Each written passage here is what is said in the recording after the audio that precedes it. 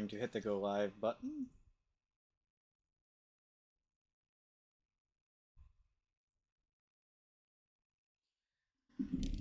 And we are live.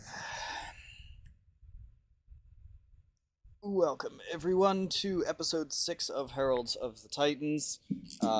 We are going to begin where we were off last time. A few changes that are being made to the campaign where, for more consistency's sake, we are going to start moving the stream forward regardless if someone is unable to make it. At the present moment, we are missing Myra.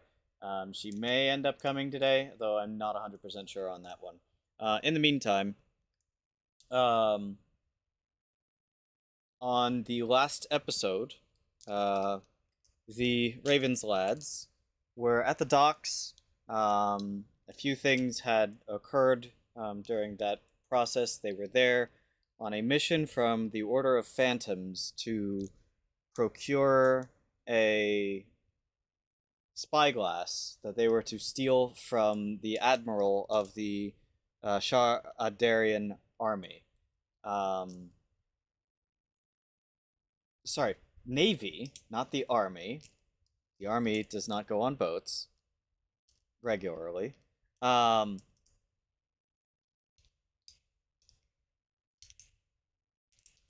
They did successfully steal the spyglass, and in the process of them leaving with what they acquired, one of the members of the Ravens lads was looking to investigate a curiosity that he had noticed, where there were unmarked crates that were going to a different location that the leader of the Order of Phantoms had specifically appeared to have ordered and was very upset about the shipment being late.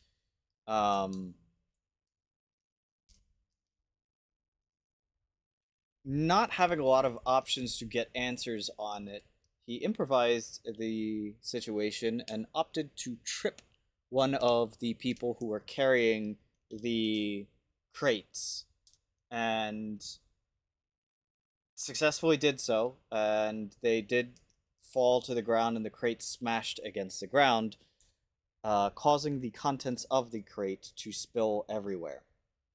Within the crate, there was an oily black substance that seemed to almost have a life of its own, react on its own, and more importantly, attacked living and magical things, and began rapidly spreading out from the point of impact, taking over two people, turning them into these thrall-like creatures that began to attack other civilians.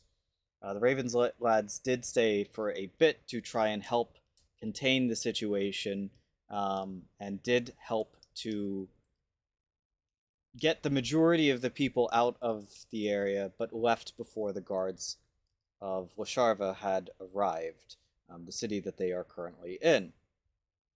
They learned afterwards, in the aftermath of that, that there was more things that had occurred as the city guard worked to clean it up, and there were more casualties that occurred as a result of this.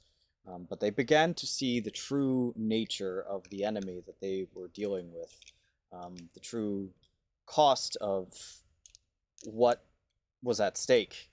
And they began to start to have doubts in the work that they were doing, and started having theories that tied this back to their initial purpose within Lasharva was in the first place, which was to stop the masked man who had invaded each of their homes during their prologues. They knew that he was here trying to plot and to acquire something that they didn't really have much information on and didn't know where it was.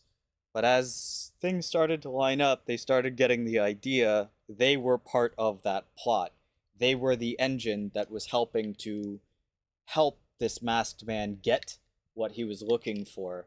and they find themselves now in a very, very sticky situation with the final mission that they are on currently, where they have been asked from Zacharias Black for a final mission to infiltrate the arcane vaults beneath Wisharva and acquire, and quite literally just to disable an anti-magic shield.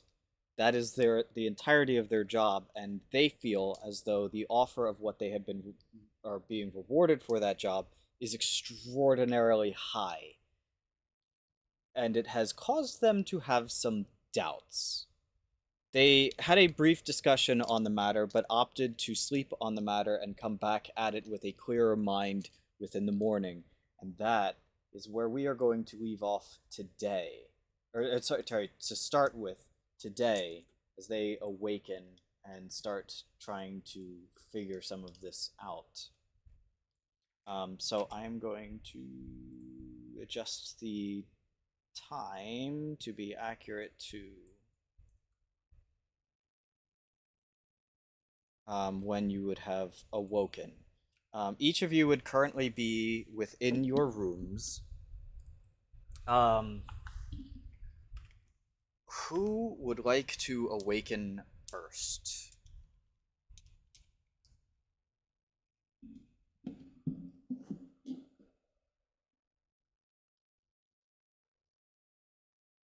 All right. We may have. I'm just gonna kind of carry on as though we're just restarting the day. Um, and count that as something that had happened in the evening before you went to bed. Because I'm not 100% sure, like, it's been a while, and I just kind of want to rehash over it. If that makes sense.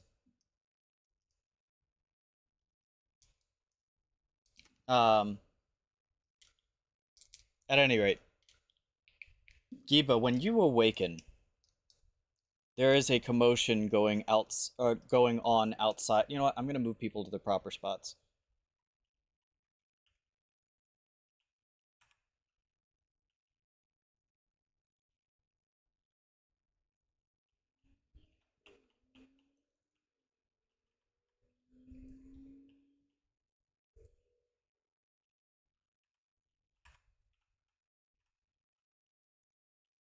If I remember correctly, Rorik was rooming with Mistake. Yes, okay. Of course, when I do this with your character... Yes, I know that.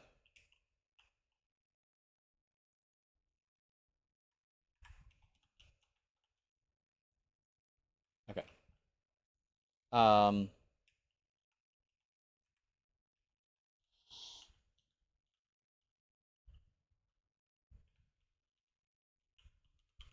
You can hear below there is a lot of commotion going on in the tavern. A lot of unexpected commotion.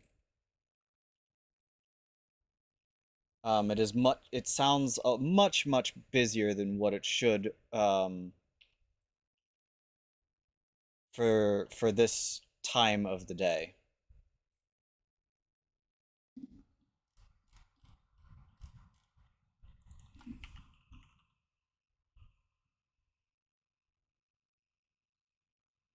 Not gonna mention any of your not gonna say anything to any of your compatriots, so just go.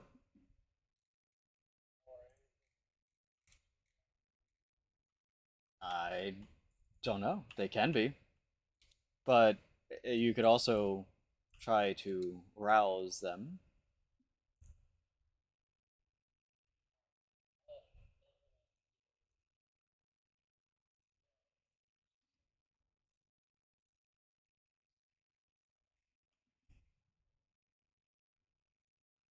Yeah.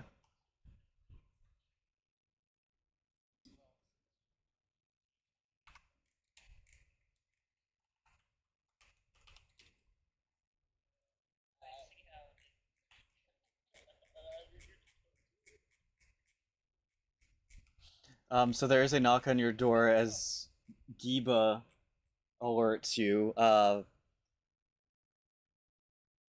Pure Gabber, you would hear him basically rouse and leave the door. And as you're waking up, you would also hear the um, commotion.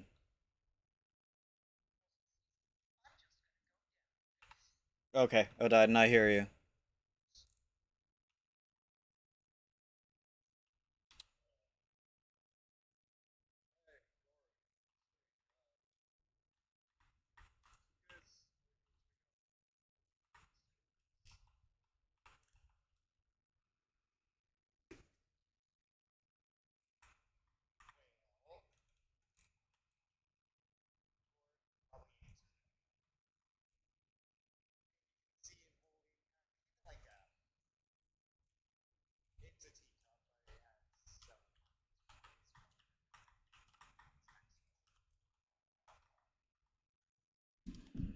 It's pretty bland for your tastes. I mean, humans have no taste. No, I'm kidding.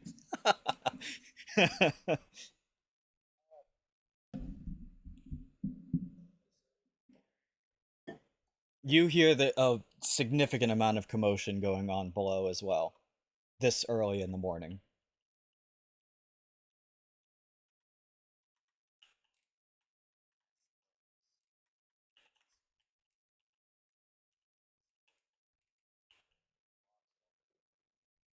Mistake, are you reacting?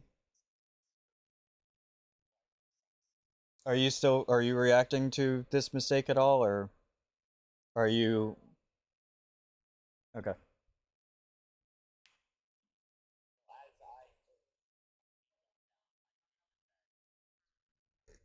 There is a significant amount of commotion going on below, which if you are not like immediately, like if you're not just completely out, you would definitely hear.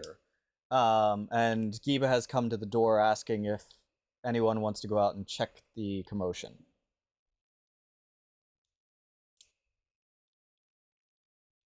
Okay.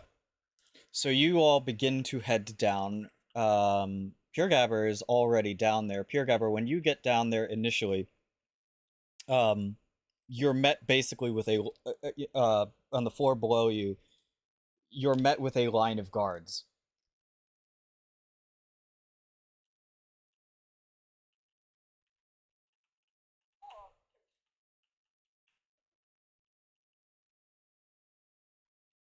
They are blocking. They are blocking off a basically a half of the tavern. You're not going all the way down. It's on the basically the second floor. I'll move people.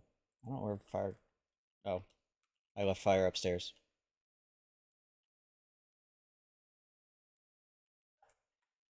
There.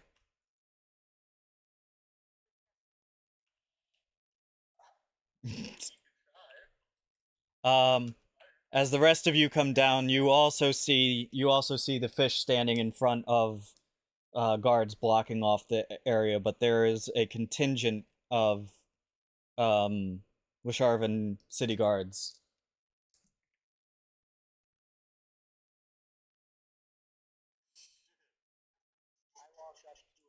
that are essentially ushering, a group of civilians out from the area.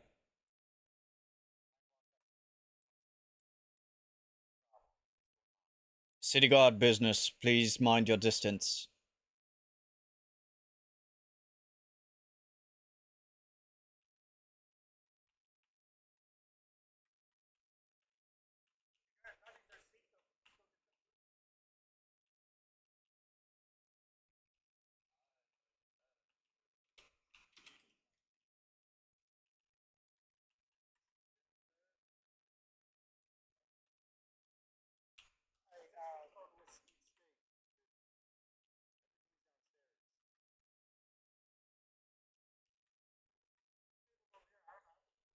As you are going that way, hold on, wait a second, Kiba.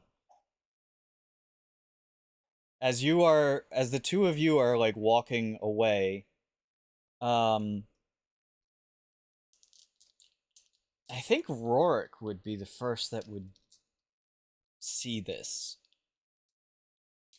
Giba, it would have initially seemed to you as a shade, but Giba, you see it very clearly immediately. A figure passing through the crowd.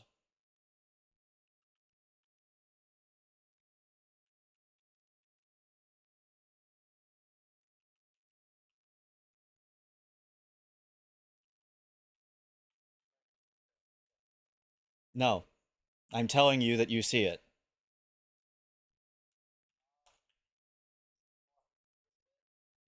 He is, and he quite literally just phases right through you.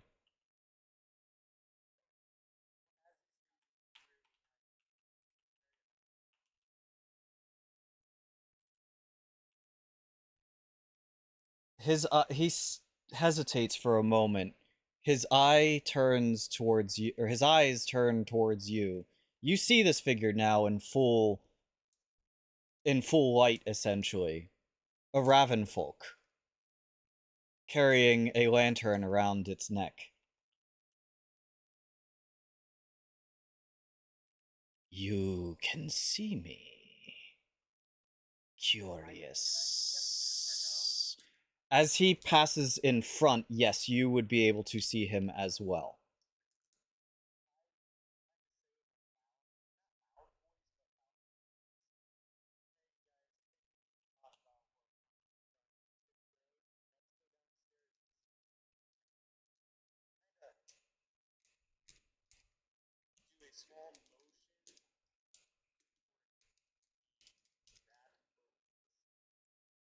The Valraven continues forward.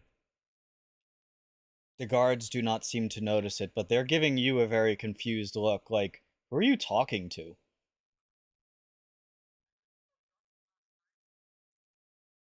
Mistake one, you would have been stopped by the guards. Two, uh, you would see this figure as well once it is pointed out.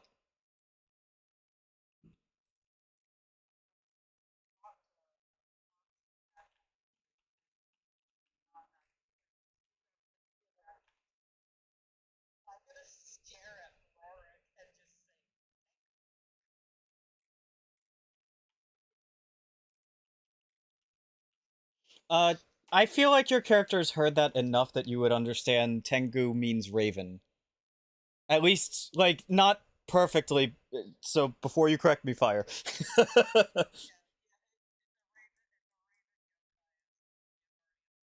Right. So, but in the understanding that yes, that's what I mean specifically to you, you have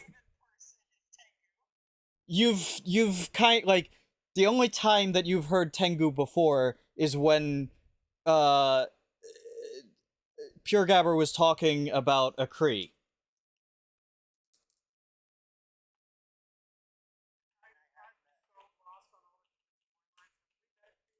Yes, you have met a Kree on this one.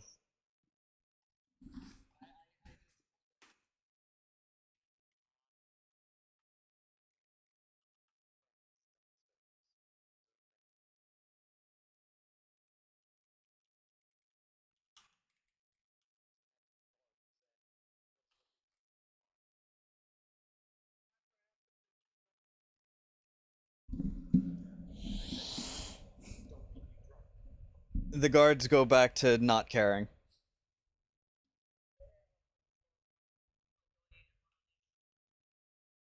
And translation for our English crowd?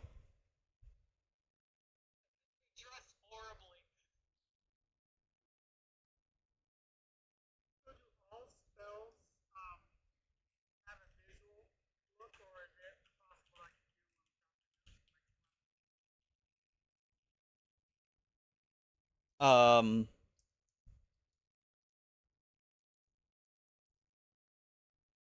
roll me an insight check.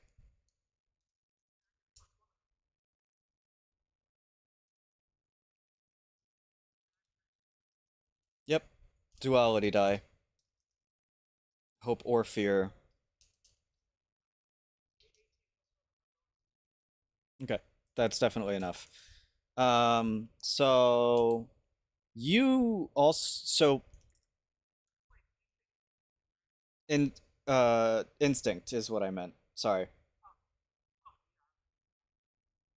Um, you insight is a D&D term, not a Daggerheart term. Anyway, um, you would know just from your innate knowledge of magic and stuff like that that it is very difficult to cast magic without someone noticing. Um, but you would remember. Well, you would know from your interactions with Akri that Akri himself is capable of telepathy, and you kind of have a wonder maybe this creature works the same.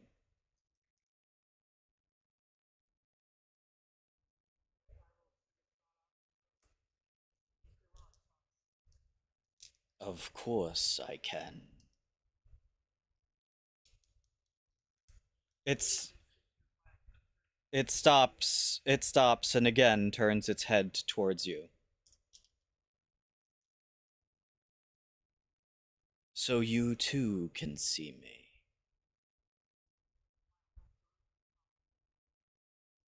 Acquainted with death. He says, acquainted with death, are we?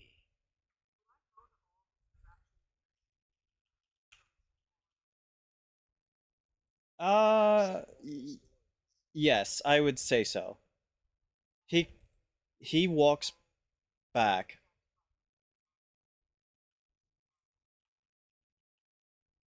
I know not of such things. A Cree I know.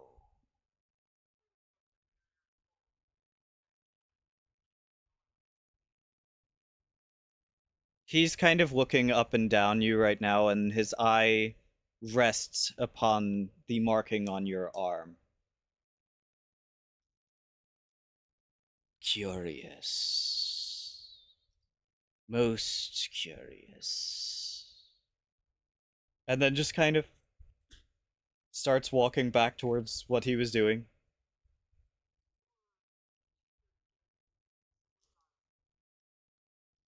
Why else would the Valraven be here? We have our duty.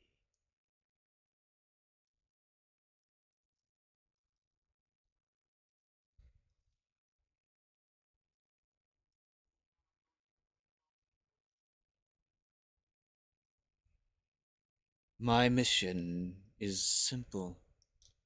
It does not care for the details or others' missions. We collect.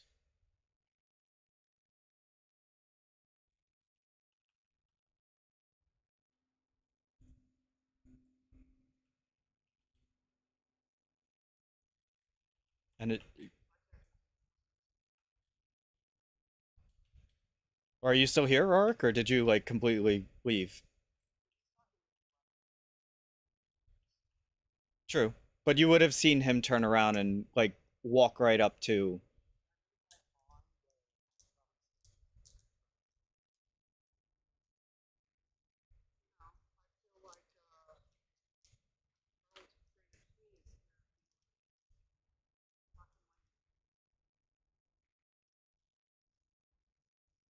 You saying that to Rorik?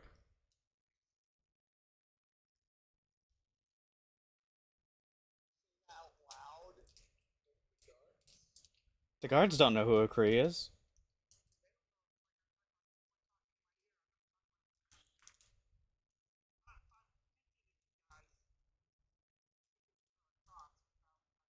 Right.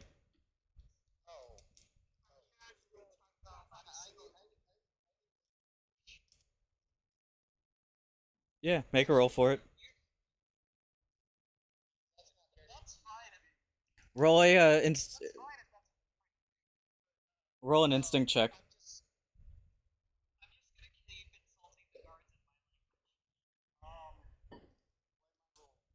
Instinct, and you can essentially set your own DCs to what um Like this is play. This is agency on your part. I'm not going to take control of this part as to whether or not you understand it. You don't. You won't take the hope for this though because it's a personal role.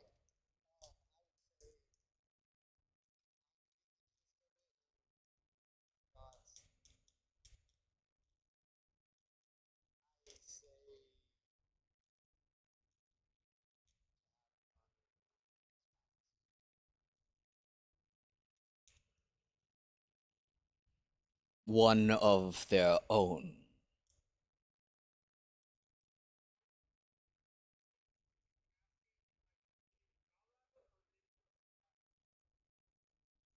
He said the one who do we have the honor of knowing who has passed? Yeah.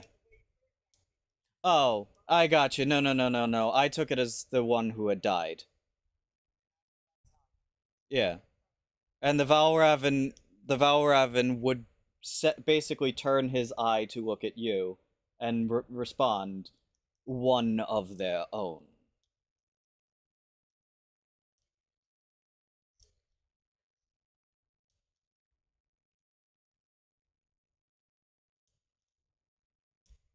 Sometimes pains in this life become unbearable, and they lose sight of the cycle.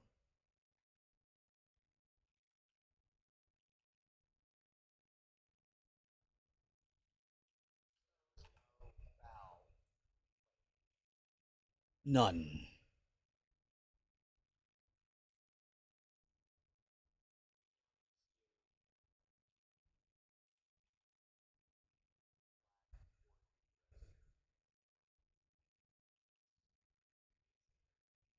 He nods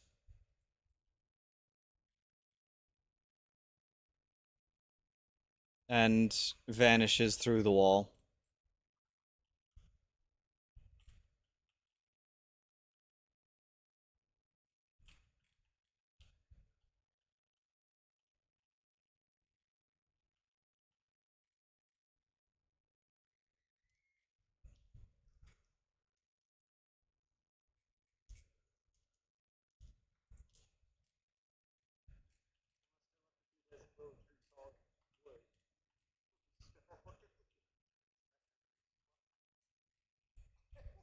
You get none.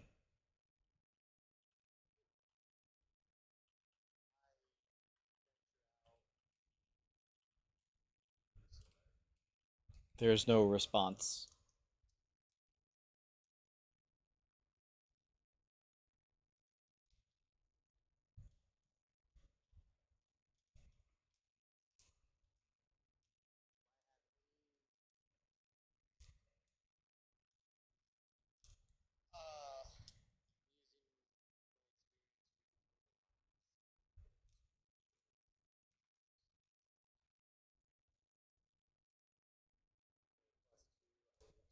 You you wouldn't really have any way of sensing or knowing if something was off. I mean, like to the point of like you know that somebody died here.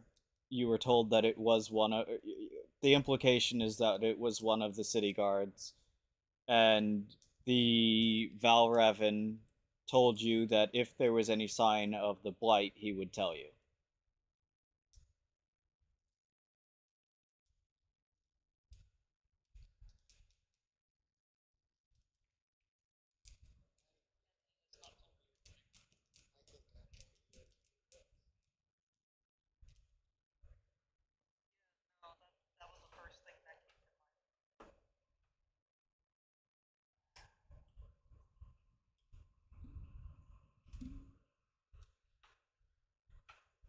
Oh, and yeah, it wasn't a murder or anything of that nature. No signs of foul play.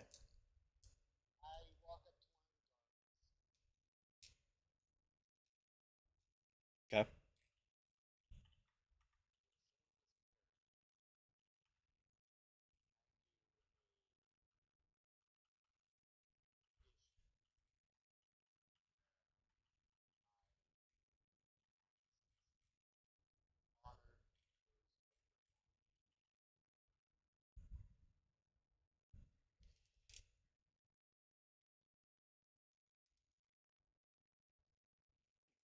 Go ahead and give me a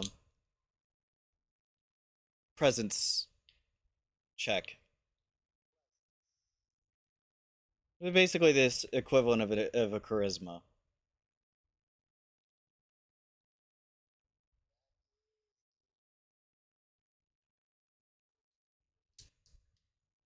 You some kind of you some kind of cleric.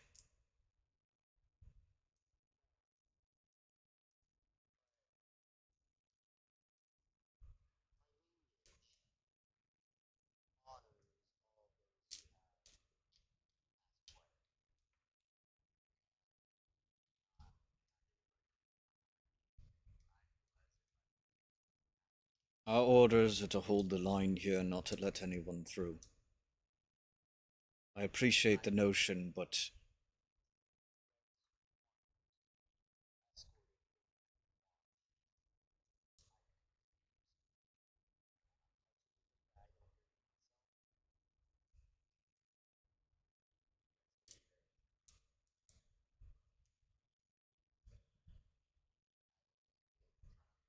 the guard kind of looks at the other one. I'm gonna warn you, it's not a pretty sight in there.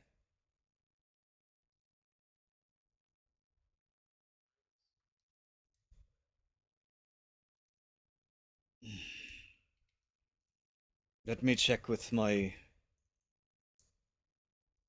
commanding officer. I can't make that call myself. He gestures over to another guard who basically takes that one's place for the time being, and he steps away.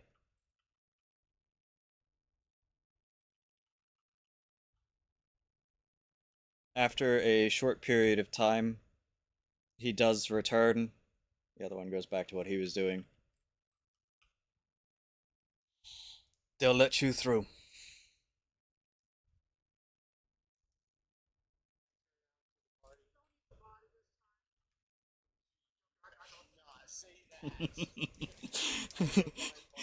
Suddenly, we're in combat. No, I'm kidding.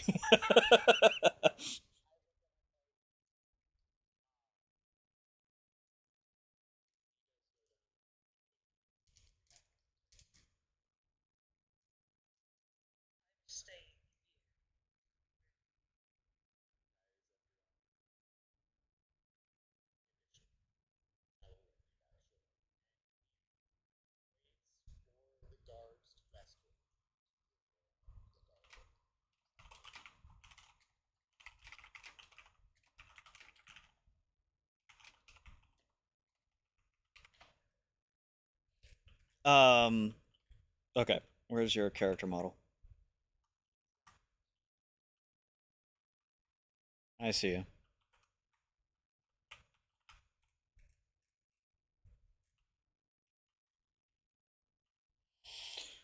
The guards will pull you through. I guess I didn't really need to pull your character model for this, but as soon as he opens the door, there you see two guards that are still in the process of lifting a corpse from a rope that was hanging from the ceiling. You can tell that they had just gotten done cutting the rope and were heaving him and setting him on the bed. It is indeed who exactly you thought it was. The Valraven is the guard that he had been speaking to in the previous night, that was traumatized by what had happened at the bay.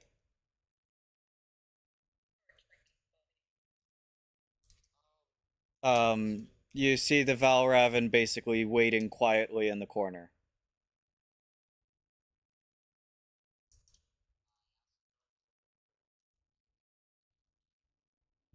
You may. They are watching you very carefully, though.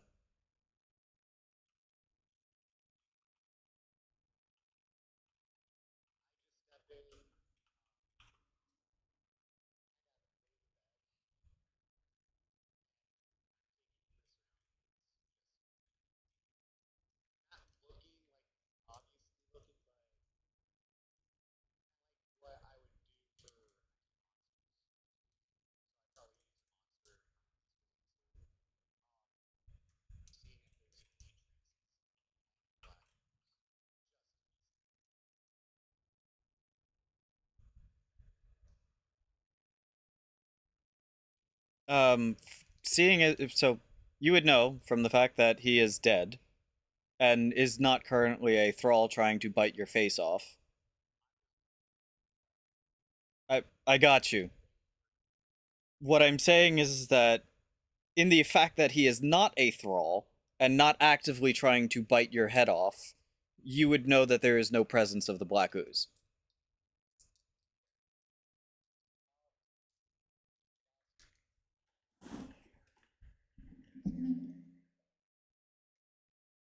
God damn it, Crusade.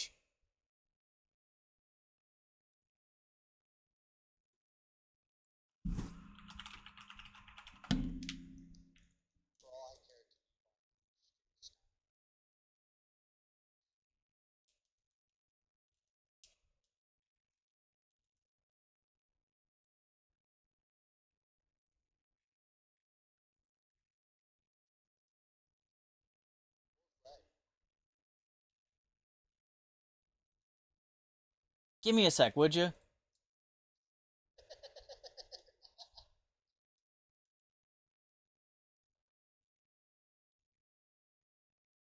Aye.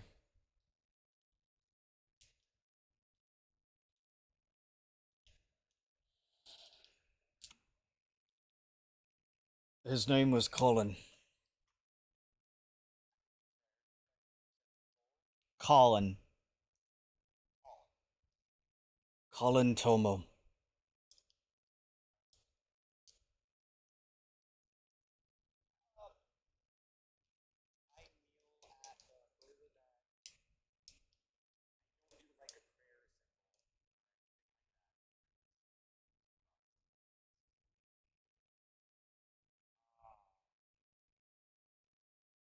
As you are doing so, the Valraven's eye catches yours.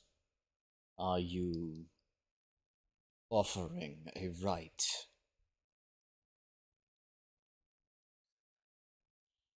Are you offering a rite?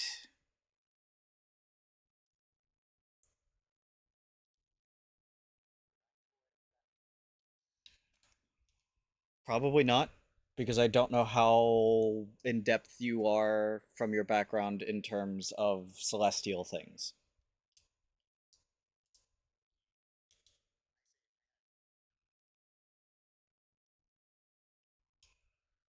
The things and ways of the past, so oft forgotten now. When one would die, was customary that a rite be given, that they may pass to the eternal dream without difficulty.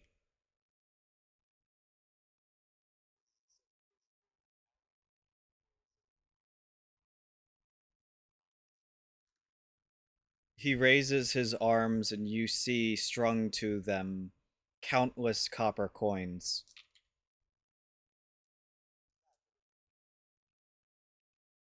They're when I say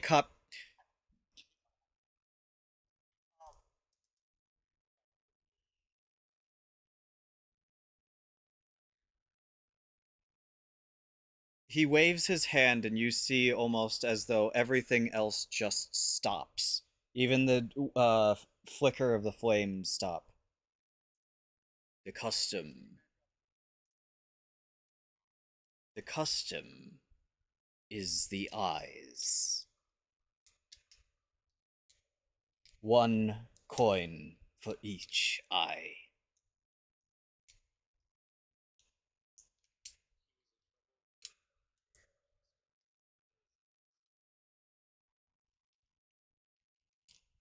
If it is of any comfort, the troubles of the mind are not the things that weigh the soul.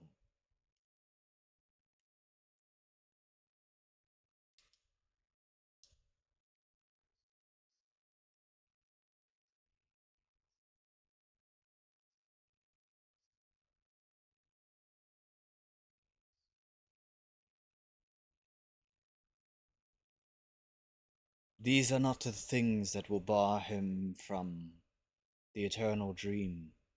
or put him into servitude under the Raven, as we.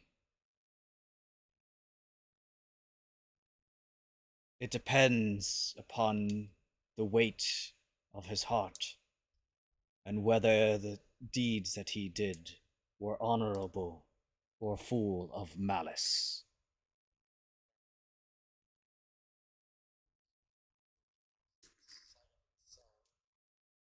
Do you believe that the deeds of many define the deeds of few? That all that are below a crown are responsible for the sins of the crown?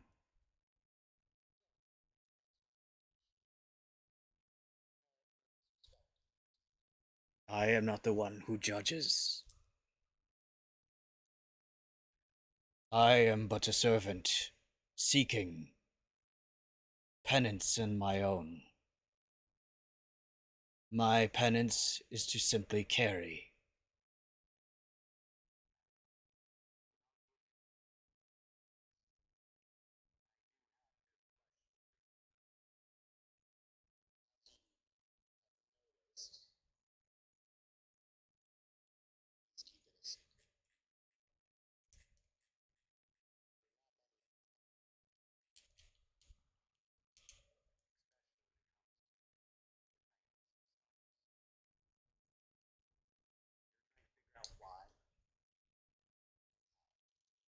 Our existence, I promise you, is more of a secret than the markings upon your arm. There are more who know what you are destined to become than know that I even exist.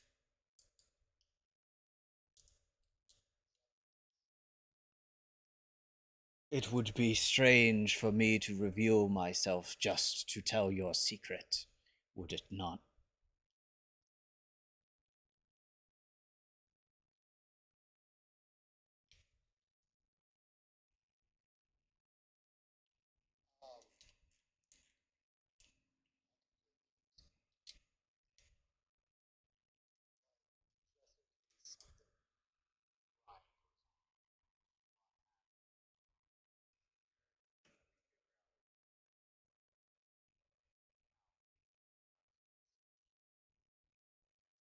It is not my charge to deal with the secrets and inner goings of this world. It is my charge simply to carry.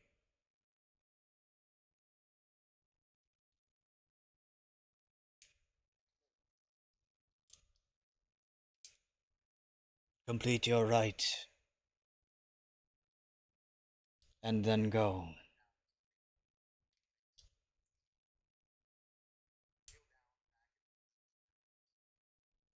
Before he stops, or like basically unfreezes everything, he walks over,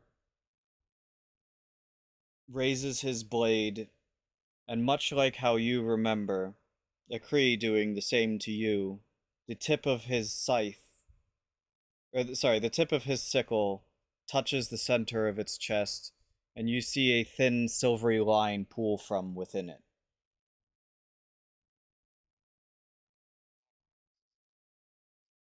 Hold on.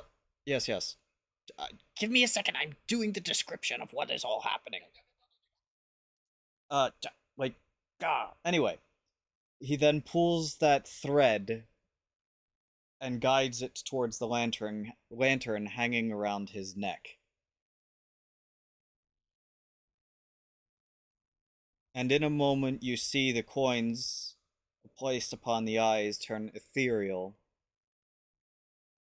disappear, and two more coins appear attached to his collection.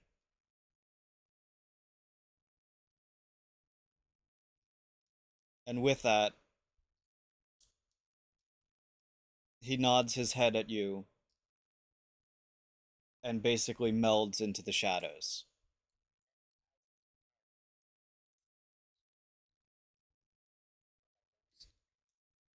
Rokia, and you will.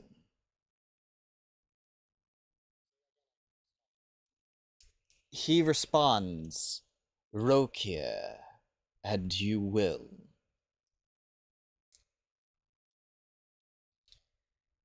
Until then.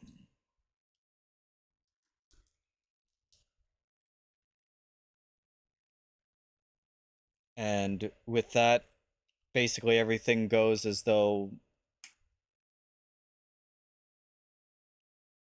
nothing had happened. You are at the foot of the bed.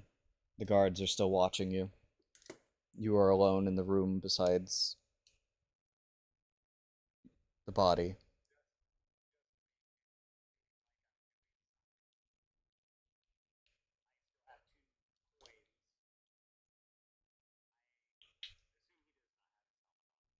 No, he's in casual clothing.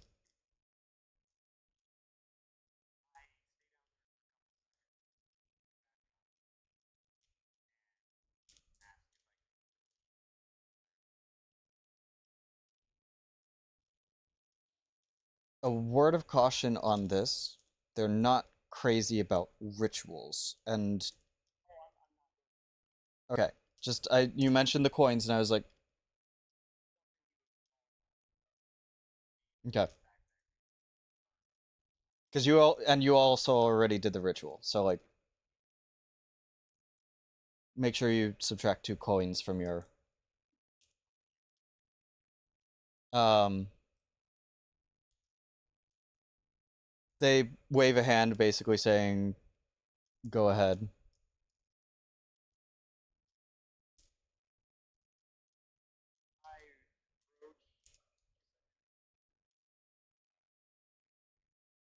Colin.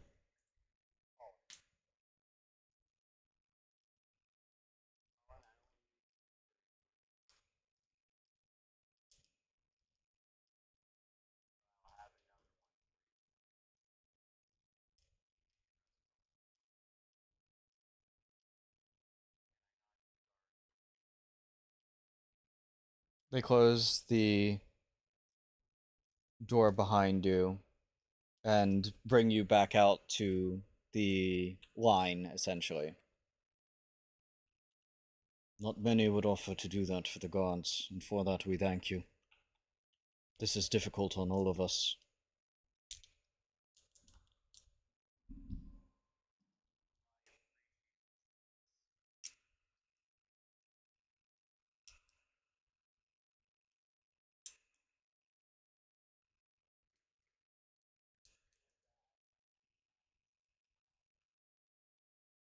Okay.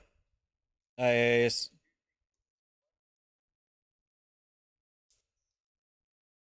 What be what? Can you move your. I don't even know. Oh, it's nothing.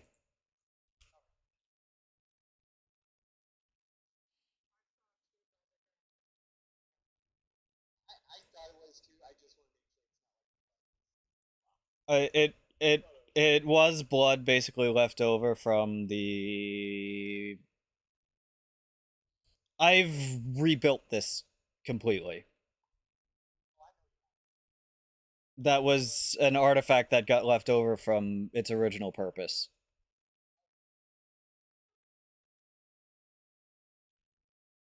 Anyway, um, so you go back out. Did everyone else just wait there, or did any besides the fish, or did everyone else go down below? Okay, Giba. Okay. Um, so you come back out to meet the other two, then standing there.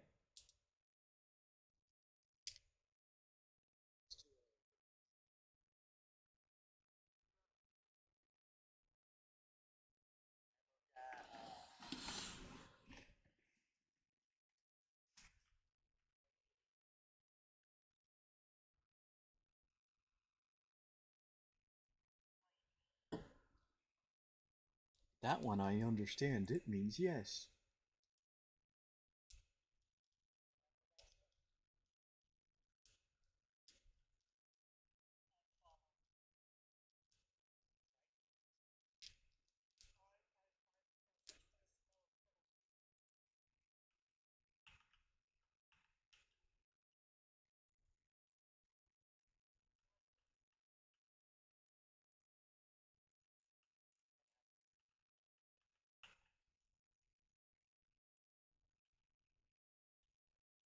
Right.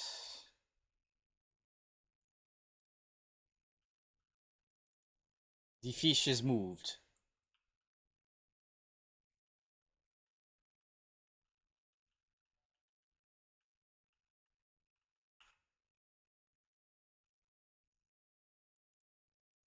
I'll give you guys this table. Oh. You had a table there. Whatever. Where is... Where's Odaiden?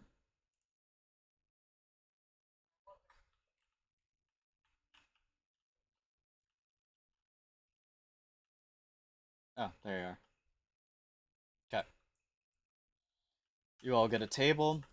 There is a stewardess who comes over asking for orders.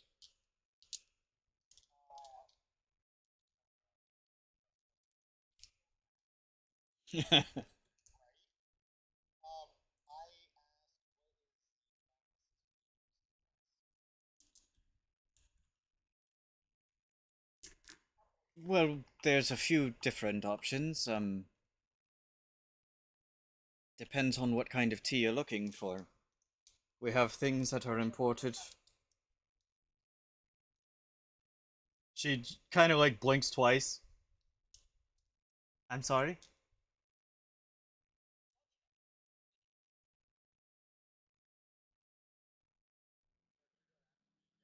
She just kind of gives you a slow look and goes, "Ucha, got it."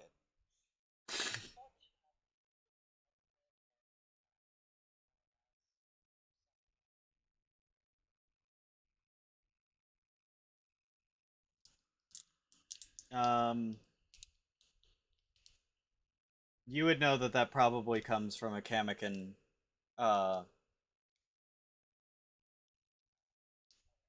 so you would basically be saying the origin of the tea. So in that case, you would basically say Kamikan Black.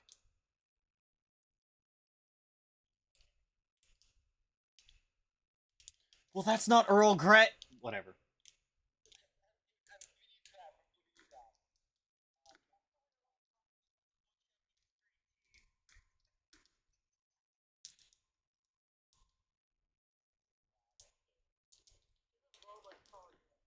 Got it?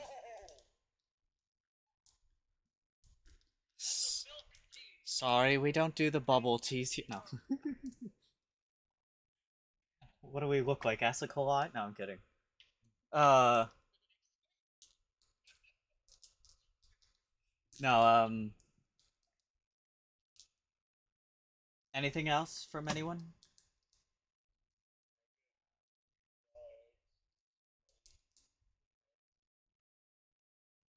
Like, together?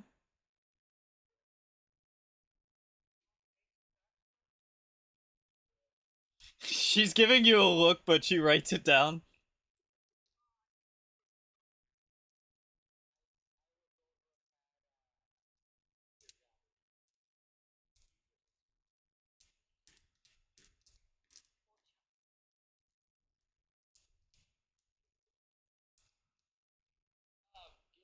And for the big man?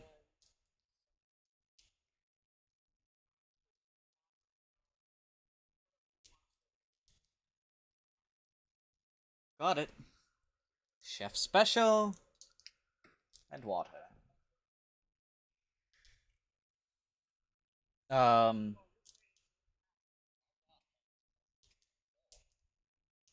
she, goes back, and you all are alone for the time being.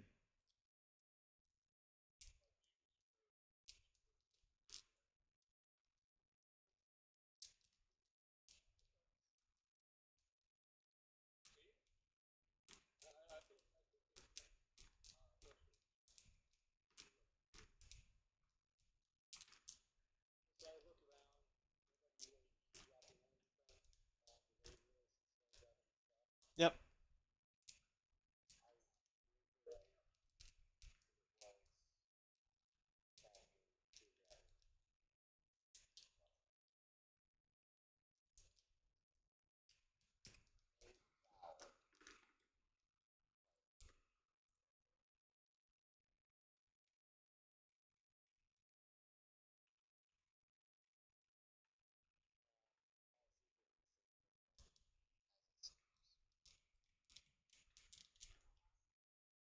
Meanwhile, in another part of the land, let me tell you what this fool said.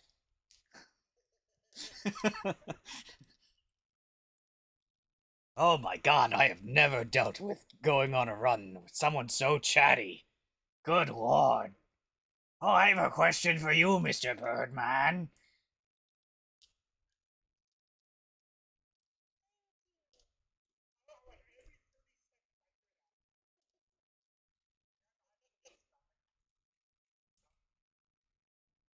Thank you. No. Yep. Thank you. I will turn the music volume off on the game. I will turn down I will turn off the music in the area.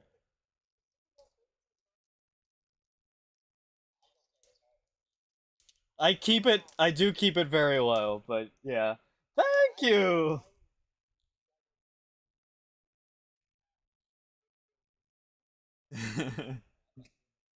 Well, I kept the music like at 5% so that way it's like an ambience. But the problem is there is that exact one line, and probably the problem is that it is on like 5% volume. Like the idea is that it's supposed to be background music, right?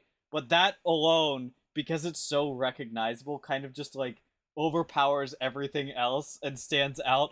Because like Odie and I have played a copious amount of Zelda, so when you hear you immediately know who that is. And it's like, wait a minute, where is he?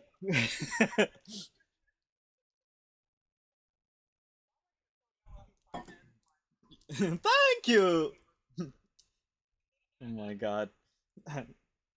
Literally just mash Beetle and the guy from Resident Evil together. What are you buying?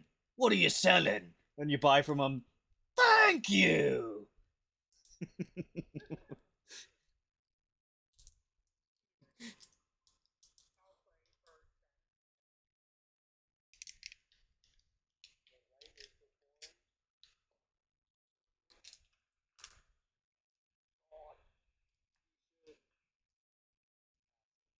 I still hear it. Why is it?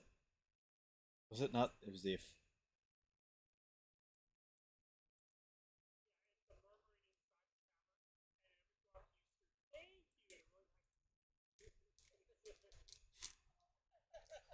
Okay. Okay, I fixed it. I fixed it anyway. Back onto the topic. Roleplay, go.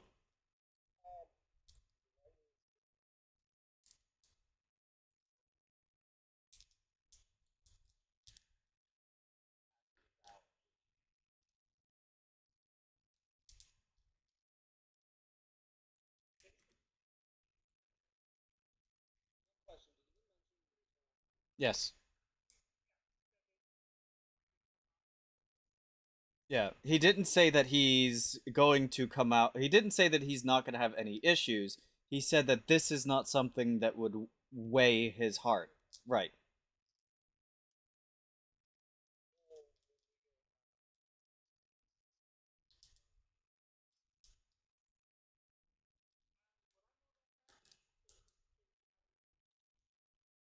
Yeah, but you don't really know a lot about your Titan.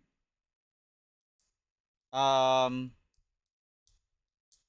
Weirdly enough, I think the person who would have the most knowledge about the Eternal Dream, I think, would be maybe Pure Gabber. But even then, like that would be extremely limited. So like I don't think Pure Gabber would really know about the Eternal Dream that much, but probably heard it referenced.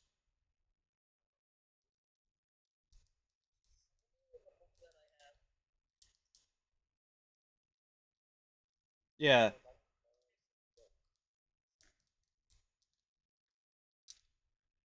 There is another person you can ask when you next see him. The other Valraven. He's a good lad.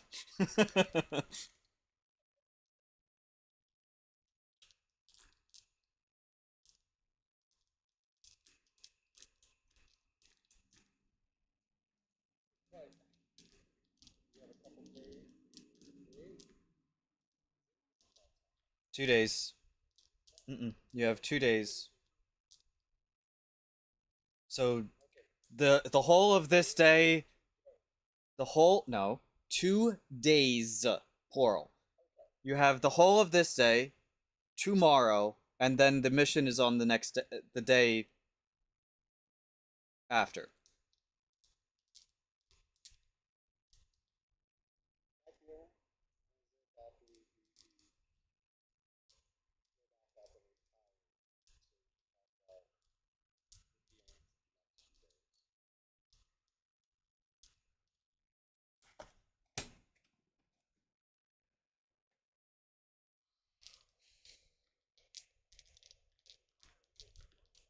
Dude,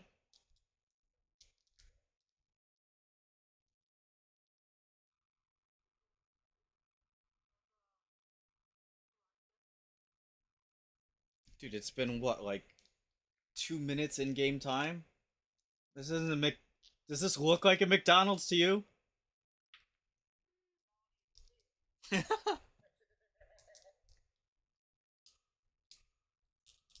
Sir, this is a Wendy's.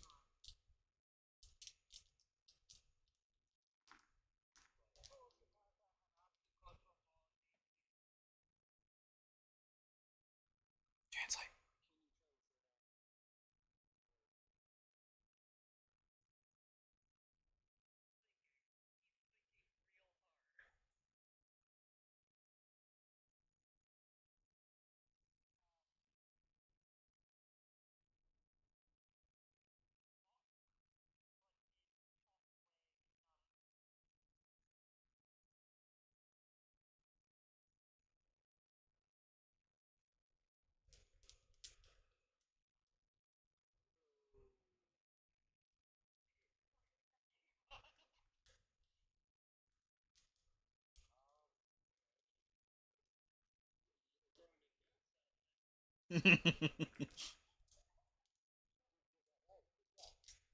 You did it!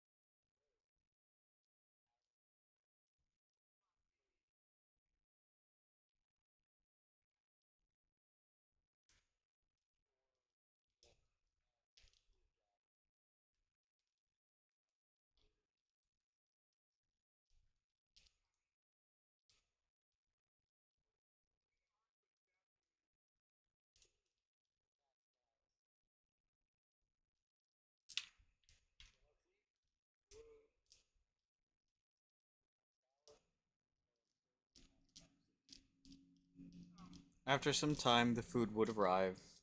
Um.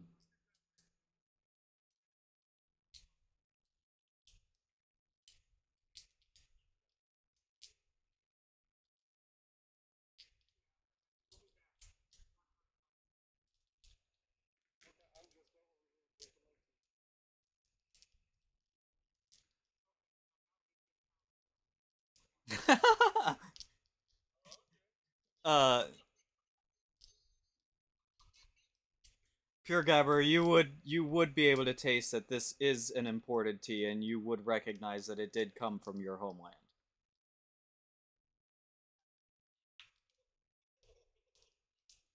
The stewardess may have had absolutely no idea what you were talking about, but the people in the back were like, "Bruh, of course we know what this is."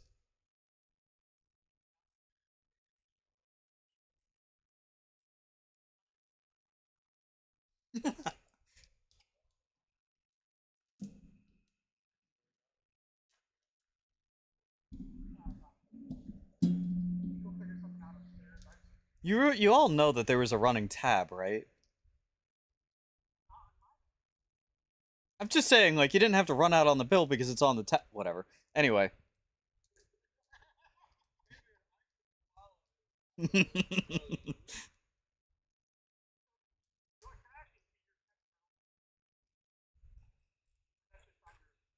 It's just on it.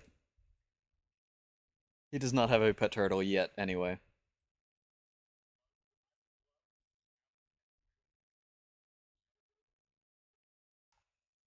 You can get one. You could get one at some point. You just don't have it yet. That was not something we discussed.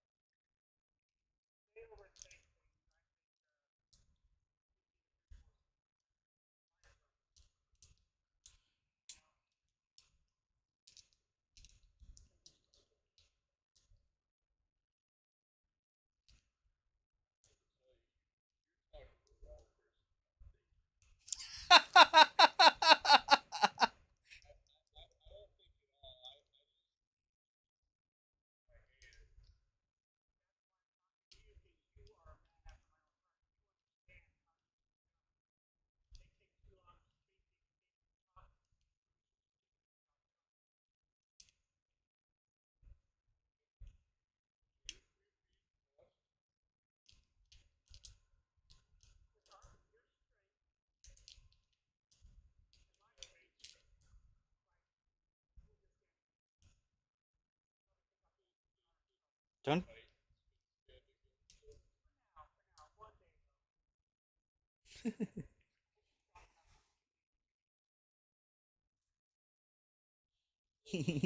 Suddenly, you feel a heaviness in the air, and the hairs on your arms and the back of your neck begin to stand up. No, I'm kidding.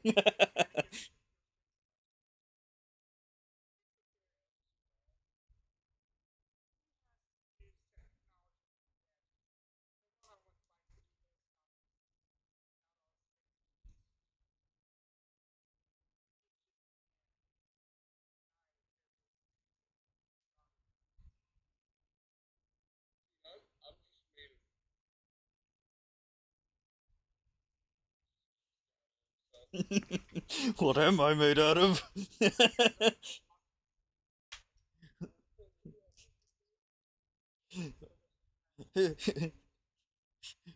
He's making me think.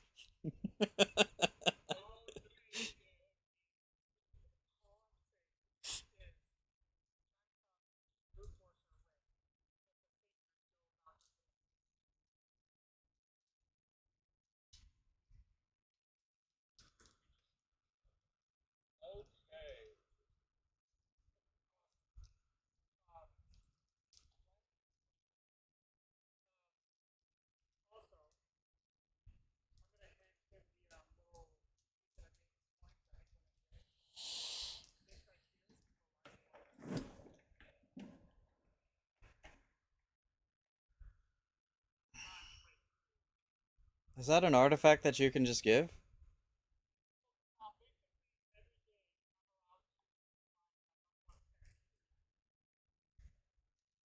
You need to. That's something that you need to actively do.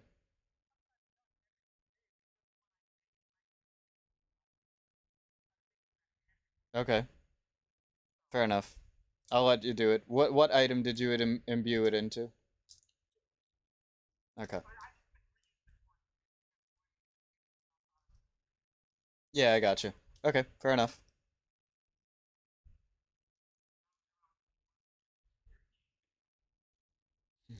You have a torch. You have a torch of climbing right now.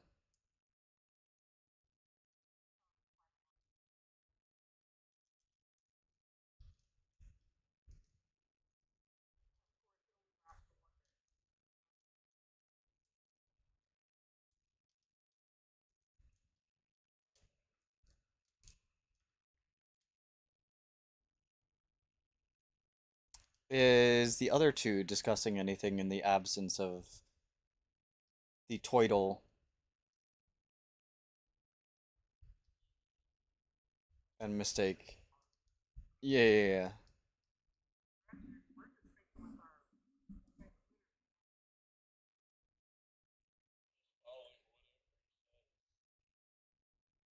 It's like, cool story, bro.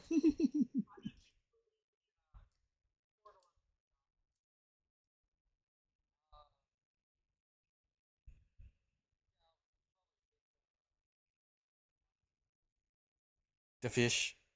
Okay.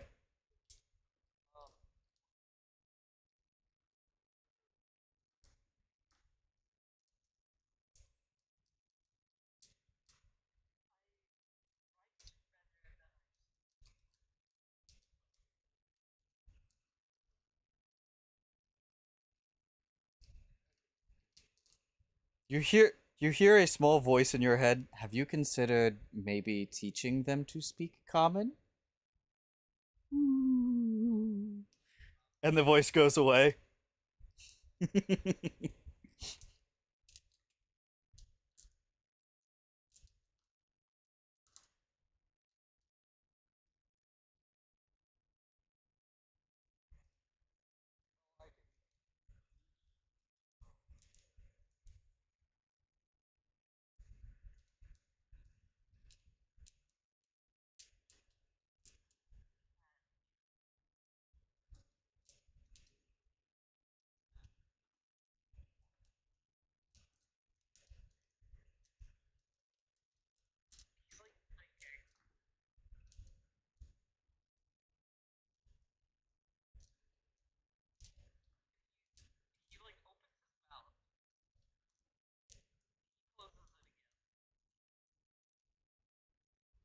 Blub.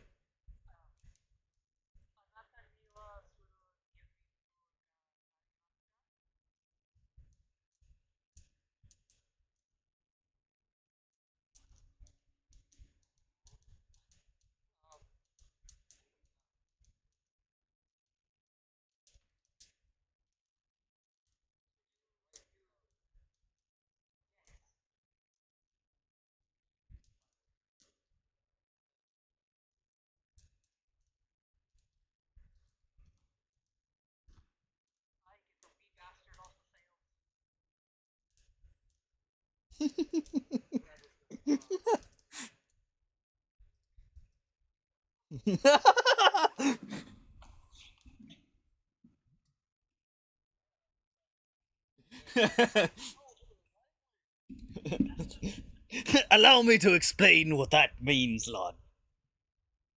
No, I'm kidding. But first, you need to take a few swigs of rum and be sailing for about a month.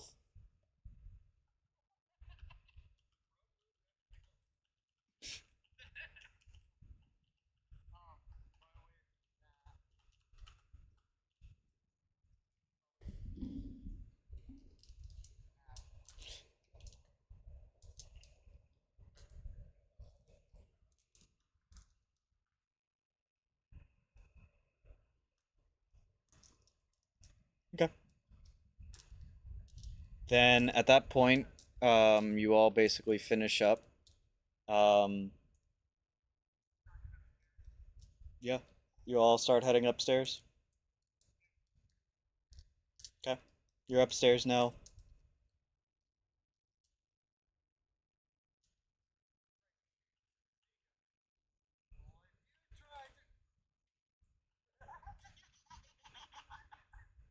Hey.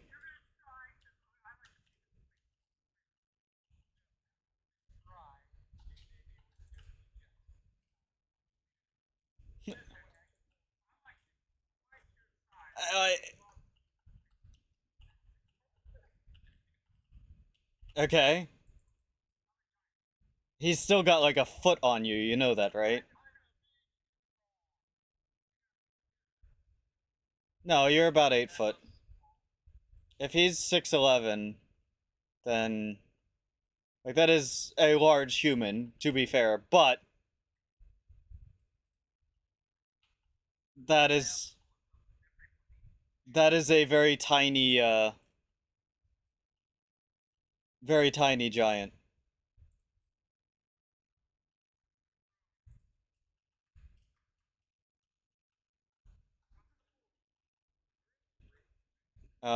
Yeah, I'm just trying. I'm missing somebody. Where's Giba? Oh, you grabbed your character already. I was like trying to pull everybody up.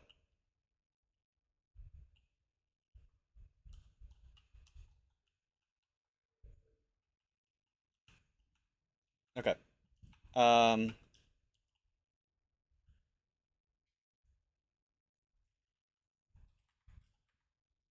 they kind of like stopped whatever conversation they were in.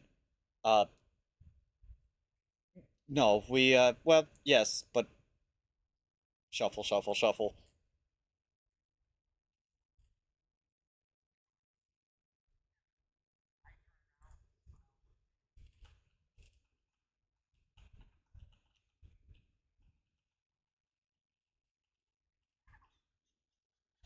Um, anyway,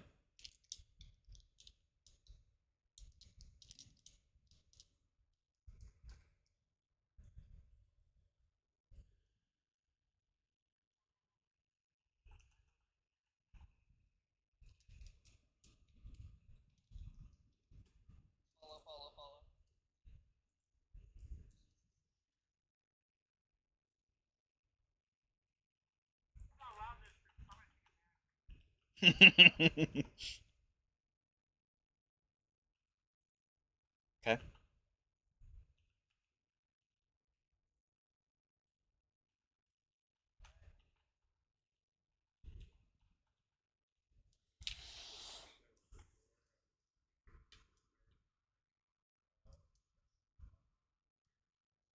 There is now a turtle clinging to a wall like Spider-Man.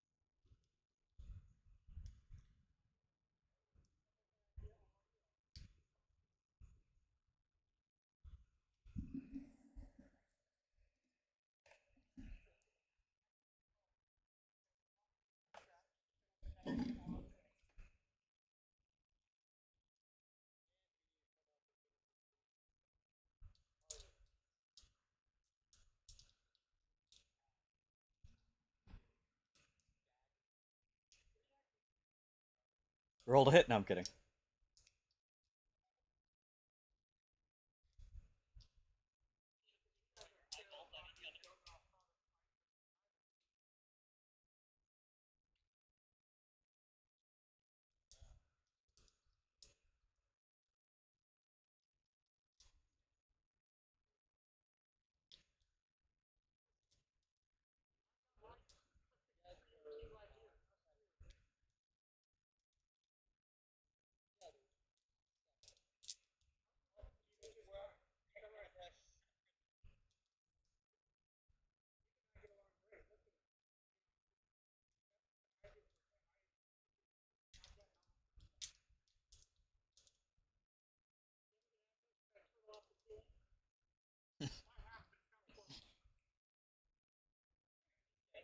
That is.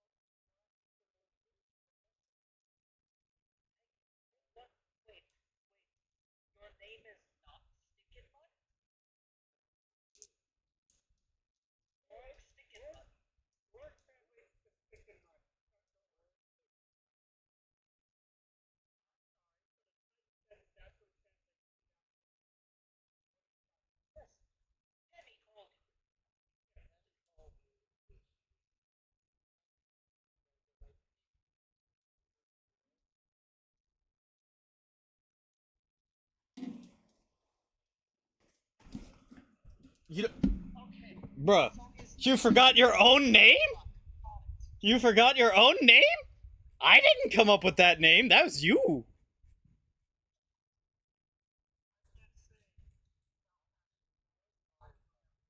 I think it was Dollar Bow.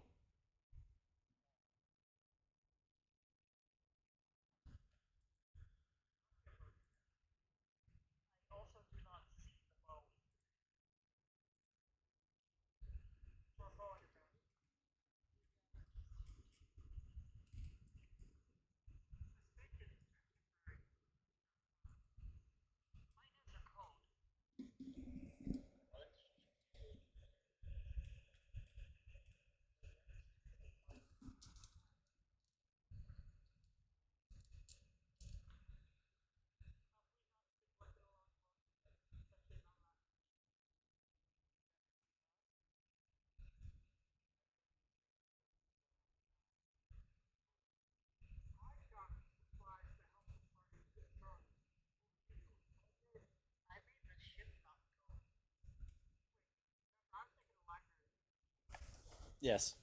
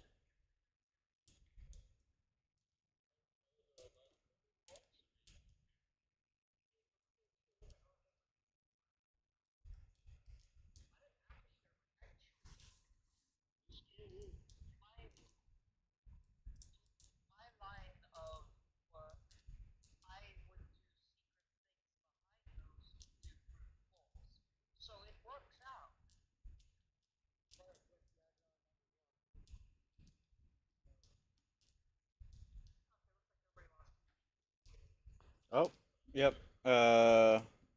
We'll carry on anyway, even though Talespire is acting up. Proceed.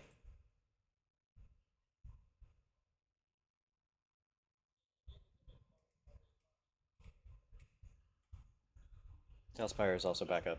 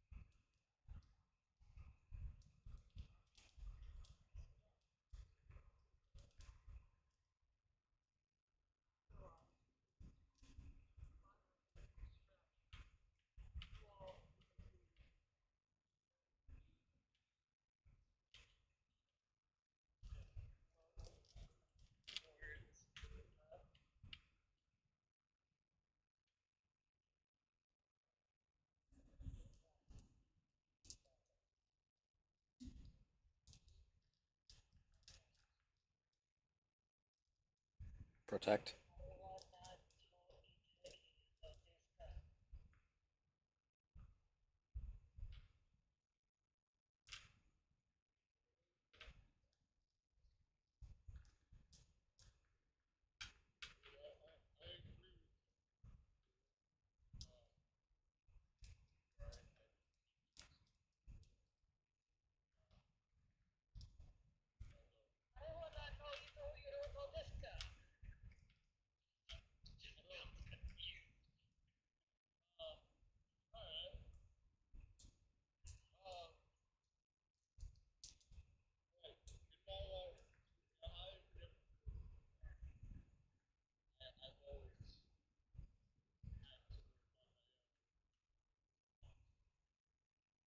You still worked within the larger of your commune, though.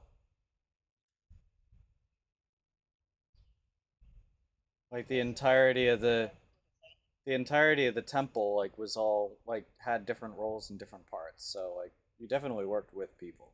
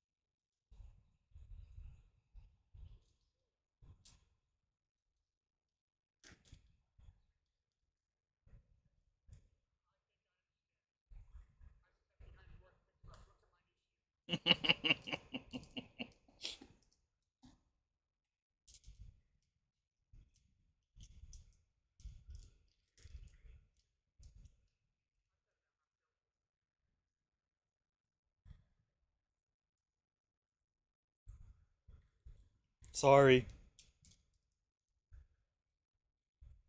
I know. No shit.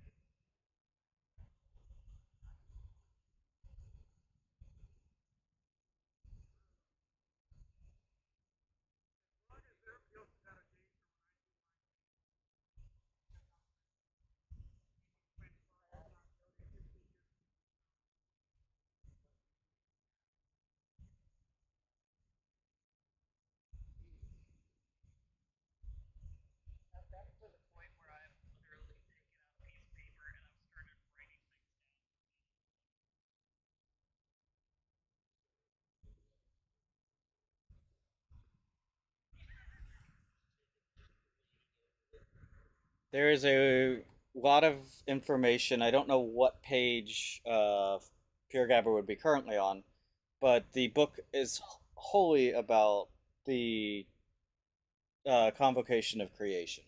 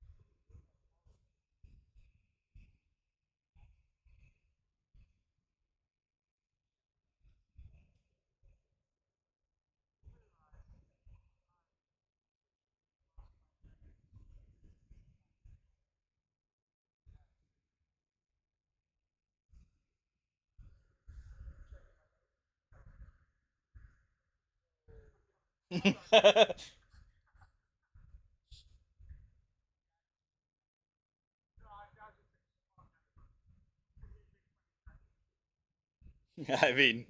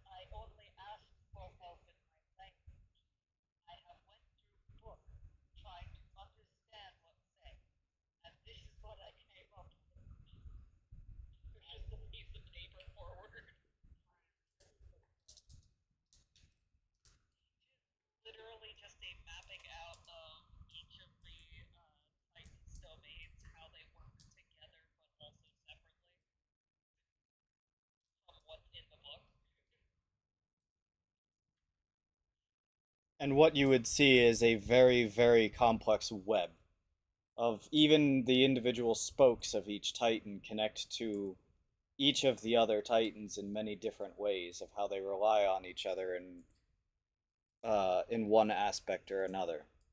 Um, sure, I'll give it. Uh, for example, in one particular case, you see how it makes mention of the entirety of the forest of Okaris, but how the forest would be nothing if not for the wind and the rain that comes from Tempestra. And there are many other similar cases of that, in which each of them, in some way, some shape or form, counts on another. Without Okaris, Tempestra's land that, you know, of the people that she calls home would not be fertile. It would be desert. Her rain alone cannot make fertile soil.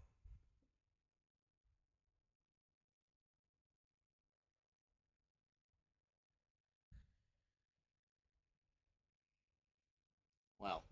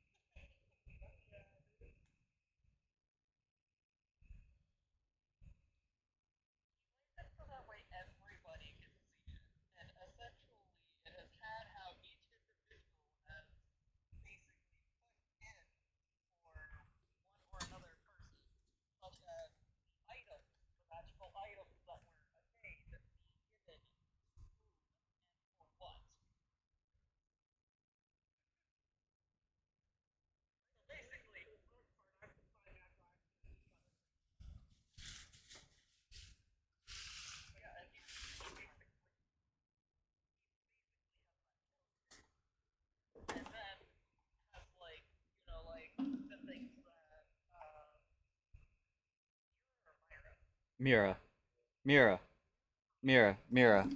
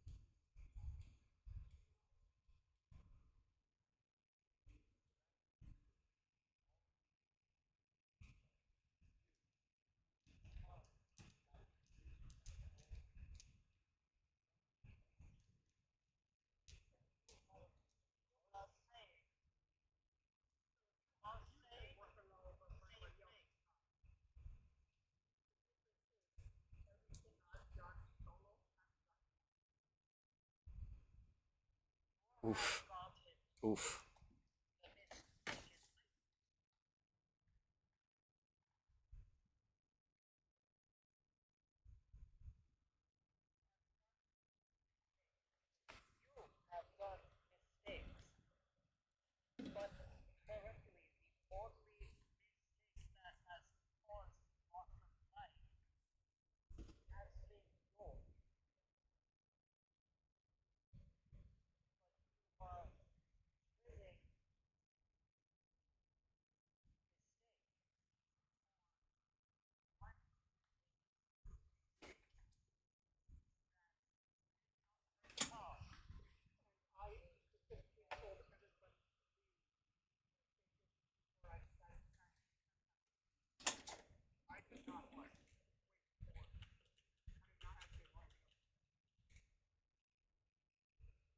A shadow casts.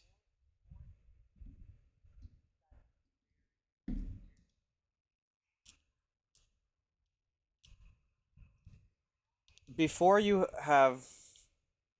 Okay, sure. You know what? Never mind. I'll let this play out. Go ahead.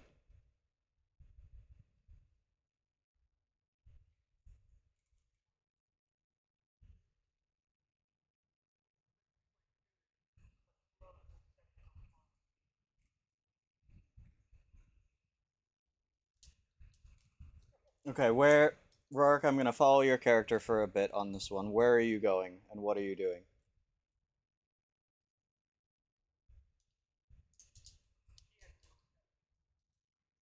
Okay.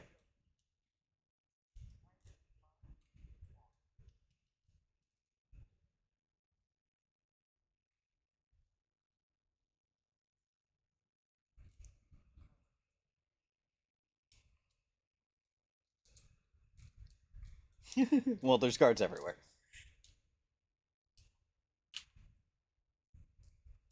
You start hearing footsteps beside you.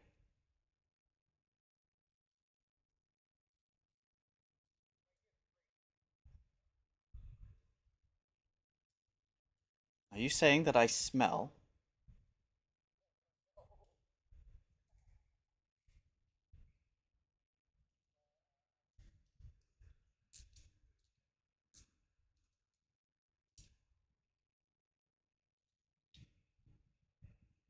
Am I a humanoid? Okay, and Tempestra is talking to you and reading your reactions.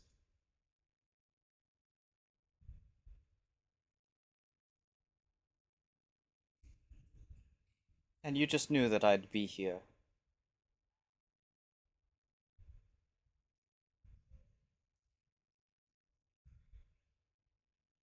I was listening. You're right on many things, and they do have a point.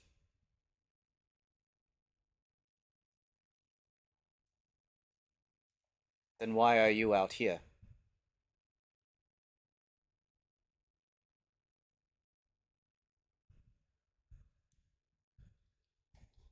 And you can't?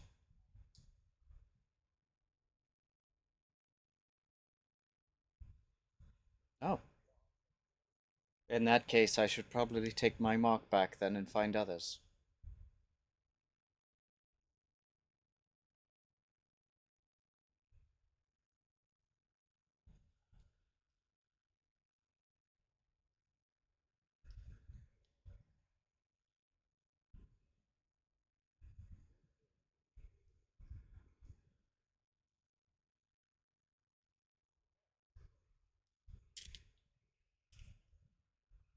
Each of you have, though.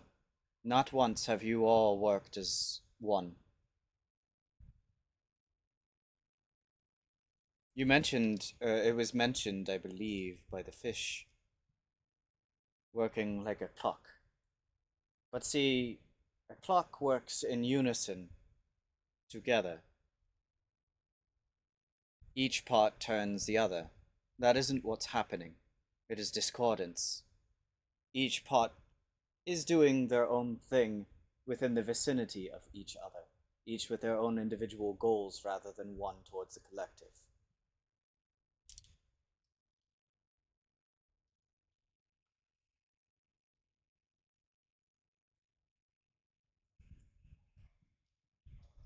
So why are you offended when you... So why are you offended in walking out here? When they mention the mistake that you made?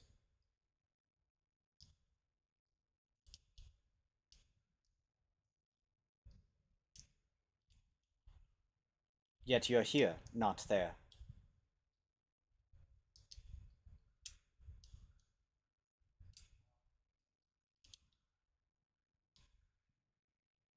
Are you saying that you are the voice of logic?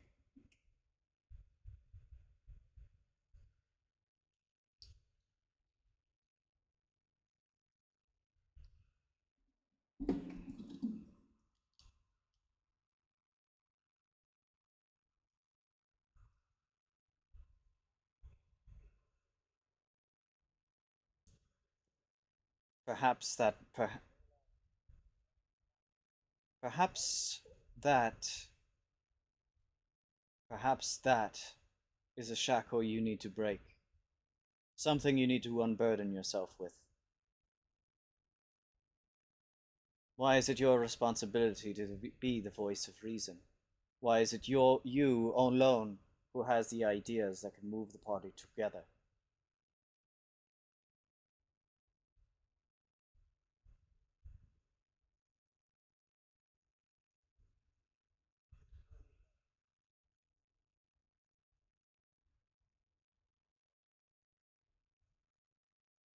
Are they barbarians?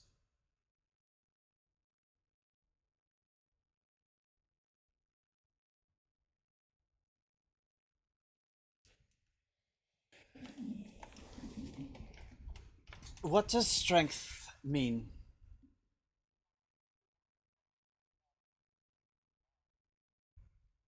Okay.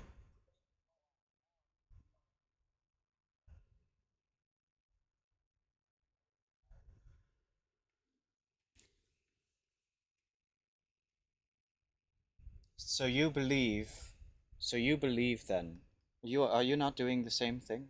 You just value the strength of your mind more than they do this, than the strength of their body.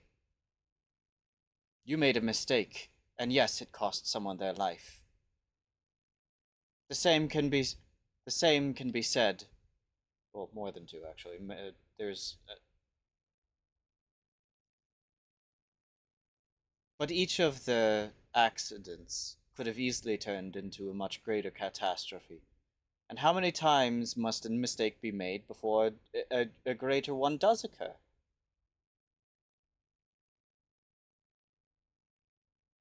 She stops you. It doesn't matter, because it's going to happen.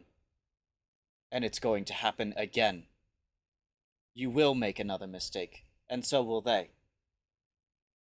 And next time it likely will cost lives. And you can all sit here drinking tea or alcohol or whatever it is that you wish to drown it out with, but the world will still keep on turning. And the people who are plotting against you and plotting against us will continue to plot and do the same things. But that isn't why we called you champions.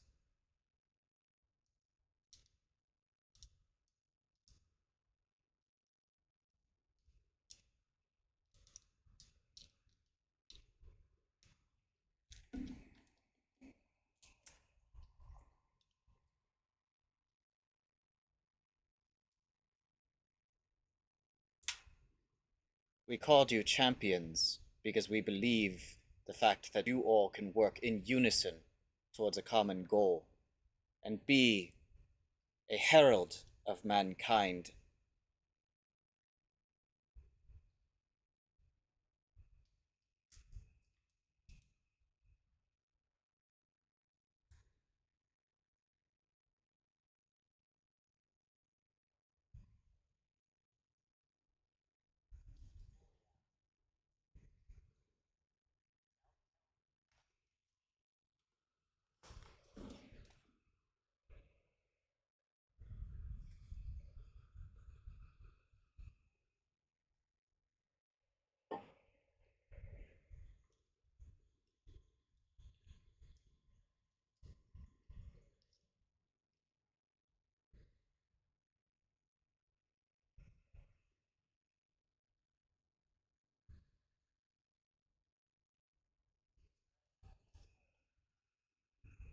I'm not saying that they are I'm not saying that they are wholly right.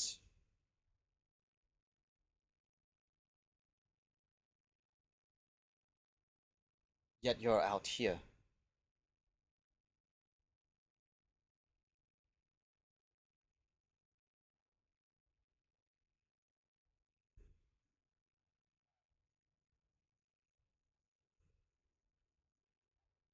Meanwhile, time is running short. You know that a plot is moving, and one that could end in catastrophe. If you think that the death toll was already heavy on you, oh, just you wait, Rurik.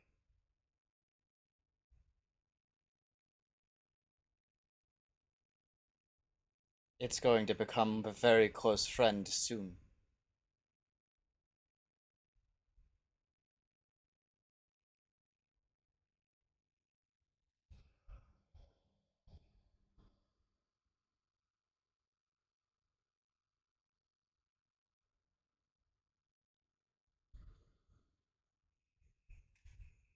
Oh, trust me, I understand exactly how that works. I'm dealing with two morons that think the same thing right now.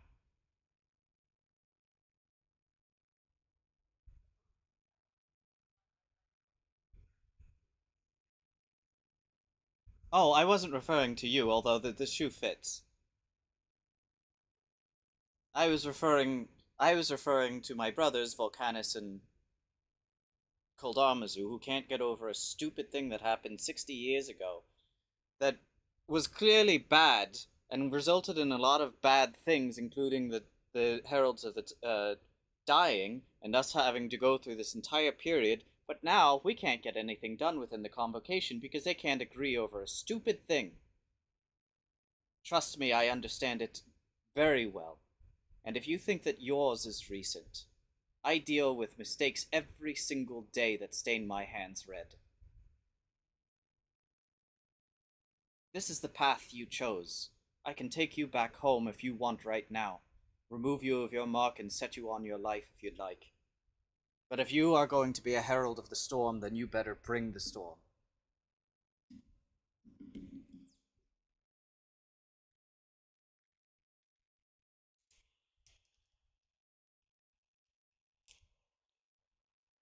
Well, you can't fix that issue out here, can you?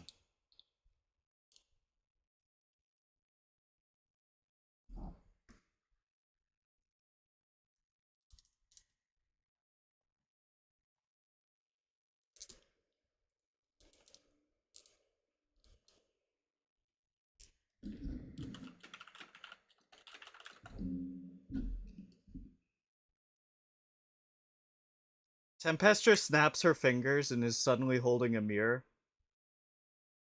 She looks into it and then flips it around at you.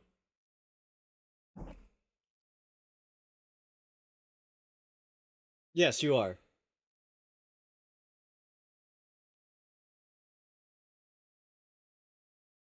I would agree. The Ravens lads are full of people who think highly of themselves and don't listen to others and do what they want, and that is why you are still in the position that you are and not Heralds of the Titans.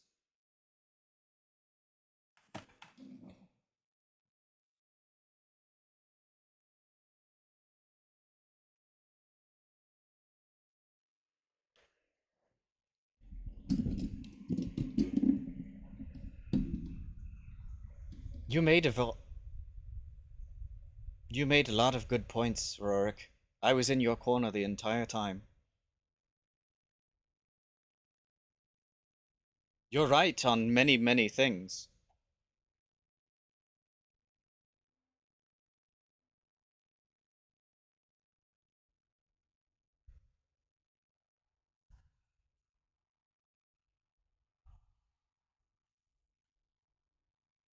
It's the approach at which you come about it. If you come off as I'm the one who's in the right, that's how they're going to take it, regardless of how many right points you took. Didn't say you said.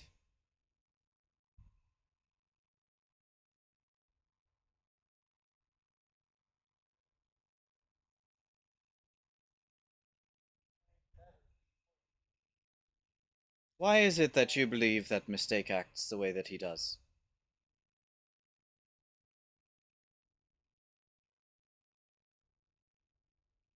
She give she gives you this "Are you serious?" look.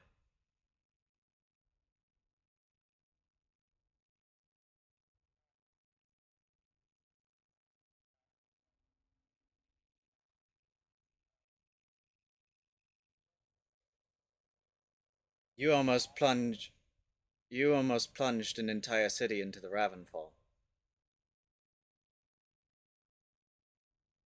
My point exactly.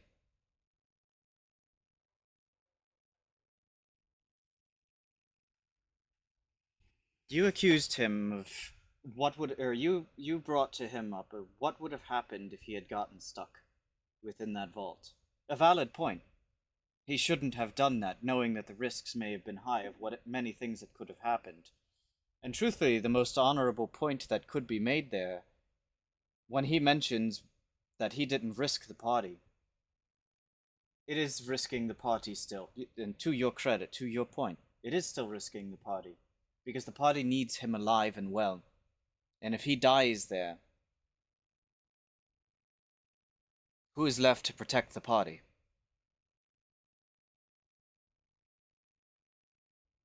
Have you even asked him who he is, truly? Rather than berate him, why not get to know some of them? Understand where they come from, the backgrounds that they. But that's not where it went. It became berating for the mistakes that they did make. And in turn, your own. What did I tell you about your mistake?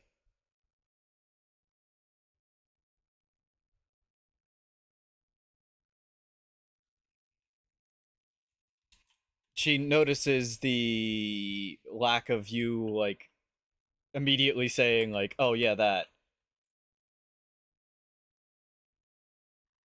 Where did she go? There she is. Hold on a sec. I'm fixing that right now.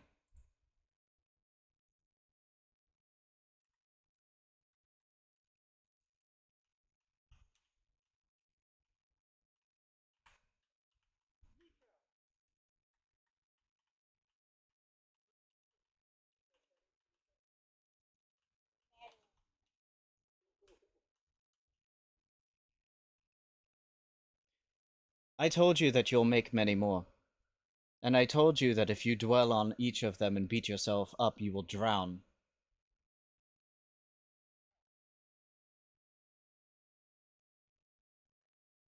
She crosses her arms.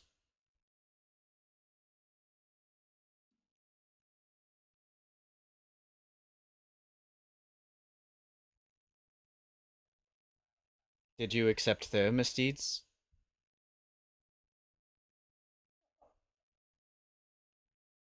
Then why are you bringing it up to them?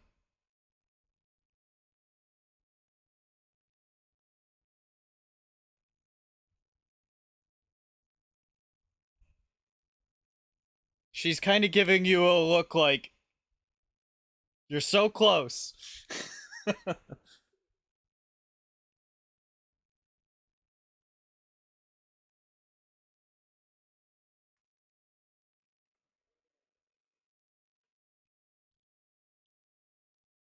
You say that you accepted the misdeeds that you've done, and that you've accepted their misdeeds, but you brought up their misdeeds. You brought up your own, even. Why is it even worth mentioning?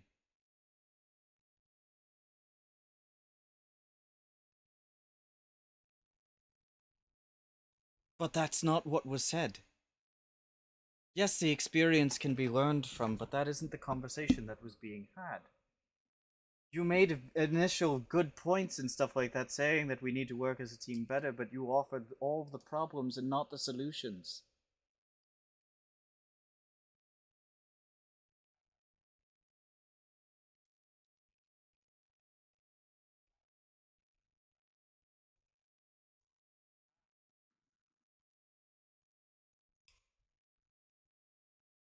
You had plenty of time.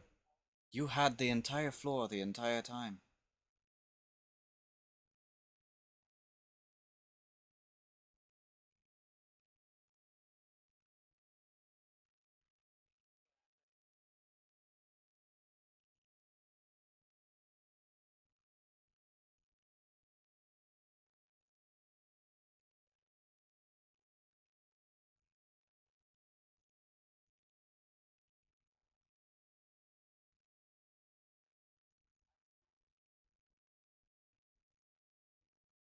If I were to approach the Titans and berate them for all of the mistakes that were made at the fall of Argrius, say that we let the champions go to fight them without help, without assistance, without any warning of the things that Argrius could do, would I be in the right to do so?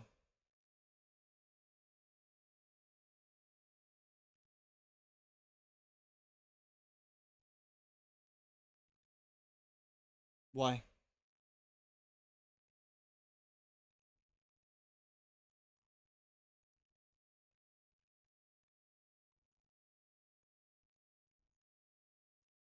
And? Mostly.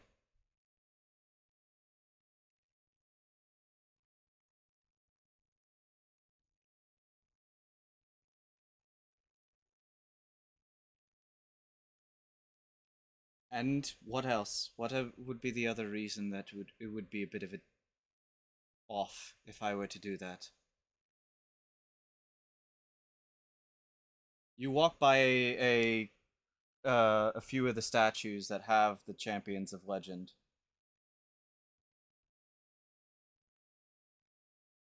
And she stops before one of them. One carrying a staff. He looks simian in nature. Monkey-like.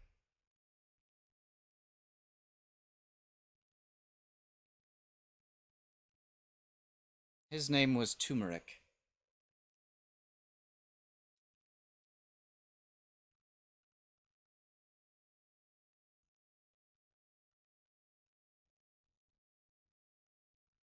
I didn't stop him. Nor did any of the other titans. We made the choice that we knew at the time. And still, to this day, we grapple with whether it was the right decision or not. But if I were to go upon the convocation and tell them that they were wrong for the decision that they made. I would be a hypocrite because I also made that decision.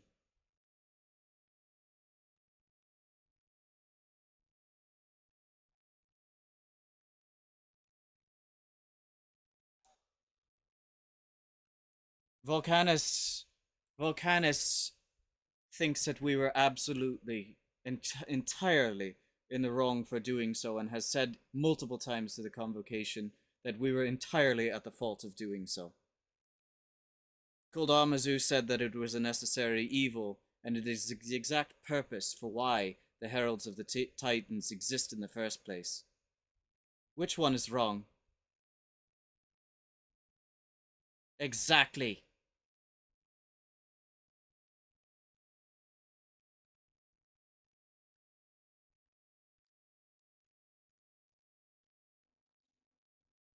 But you berated them as though they were. Mistake wasn't wrong for what he did either. The the the the mistake was in the fact that it wasn't communicated, that it wasn't agreed upon by the whole. You were not in the wrong for what you did either. Finding out what was in that box and trying to get information. The mistake was in not communicating to everyone else and giving them the opportunity to weigh in on it. That was the mistake the Titans made as well. We did not fully prepare the Heralds for what they were coming to.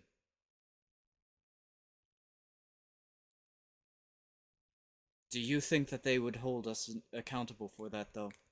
That they would fault us?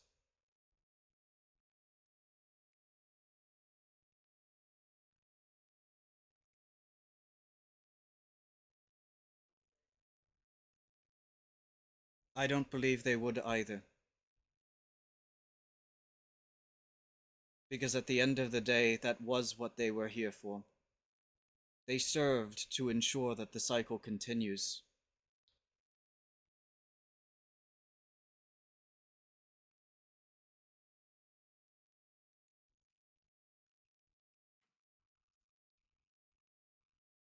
She holds up her hands. Kind of in the, like, there you go.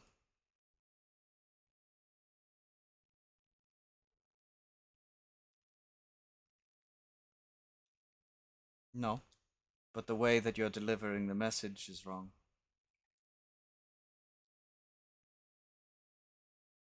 You're not better than them, Rorik.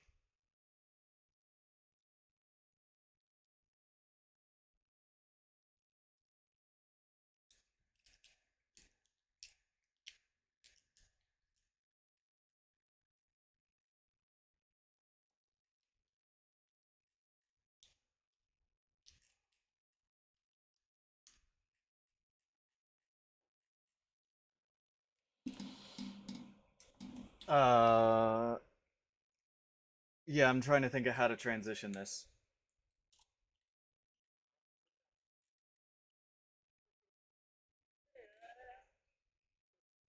Uh, Actually, that's exactly how I'm gonna do it. Meanwhile, in the tavern.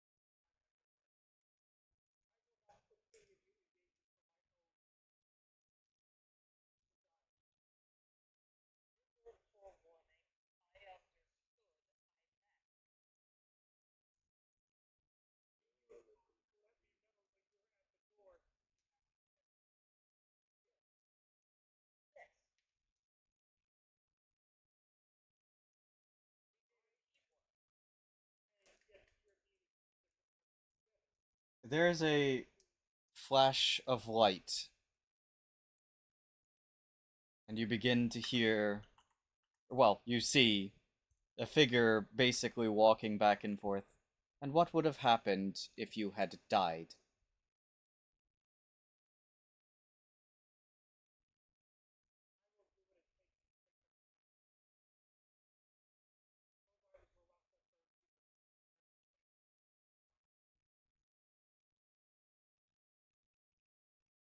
Tempestra stops, again turns and walks over to Pure Gabber.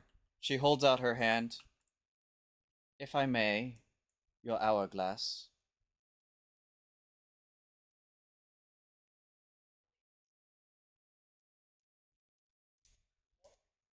If I may see your hourglass. If I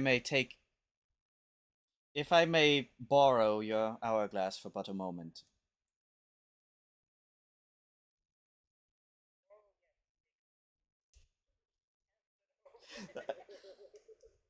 That's why she stopped and corrected herself there. She's like, wait, hold on. He doesn't understand the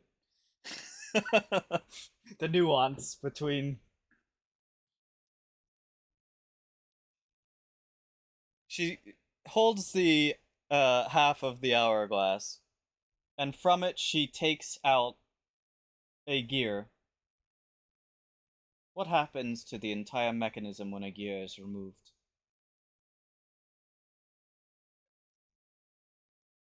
It doesn't work. What is the value of the rest of these pieces?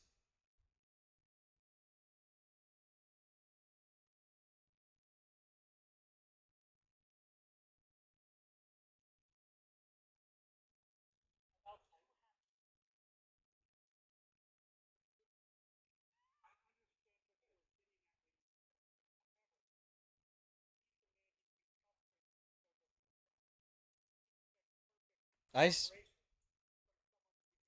I spoke to him.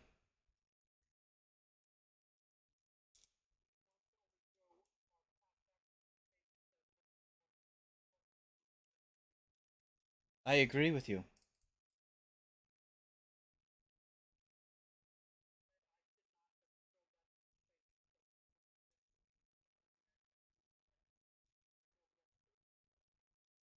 I I agree. I agree with you.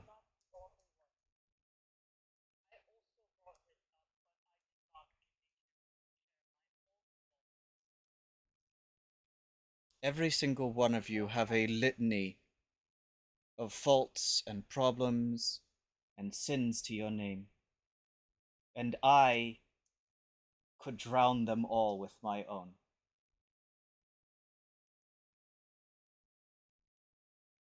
And as I said to him, and I will say to you, that is not why I called you all champions.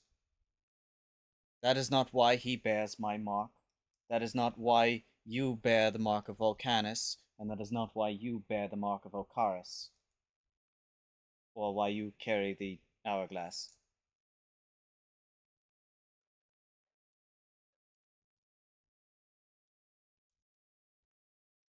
I didn't technically choose him, but I accept him. There is wisdom in his words, even if he lets his emotions sometimes stray and get in the way.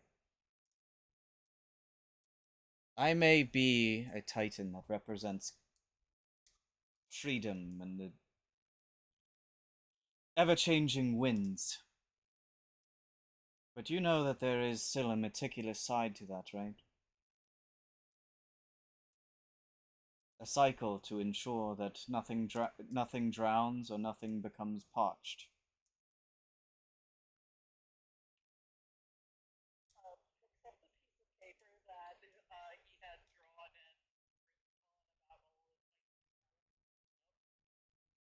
She smiles.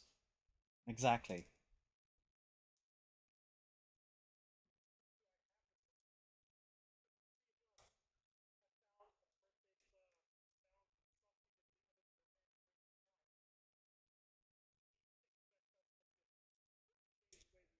Are you assuming there is a perfect trust?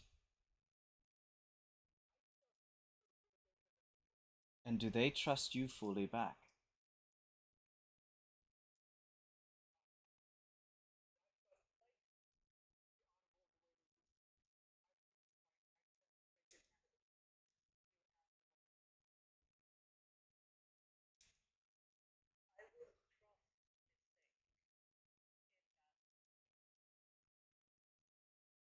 In battle isn't the only thing that I'm going to ask you to do.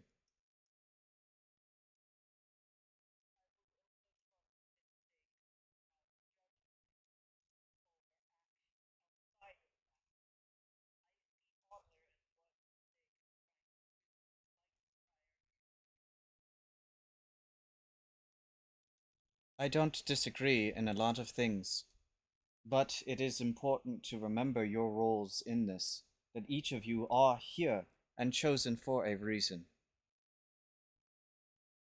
If you cannot value your position in that, then you should go home. If you think that your life is not worth, or is something that is expendable, and that it doesn't matter if you end up getting killed as long as the team isn't in danger, that isn't enough.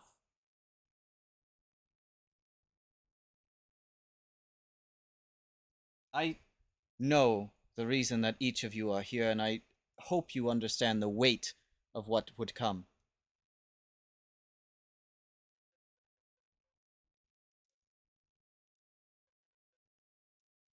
What happened to them?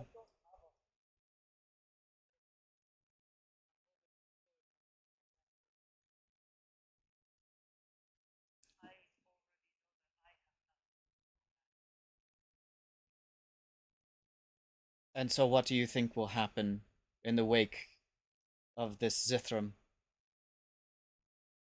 Here.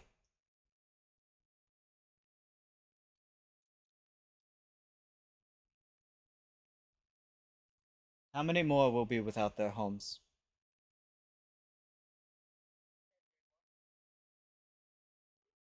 Do you think that he'll stop here once he gets what he wants from here?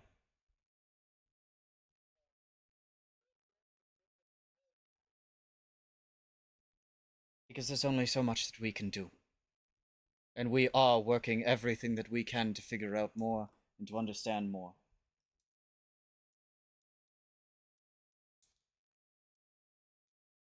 We have our own responsibilities and duties. We don't know. That's the thing. I know the name, and it rings true within Olivandria's ears, especially. I had heard the name even from my early years, but it was far more ancient than I.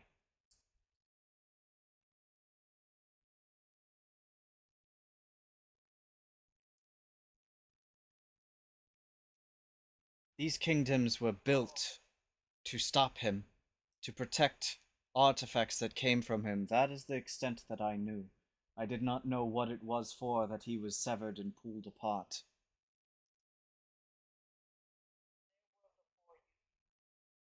Long before me.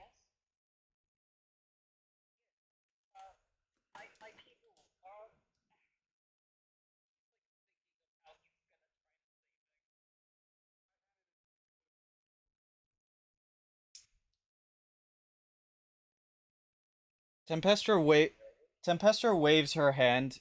Speak freely. You understand the words perfectly, but so does everyone else.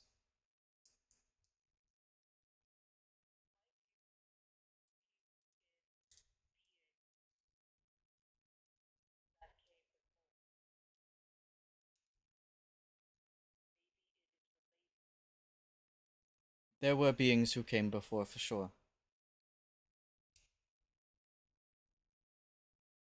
Argyris and Olivandria were not the first.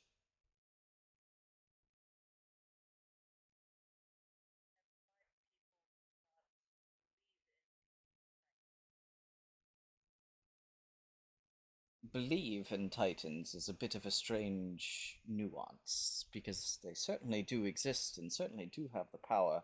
But I do believe I think what you mean. I was a mere goddess. I was not Titan at the time. And the only difference between that and now is power and responsibility. And working as a team.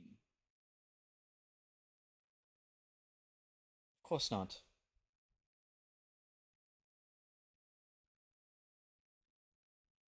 Agrius and Alavandria granted me that power. No. There was a time they were both mortal, when I was a goddess.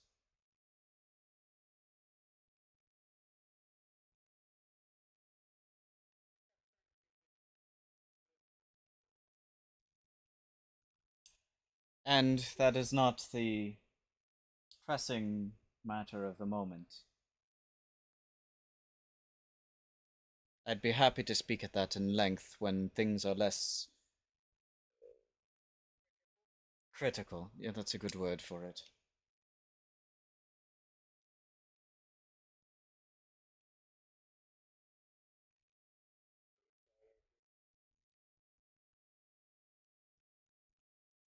As I said to Rorik, and that is his name, not Stick in the Mud.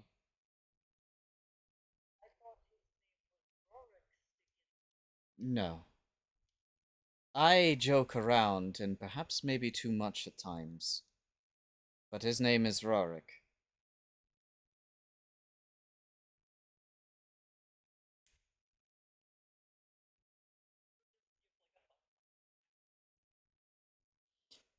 He's different from my usual taste in champions. I usually prefer ones with a bit more, let's say, chaotic energy. But it is a good change, and one that I look forward to in working with him. Mm, Too chaotic.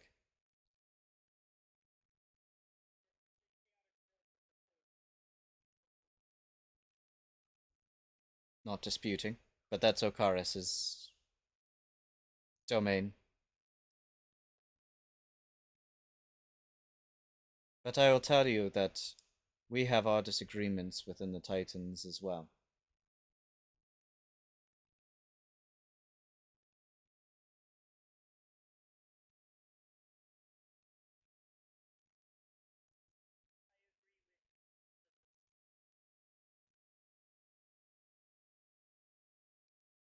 But they are ones that we work with. If we were to sit here and lay out each of the mistakes that each champion did, or sorry, each Titan has done, one would probably be here to the end of days, either by natural order or by the fact that our enemies would take advantage of us sitting there bickering over what each of us had done and destroy the world under our noses.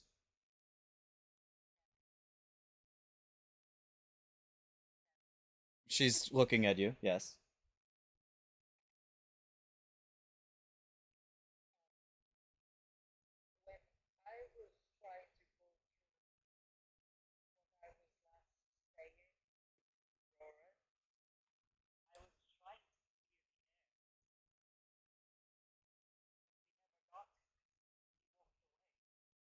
I spoke to him.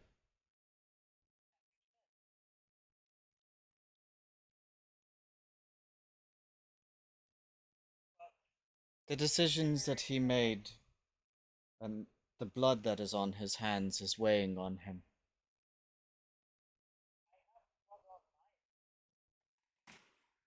Then you should understand. Not all people are built the same, and some deal with things differently, and each of you will grow in that matter. And as I said to Rorik, believe me, that each of you will have much more blood on your hands by the time that you are done working with the Titans.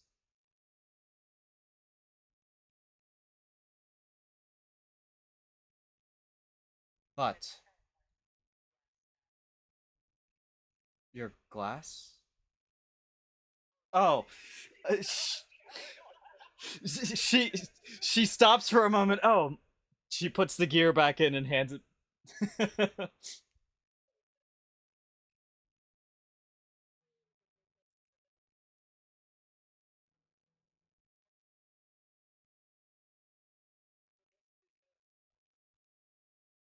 She just kind of goes. I don't know. I just waved my hands and it happened. Something within the element of the wind. I don't really think about it anymore.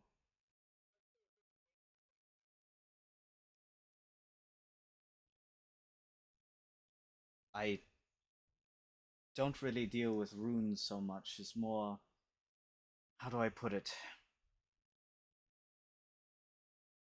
My my element, my control over my element is such that I think, I speak, and it happens.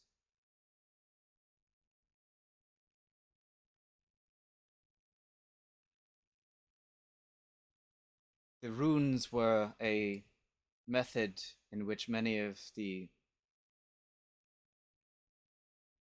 ancient scholars came to try and wield and understand the magics at which we used.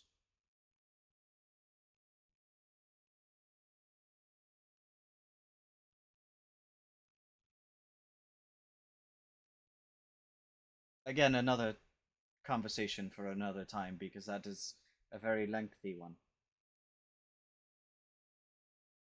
But I think the best method is to take the time to simply learn the language, as I am sure you are working towards already. I would take him up on that.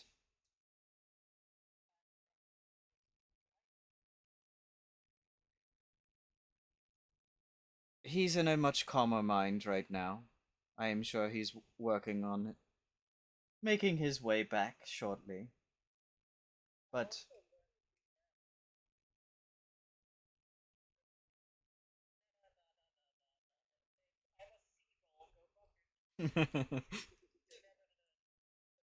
my point that I intend to make here,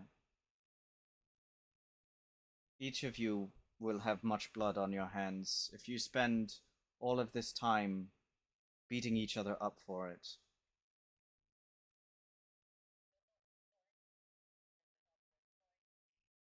I understand, but the enemy that you are facing is one that will challenge you to your absolute limits and not one that you can, regardless of how strong you think you are, will be able to take alone.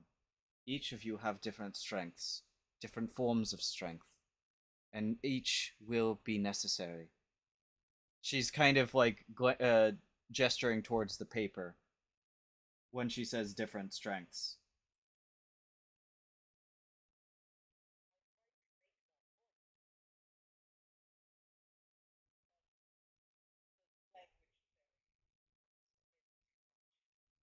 I can't offer much more than to say I know it's difficult that you're thrust together with so many different people, but the people to your left and your right, and wherever Rorik is right now, um,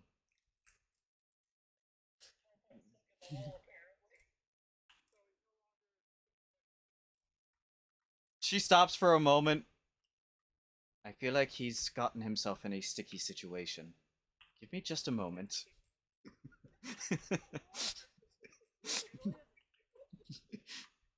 Actually, where the hell are you? Oh, I found him.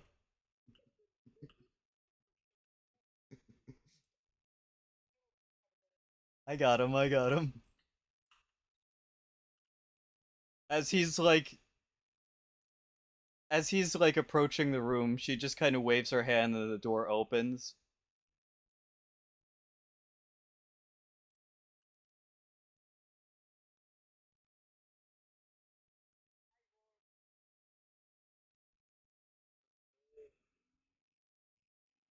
Each each of you will be necessary for what is to come. I promise you that. And each of you will make many, many more mistakes.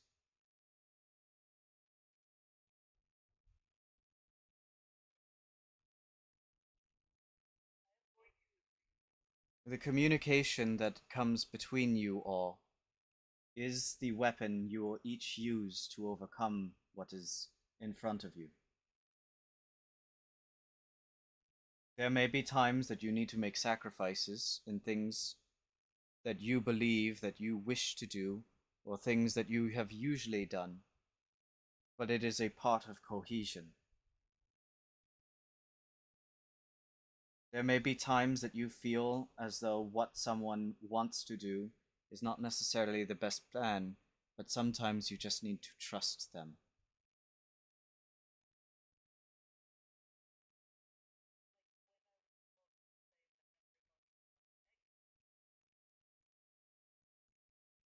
I'm going to withhold my opinion on that entire thing. As fun as it was, and as fun as it was in terms of the chaos, and usually I would be in full support of doing such things. Um, that was pretty stupid. No, no, no, no, no, no. She was referring to the library.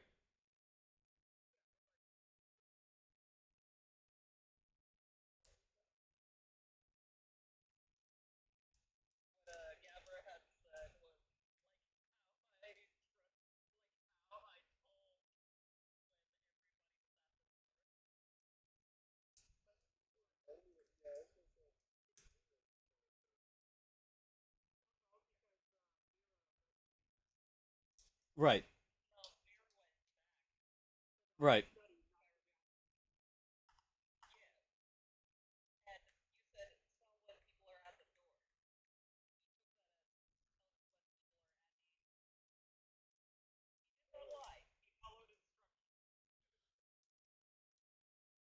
Nonetheless, the deaths that occurred in the recent events will be catastrophically more if things do not. If you fail your mission. And we will do whatever we can to blunt it, but we still do not know what all is happening. And right now, technically, you all don't even exist in terms of the other Titans. It's still a secret we're kind of keeping. Eh,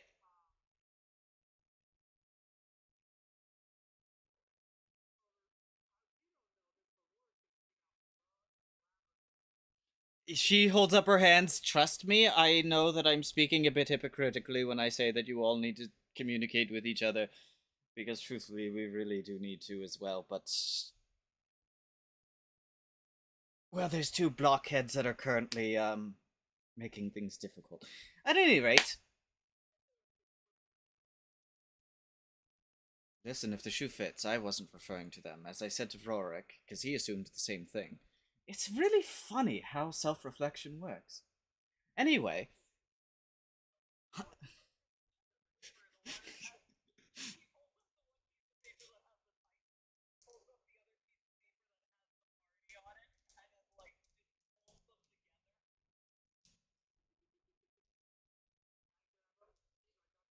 she kind of puts her hand to her face.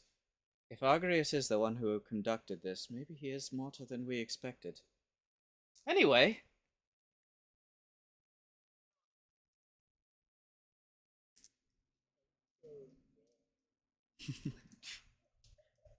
at any rate, there will be. Right now, I need you all as eyes and ears to figure out what is happening here and to prevent something worse from happening.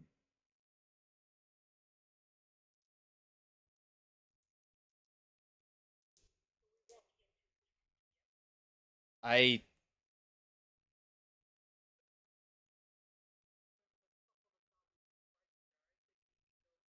I don't really know the full details of everything that happened. I'm happy to weigh in, but what shield? What vault?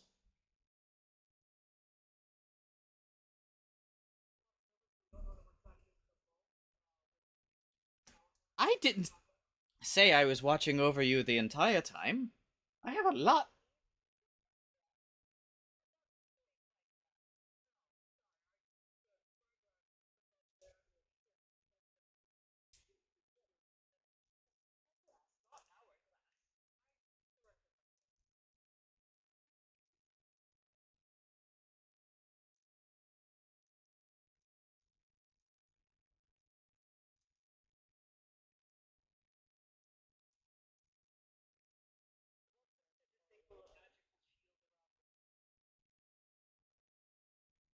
She kind of looks up. I don't think it's around the entire city.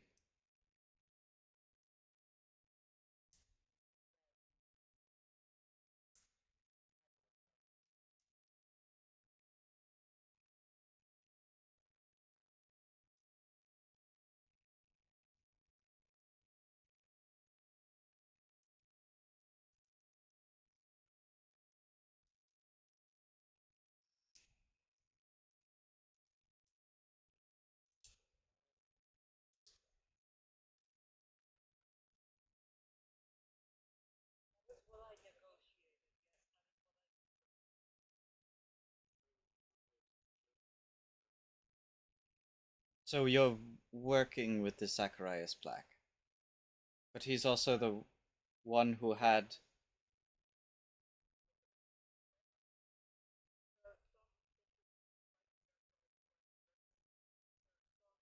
She she holds up her hands for a second. Whoa, whoa, whoa! Wait! I'm still on. Yeah. Okay. I'm still on the first part of this. So you're working with this Zacharias Black.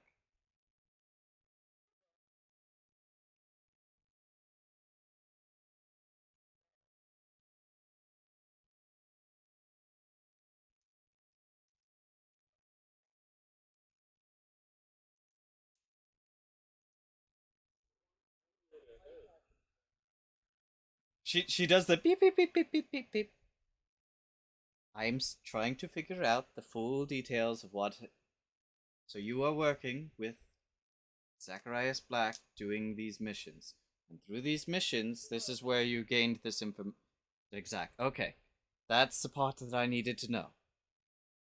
Through these missions is where you got all of this information from. Yes. And he wants you to find some very valuable thing within the vaults.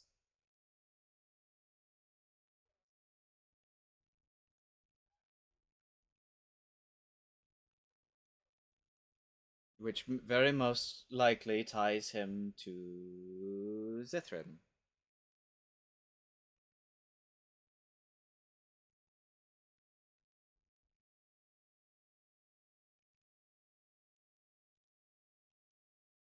Which would be his heart.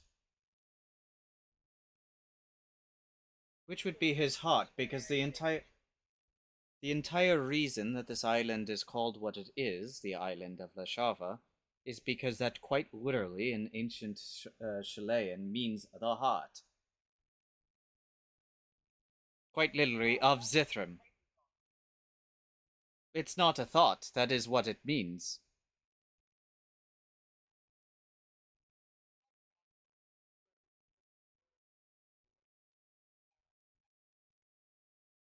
I see.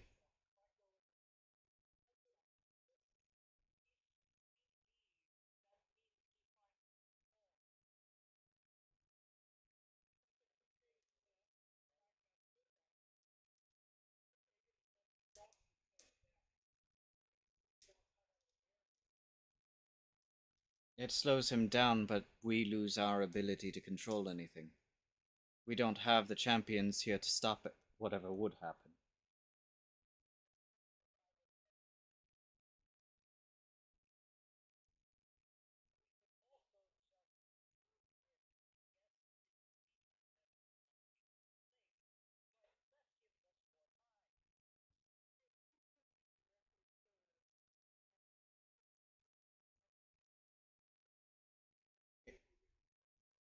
It isn't even a thing of that we have trouble controlling, it's that we literally know nothing of him.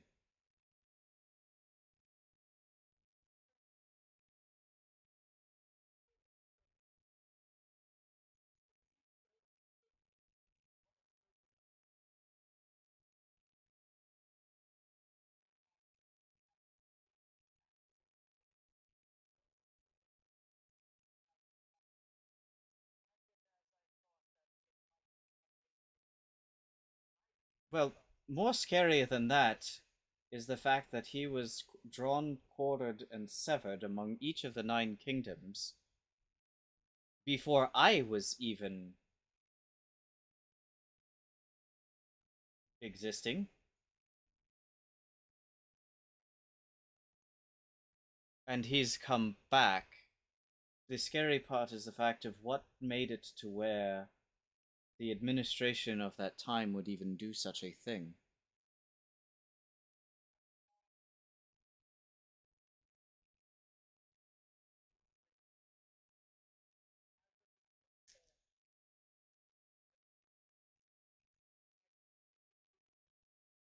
There,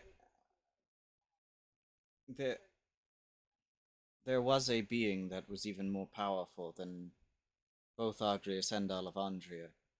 That it took the collective might of each of the gods and many of the mortals at the time to overthrow.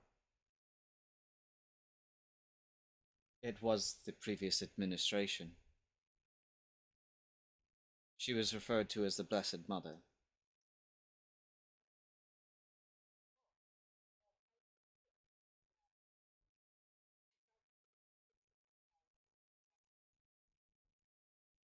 Can a Titan die? Well, yes, of course they can. We had thought that Argrius was dead. I don't believe that to be the case anymore, but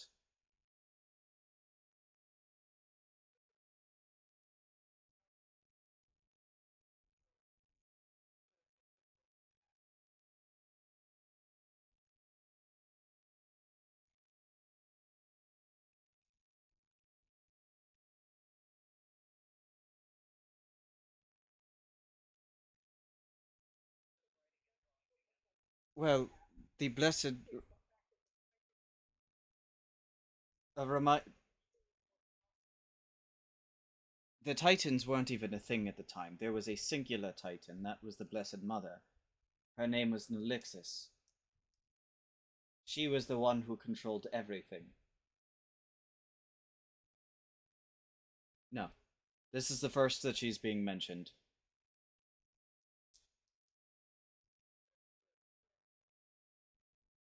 That I'm not fully aware of the exact details, but from what Argris and Alavandria said, that she had fallen deep into madness and began to work against the world.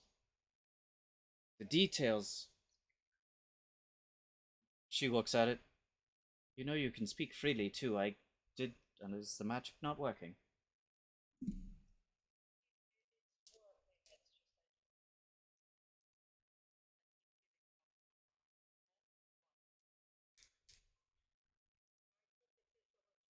She. She stamps her foot for a bit. I will not tolerate that. If you wish to speak, then you speak loudly and boldly. Do not let any of us, including me, speak over you.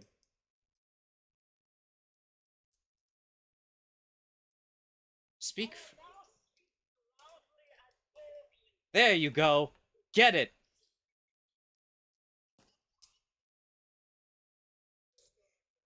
Yes.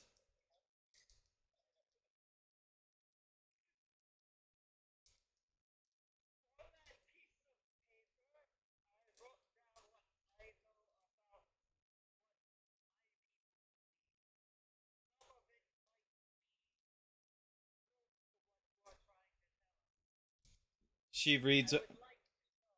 She reads over the paper. Um, I know it. I know what would be put on it.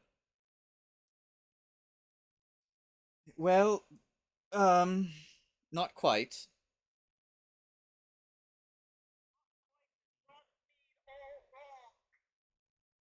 Well, yes, but this has obviously been. How do I put it? Lost in translation by a few thousand millennia. Okay.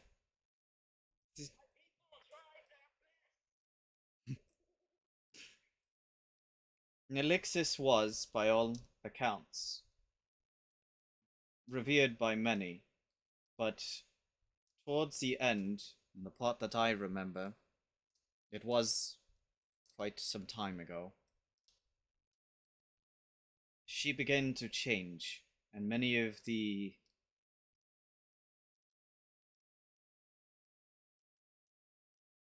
things of old began to break. She began destroying some of the gods, which was a shock to many of us. Most notably, and the one that really shook and I believe inspired the war that Argris and Alavandria would launch against her,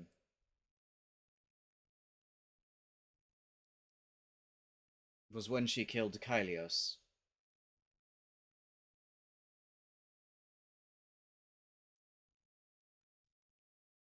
She slew him in a way. She stops for a moment. Oh, he was. How do I put it? Very similar to what Okaris is now, but not quite.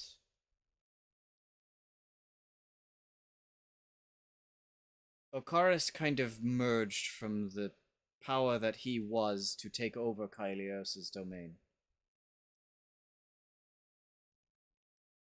To essentially take up.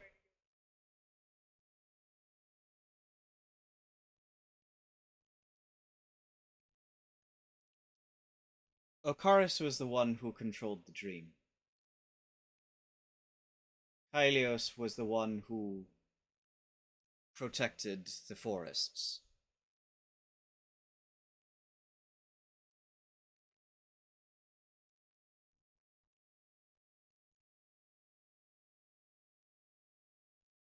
Yes.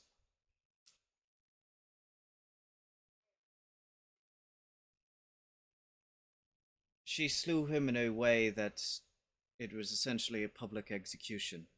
Even now, the mountains that make up the barrier between the Badlands, as they're called, it's a terrible name, and the Okaris Forest, Okari Forest. That is the remains of him. His spine laid across the world. And the scars that exist within the eastern continent are the claws from his death throes.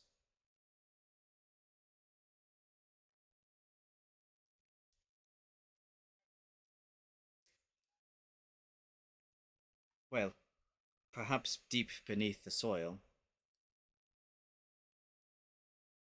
How do you know of Titanbone?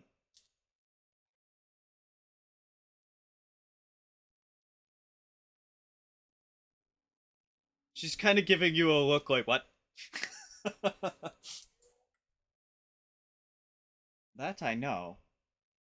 I wasn't surprised. I was surprised that someone told you of it, though.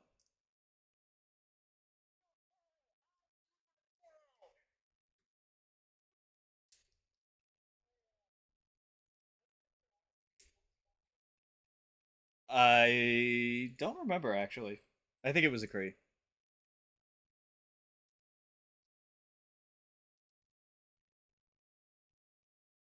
She kind of gives a look. Giving away all of our secrets, is he? Okay.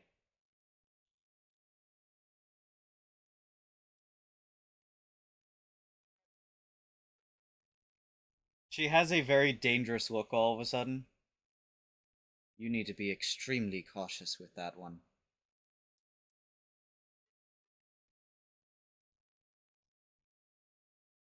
You need to be extremely careful with that one.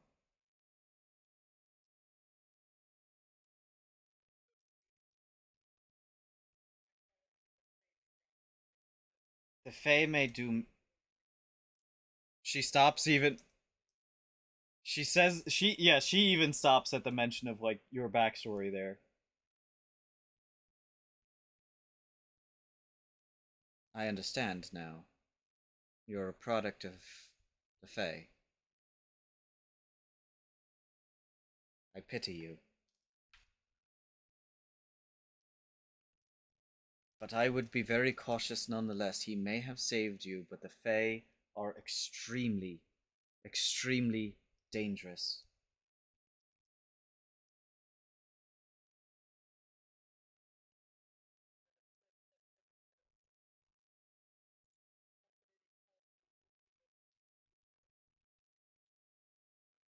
I would trust him as far as you could.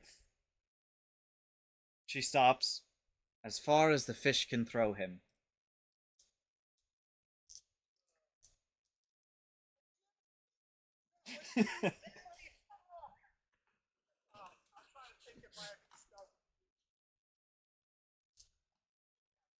She stops. You know what I mean.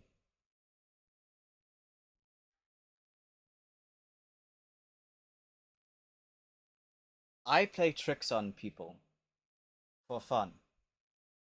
But my tricks are meant and designed to be not harmful. The Fae are an entirely different beast in that regard. The magics and the tricks that they play on people often result in them losing their agency, their free will, their souls, or in your case, their names, the things that make them them, their identities, everything.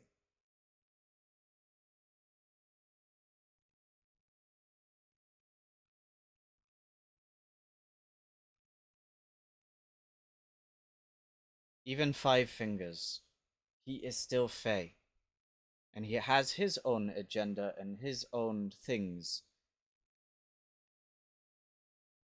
Be very cautious with him.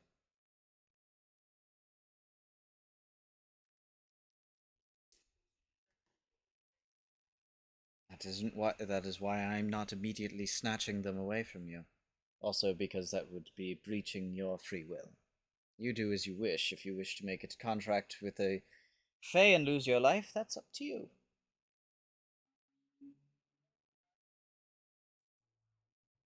Much more than that.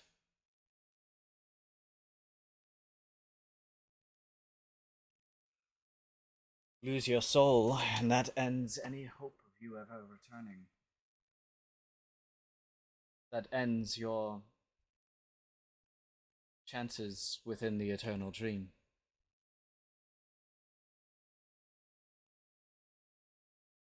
That is essentially the end.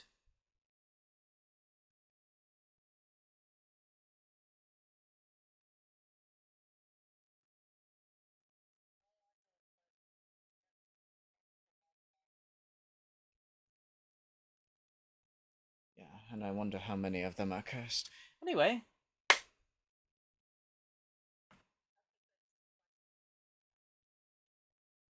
I should truly be going soon, unless there are more questions.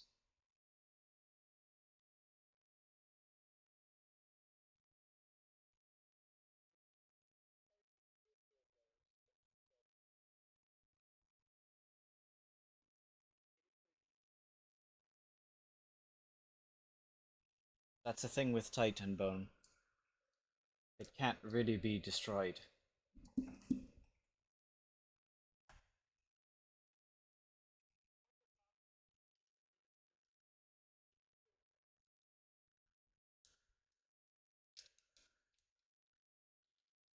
Not exactly.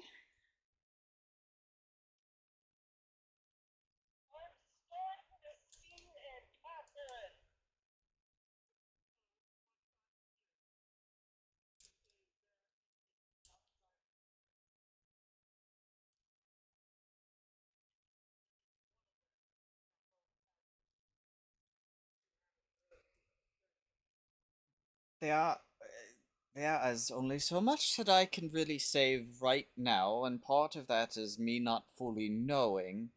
But I will warn you that if the Shattered have returned,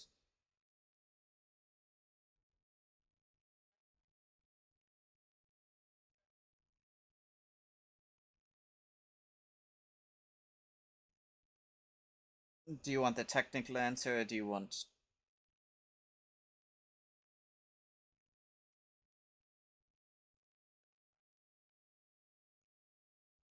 There were three Shattered,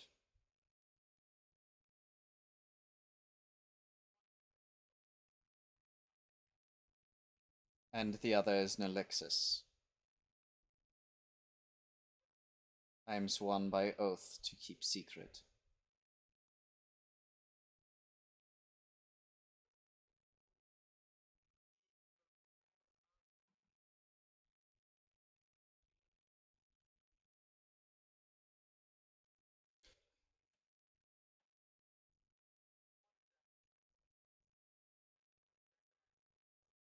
One of them is working with us.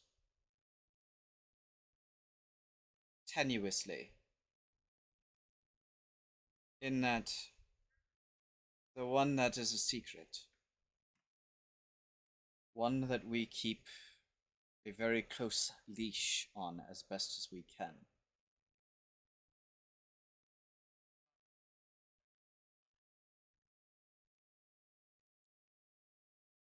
One that I would be very cautious with because he is still shattered. Much like the Fae, there's only so far that you can trust a shattered. Some more than others, actually, some much more than others. But my point still stands. It,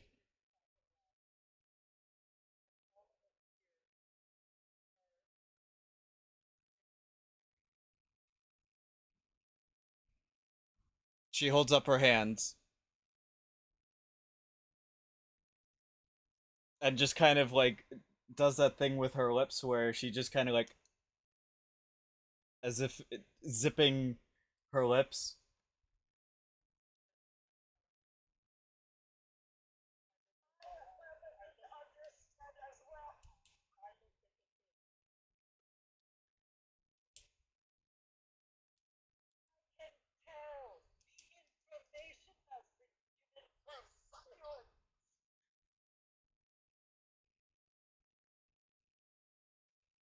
And with that, I believe that it is time for me to go.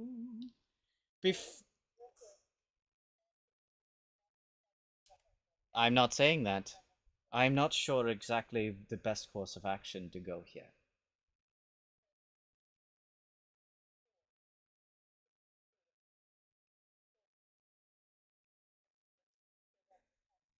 You know magic pretty well. Let's say that you are in his position, and I told you that there was an artifact that could break the shield. And you have, well, you're not him. Someone else takes that artifact, and you can't find that artifact anymore. Is that game over? Does that mean, oops, sorry, I'm defeated, best I go back in my hole and wallow away now?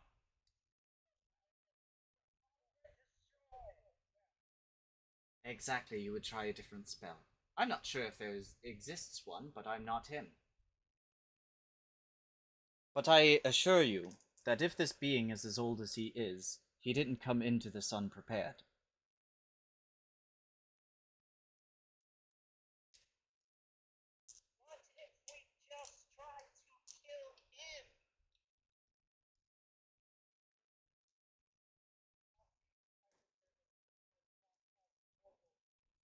Well, technically he was.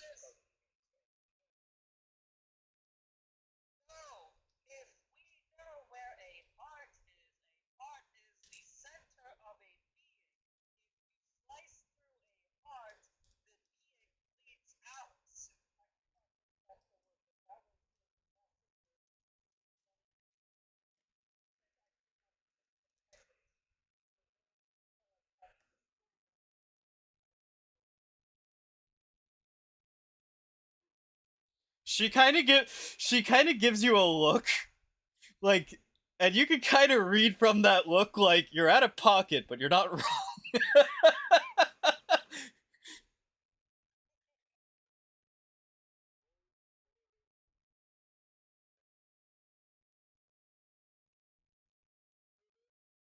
Oh,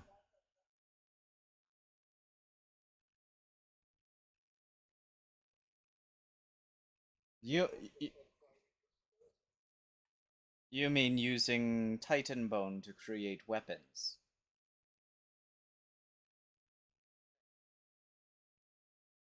Tempestra has a slight smirk on her face.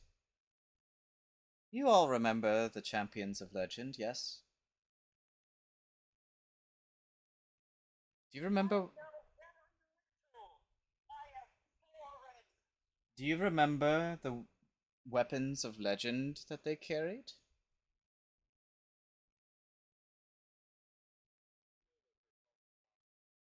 Yes.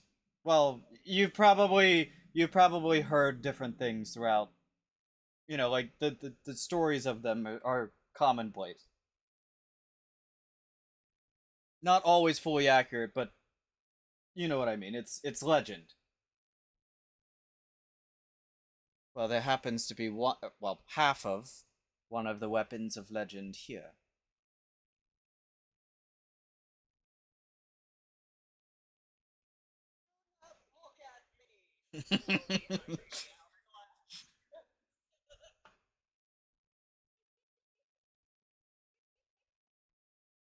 The full hourglass was once carried by another who lost her life that day. All of those weapons were destroyed, but what did I say about Titanbone? They exist. The weapons still. Broken and shattered, but still exist. You're on the right thought. I didn't know. She just lets out this long sigh.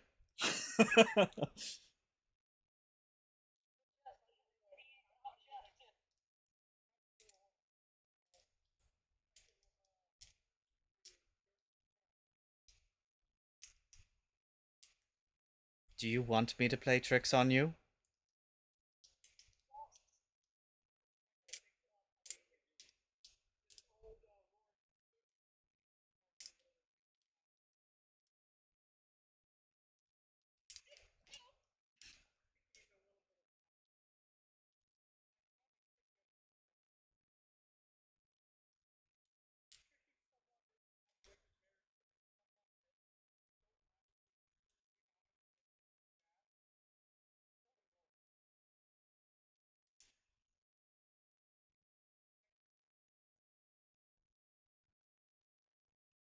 She smirks for a little bit. Um, Pure Gabber, you find yourself now, uh, with your feet on the ground again, because something very, strange has occurred.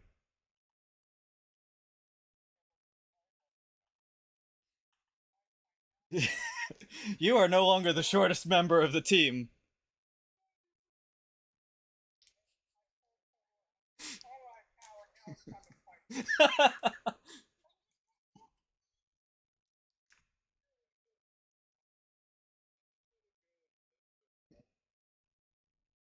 He is very light.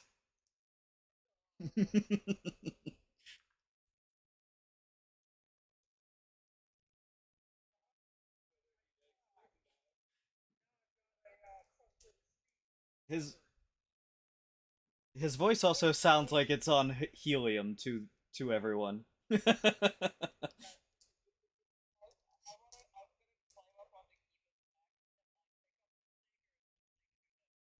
No, you can absolutely pick him up.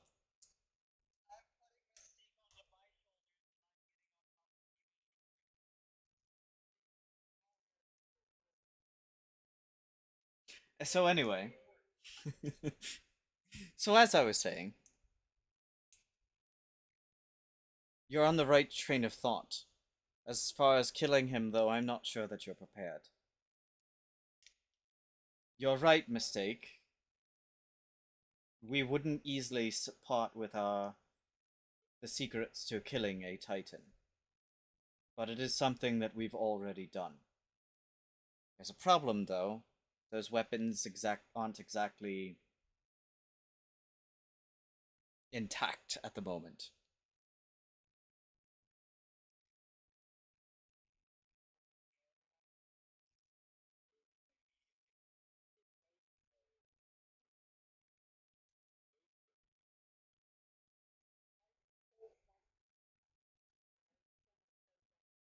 They,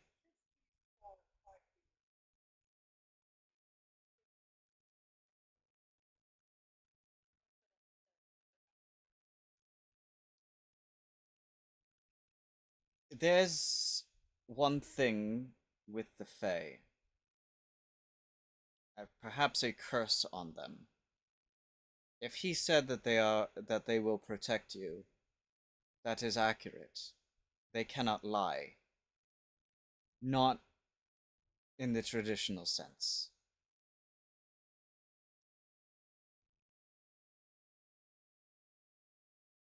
They must speak truly, though the meaning of their words may not necessarily be the full truth, or may be bent.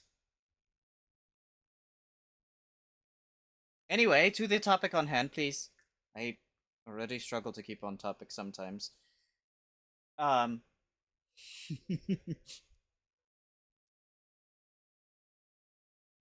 I will make you shorter.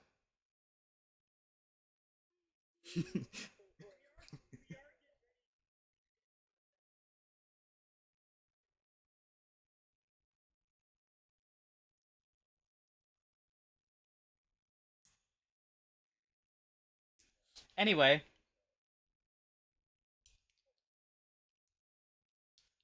I don't know how to advise you in the moment, but ultimately, you will not be able to fully defeat him here. Well, I'm. So here's the tricky situation. He's not back. He's still not here, not alive. Otherwise, he would have already succeeded and already have all of his parts, not looking for them, searching for them. There is a way that this could work in your favor, that you could potentially get the heart and prevent him from coming back so long as it is in your possession.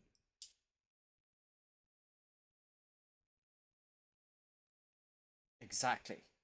And you may not succeed. You may not succeed. To truly defeat him, to truly destroy him. Now, this is theory. I don't know because it's not something that I've done or been part of. But you could fix the chasubles if you were to find them and restore them.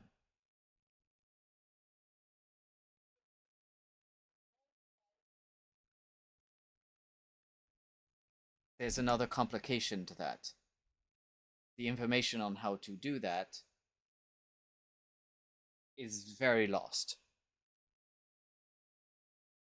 The last places that did work on that is currently probably a few thousand feet beneath the sand.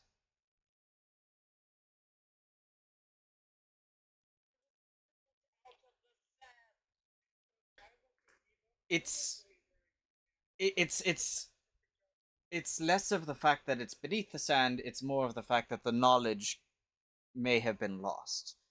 If well, if that knowledge could be reacquired, then absolutely, but none of our heralds have. Well, I guess we didn't really ask them to do it because there was no need to do it.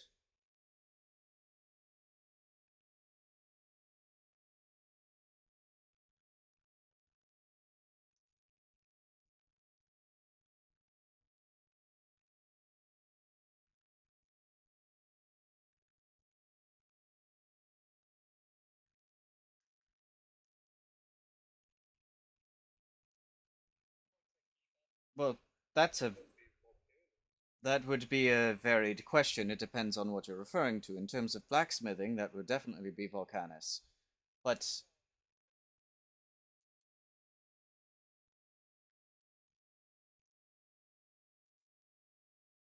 are you saying the Volcanus wouldn't be able to answer that?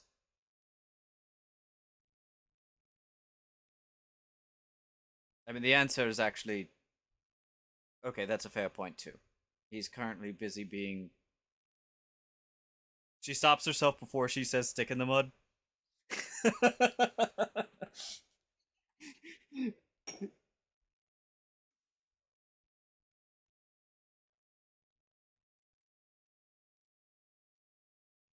I don't know.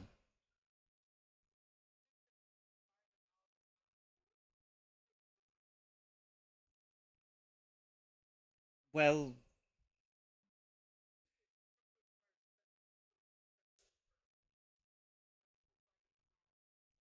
somebody's been reading directly off of LK. No, kidding.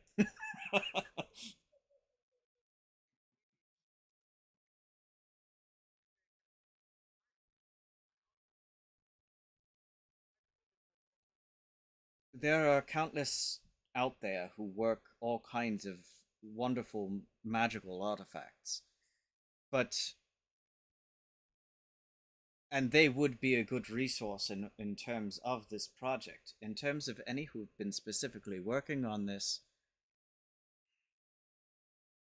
there is I can get back to you on that one. Well, I don't know.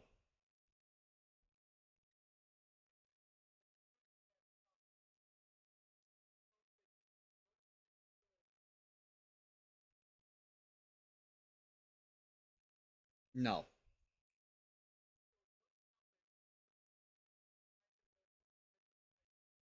It works the same way in that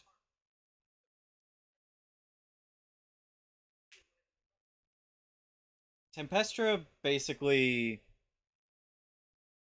this is good. Like this looks very strange to all of you. She basically pulls out what ends up looking like a mass of herself, and it is still glowing and whatnot. But and she holds it out.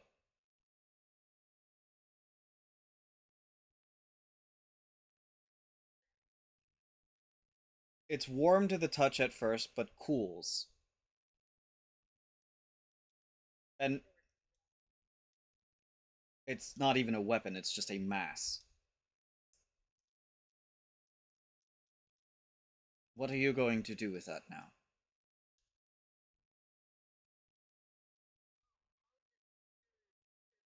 I'm not giving. She clarifies. I'm not giving that to you, but I want to make a point to you. The substance is incredibly difficult to work with, and absurdly durable.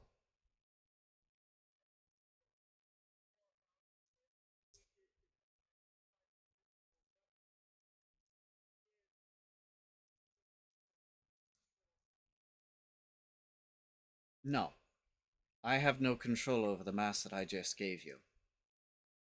Though I, she kind of like reaches back and kind of like starts slowly taking it back. I would like that back though.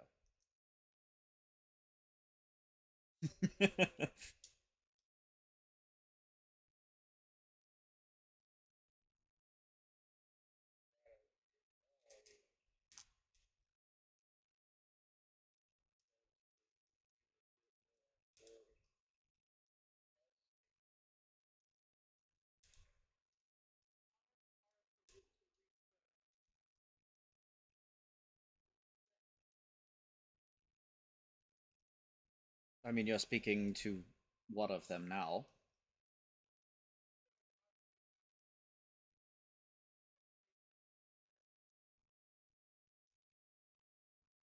Yes.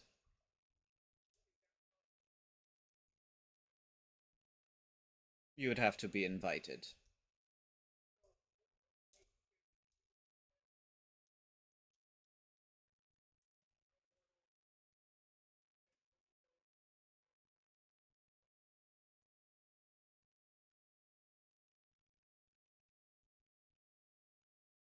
Which isn't necessarily a problem.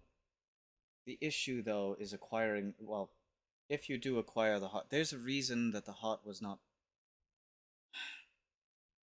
I do not fully know all of this, but the temple in which we meet has existed almost as long as. Well, she's thinking for a moment. No, it existed even before I.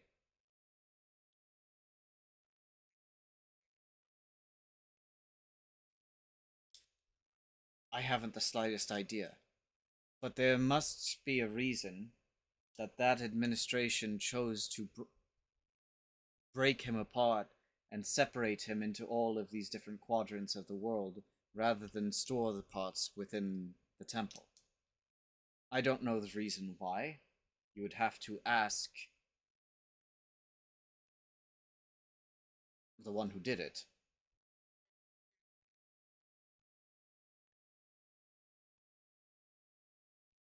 Sort of. Yeah, exactly. But it isn't even Alevandria wouldn't have that information either. She's not the one who destroyed Zithram.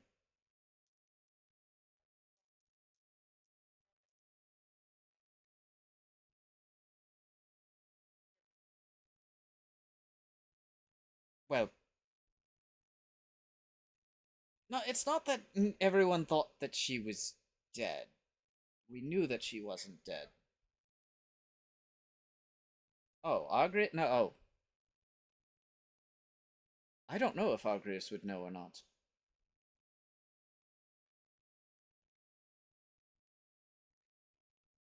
Yes, the Blessed Mother. What Argrius knew, that I don't know. I know Alevandria doesn't know. Well, that could be.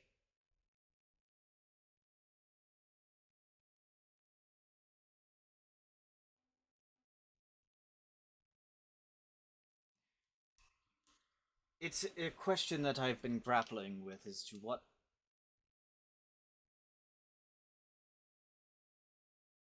Argrius concerns me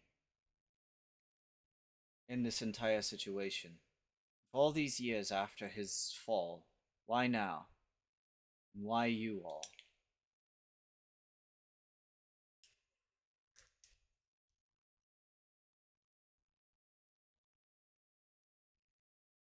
But what triggered him to think that way? He knows something, I think, that we do not.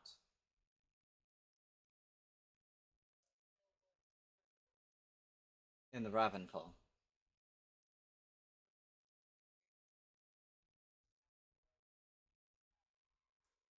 I have no idea. The Raven, the Ravenfall. It could be, but Argrius, I think, would sooner let himself die, knowing that it was backed up by. We have contingencies in place that if a Titan should die, if I am slain, for example, Ymila would take over. No problem. And I would sooner die than cause all of the chaos that each of you are going to bring when you are discovered.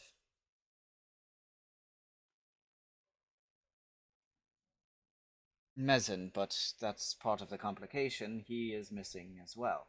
But we still have a third contingency to that, and that would be a Cree.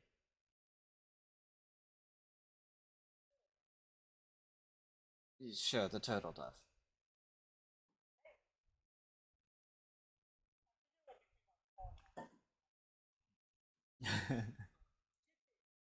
Kitty!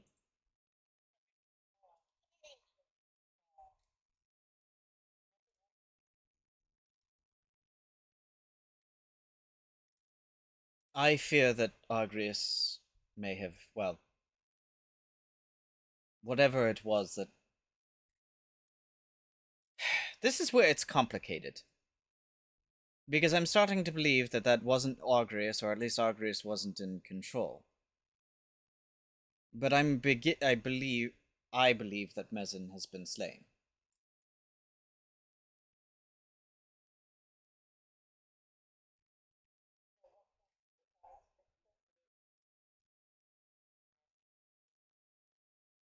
Mezin? Why would he have done that?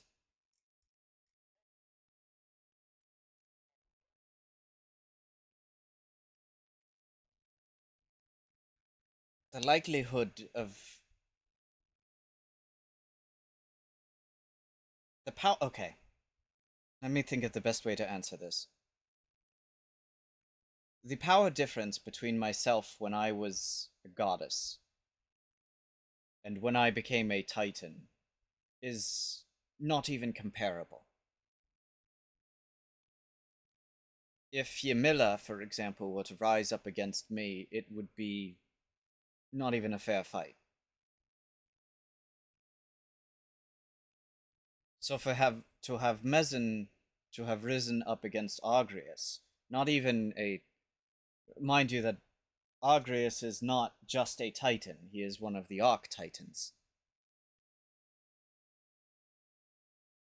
Significantly even more powerful than us.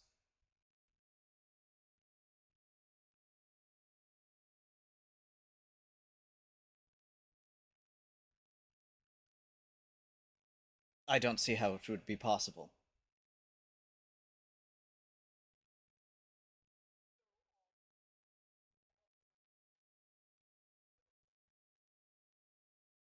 You and me both.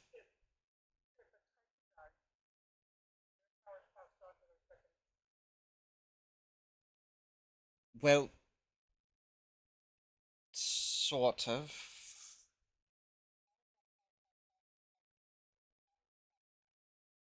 Well, that's not exactly how it works, and that's kind of the thing.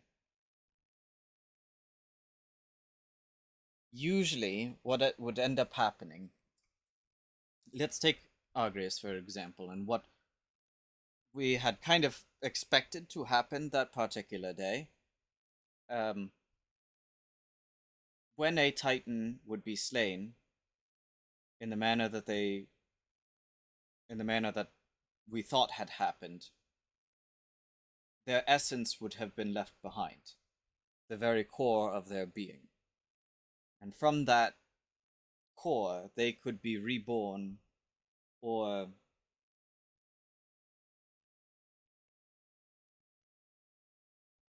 otherwise. That core could be exactly. That core can be absorbed, gaining the power that they have.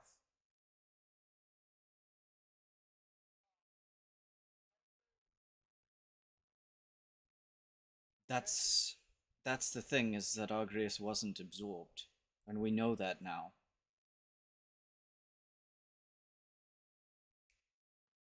Great question. Somewhere in the Ravenfall.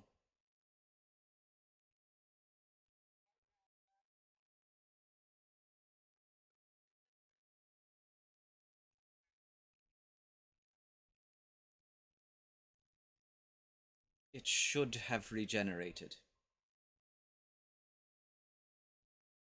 on its own. It is well, if he was at full power, he could break the breach himself.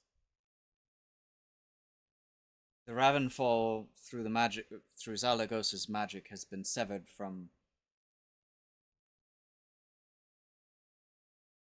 essentially the web of realms. How do I best to explain this?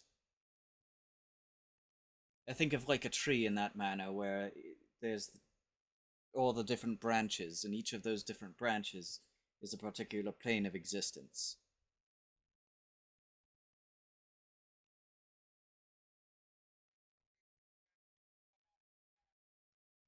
Correct. It was our way of severing the corruption that was pouring forth from the Ravenfall.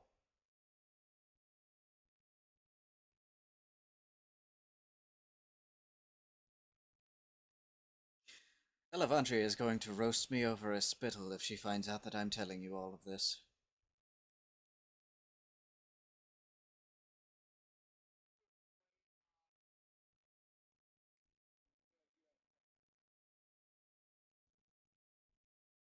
I'm listening.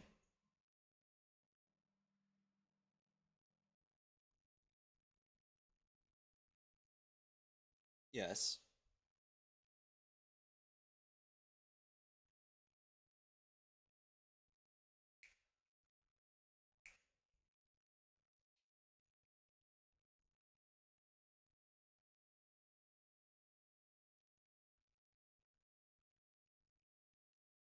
I'm sort of hoping that you all get some major victory under your belts instead of coming at them with a team that can't even stand together and argues over who killed who.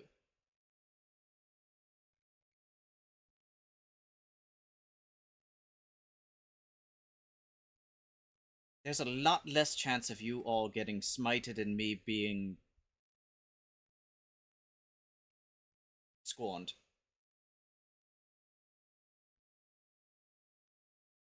And Zaragoza.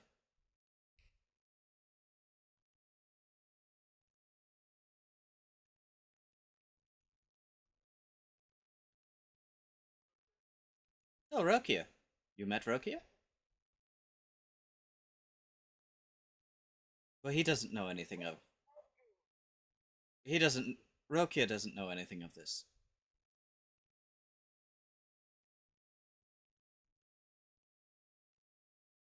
Fortunately for us, Rokia is a type that basically won't say anything unless it involves his... Basically, he wouldn't ask unless... He wouldn't tell unless asked.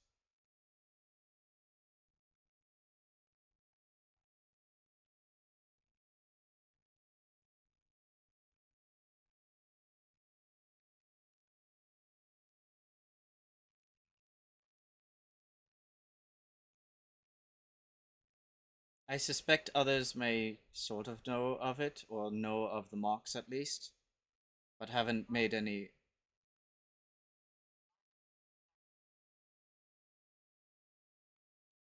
She has kind of like a oh shit look on her face.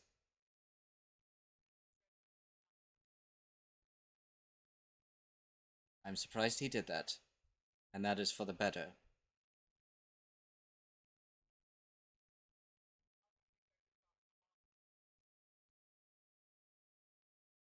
Just a quick, like, DM note, it's Suava. Soava, yeah, Suava.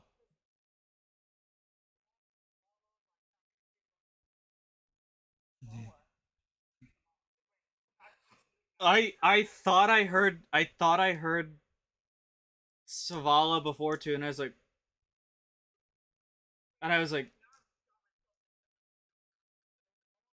Suava. Yeah. I thought I heard Savala earlier too, and I was just like, is that what he said? I think he means Suava. I was like,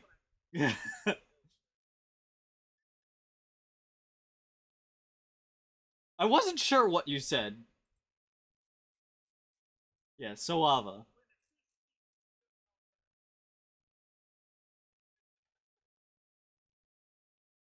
That might be.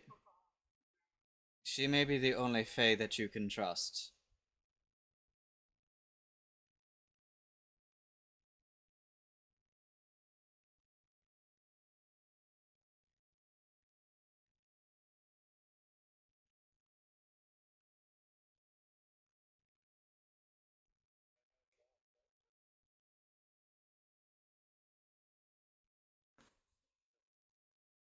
Unlikely that he will. Volcanus is hmm.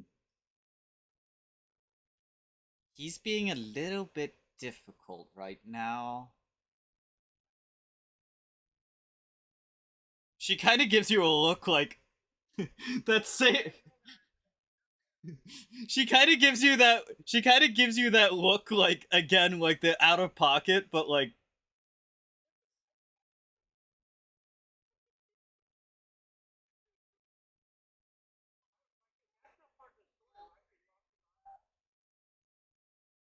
Um, how do you know about the? She stops and she goes, "How do you know about that?"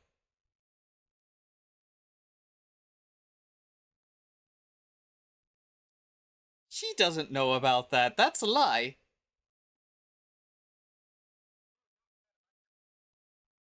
I know, but you said it. And Tempester's asking now.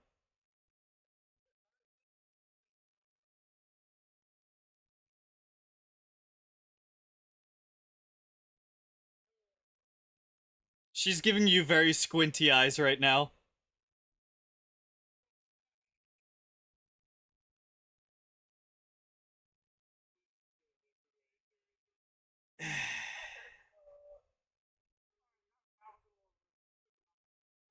She rolls her eyes. During the fall of okay, there's a reason that Koldamazu and Okar and Volcanus kind of don't like each other right now. Let's just say the spat that you all are having with each other is kind of close to home in the sense that it's over something that was really, really stupid about a mistake that both of them made, and now they kind of are holding it over each other's heads. Well, unfortunately, in the Titan world, that kind of ends up being things that are a little bit more severe when we make mistakes. And this particular mistake resulted in Volcanus not having arms anymore and Cold Armazu almost dying.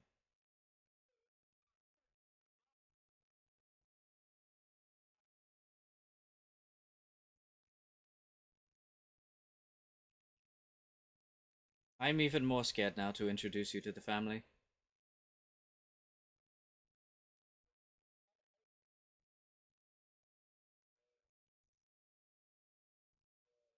The fact that you're holding something that is very according to topic right now.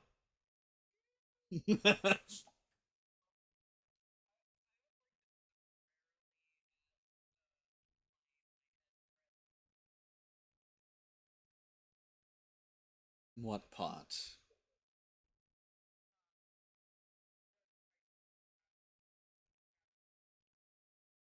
What part?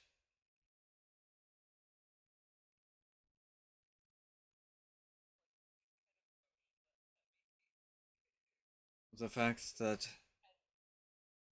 she's an airhead in more ways than one.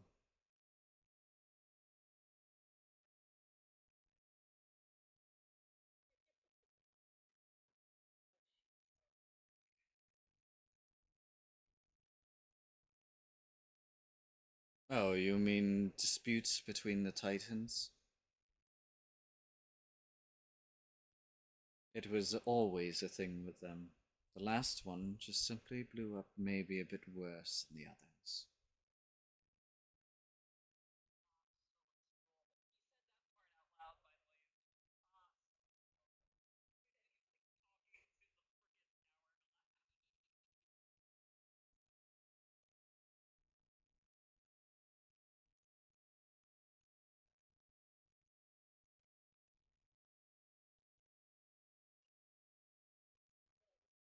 Oh, did you ask that out loud? Temmie, like, hears the question, then, like, immediately locks eyes with Pure Gabber.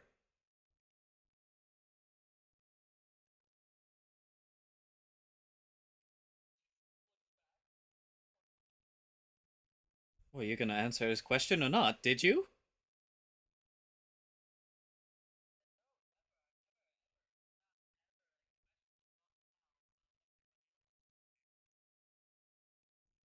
Squinty eyes.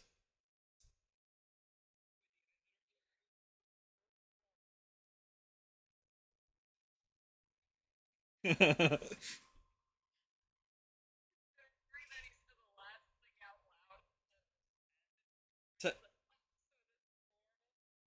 Tempestra is going to kind of give you a very grave look on that and say, remember to be very cautious with him, and I say this even more so than your friend. Kind of looking at a mistake, and not your tree like friend. I'm talking about.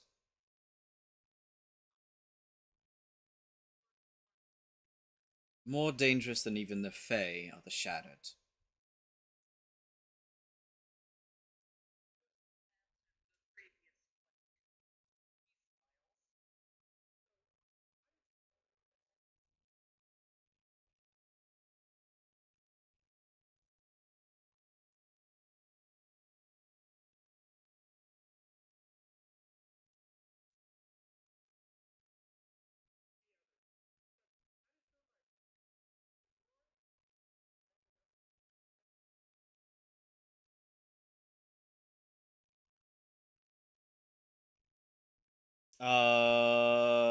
Correct. He does not have any part of his chasuble yet.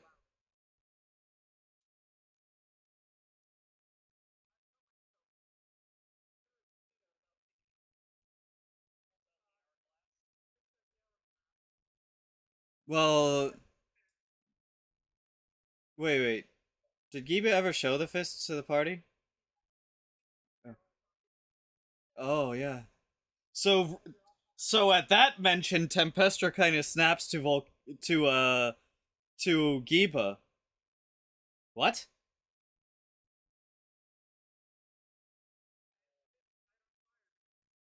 No, no, no. He's not using them right now.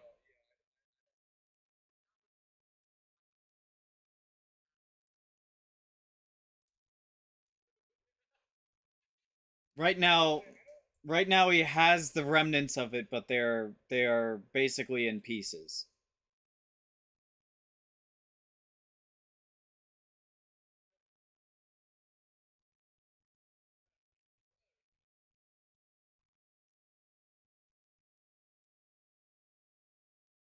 You have what I think you have then.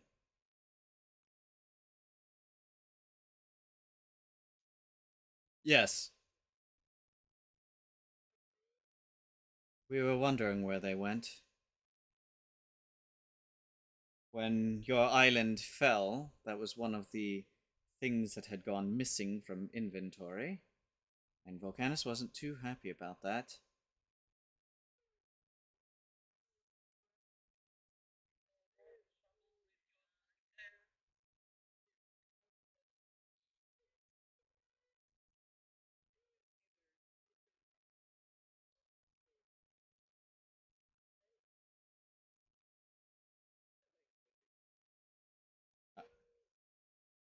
I'm surprised they even worked for you. I'm surprised they even worked for you.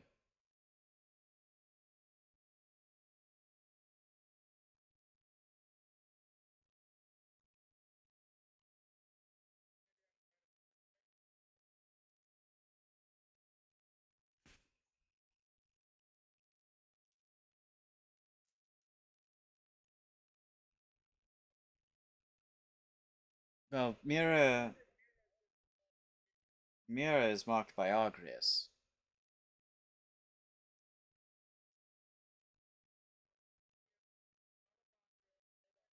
No, no, no.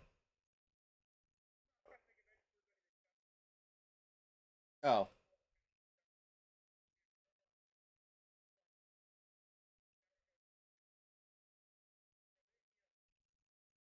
well, the ones that don't know, from what it seems, is Alevandria, Koldamazu, um, and Volcanus. So basically half the Titans. Which is true, I truly am afraid. Well, that's not entirely true. If Volcanus and.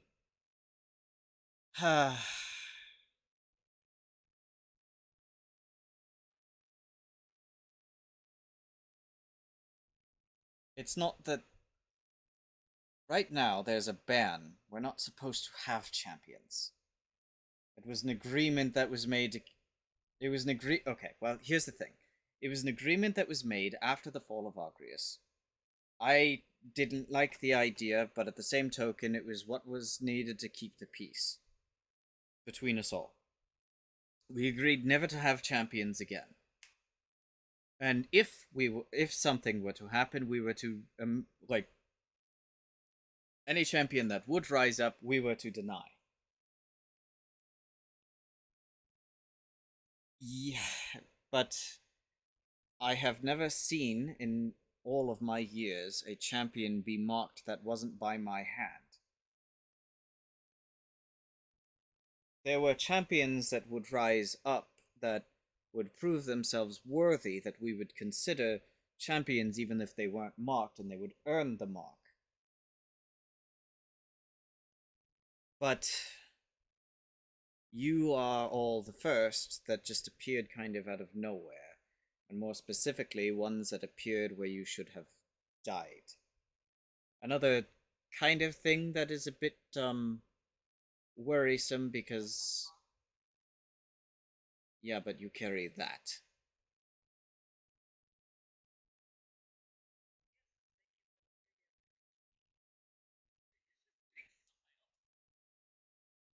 She has a very concerned look on her face.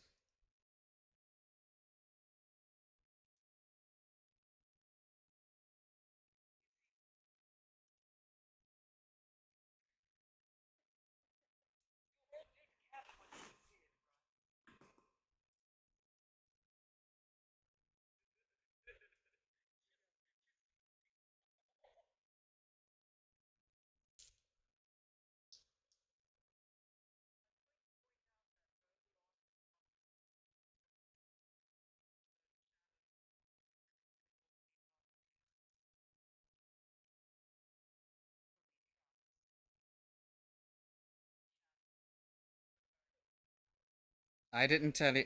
I didn't tell you who this.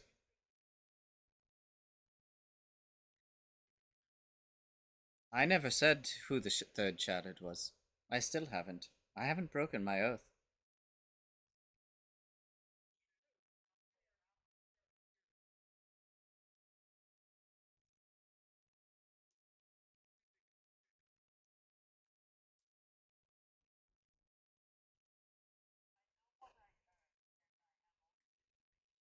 Listen, I cannot help if you just happen to read between the lines. But so help me God, if you end up getting me on a, roast, a spike, and getting roasted for this.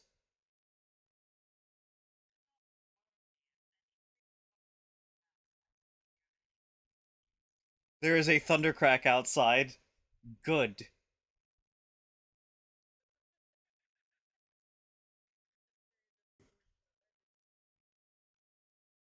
Well, that's a concern, too.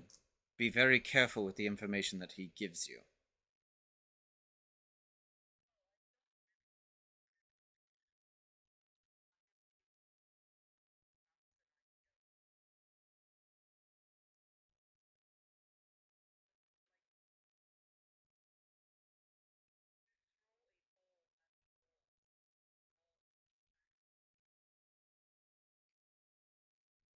I'm going to get killed.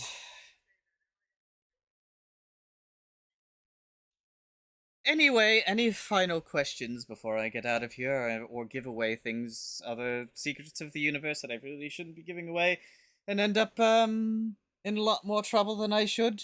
Or perhaps now you have the information to make a decision on what you need to do about the heart.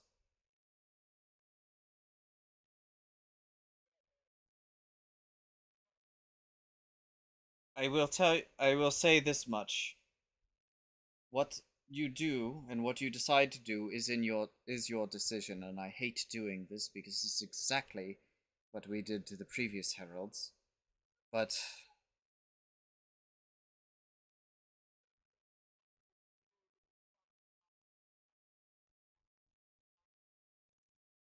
I can't make that call. I don't. There's so much information in that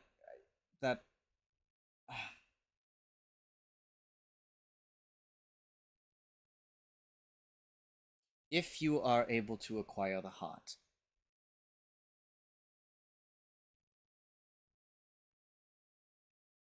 then you're putting me on the spot here where I have to make promises that I don't want to make.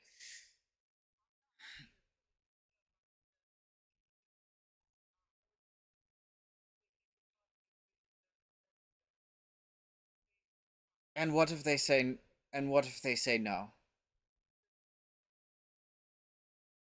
And you're going to just keep run away from a primordial ain't a primordial ancient for the rest of your lives?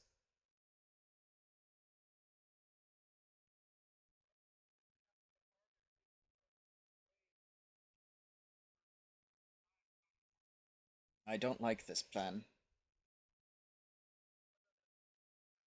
I haven't.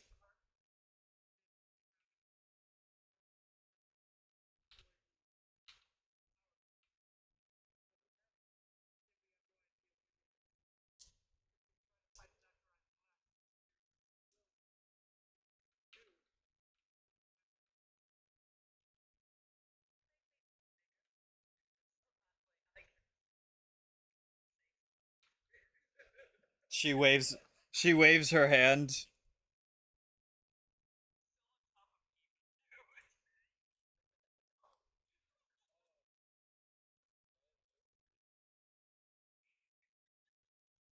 Your legs are kind of like wobbling right now.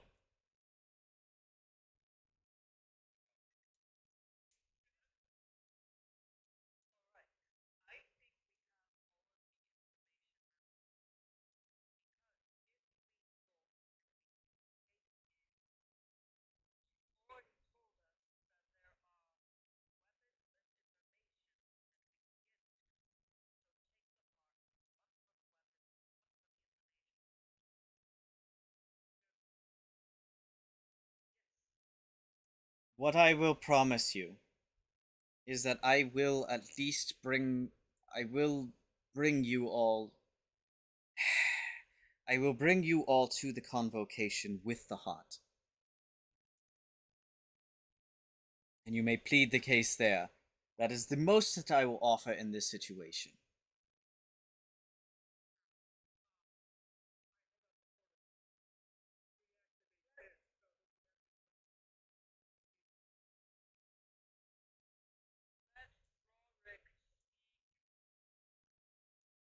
Go ahead, Rourke.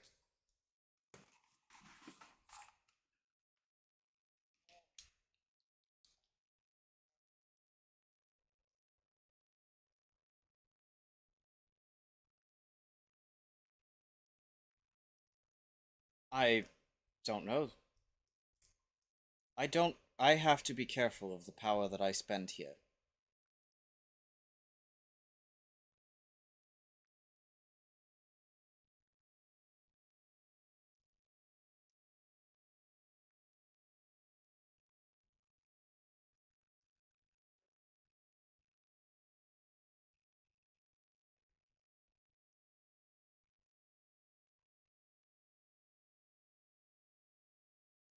Yes, the eternal dream.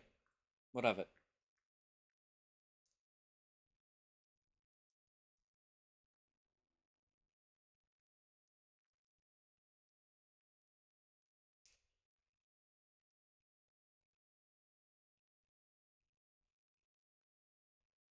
She kind of has an astonished look on her face. What? Oh my gosh. Have people. Oh, that's not good.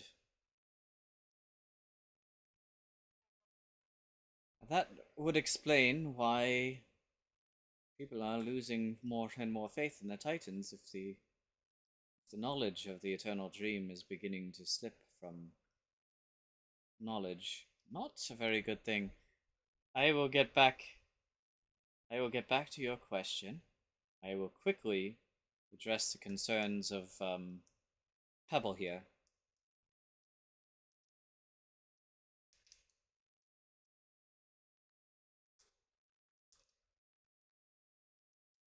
She's pointing at you, Mistake.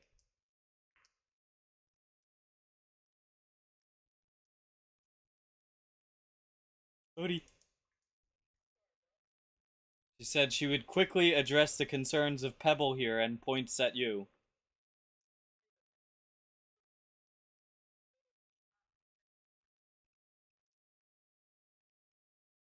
Uh, she kind of looks at it. This is just a rock.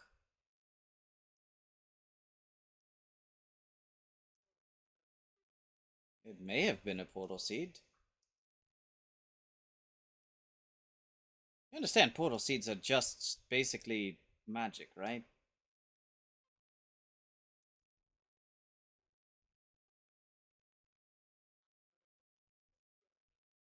Are you asking me to create you a portal seed?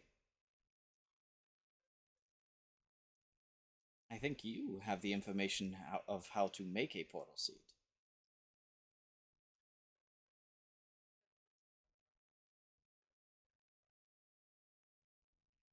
Just follow the directions in making the runes.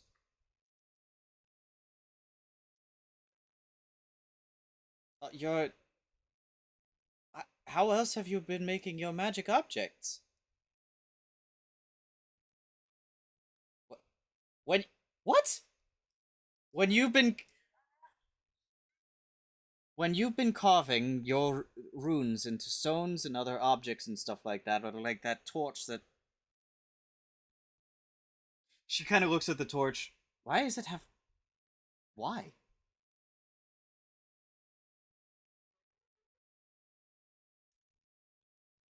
Why put. Why put. Yeah, but why put spider climbing on a. Whatever. Anyway.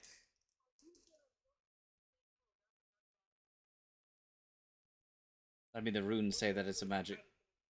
The runes say that it's a magic item. Okay, fair. You got me there. It's just. It's just rune carving.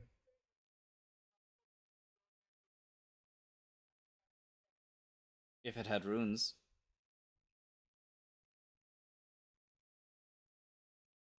Anyway, you have the information you need to create and the knowledge to make it.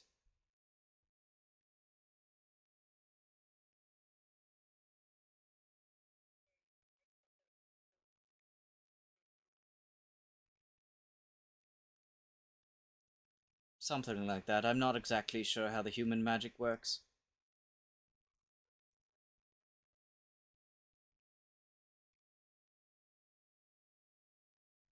Sure, I know magic better than you. Yep, totally.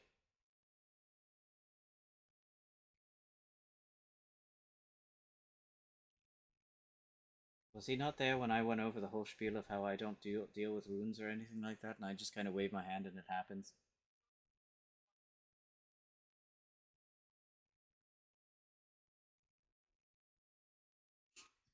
She's giving you a look like, yep, okay, sure.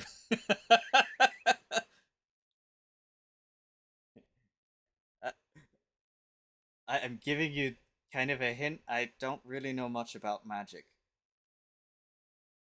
I could talk to you at length about sailing. Would you like to know how to sail a boat? I can tell you how to do that.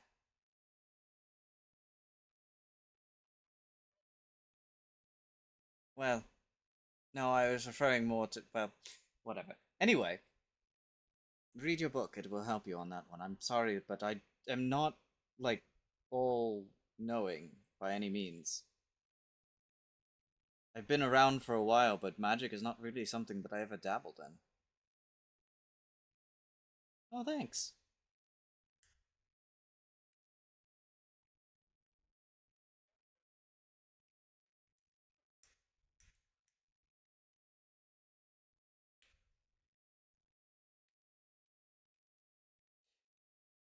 Back to you. The eternal dream, for your knowledge, is essentially the third part of the cycle. I shouldn't say it's the end because it's not. That's not true. When I refer to the cycle, I'm referring to each of the three parts: life, death, and the eternal dream.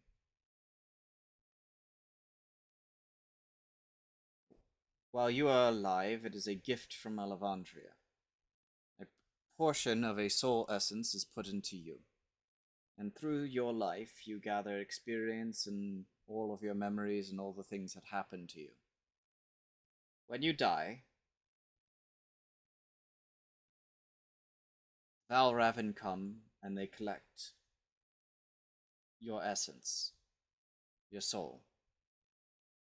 That soul is usually split into two parts, taking away the life essence that is part of the soul, and the rest of it, your lived experiences, your personality, your everything else, remains within essentially what is taken to the eternal dream. It is a grove beyond the Veil of Worlds.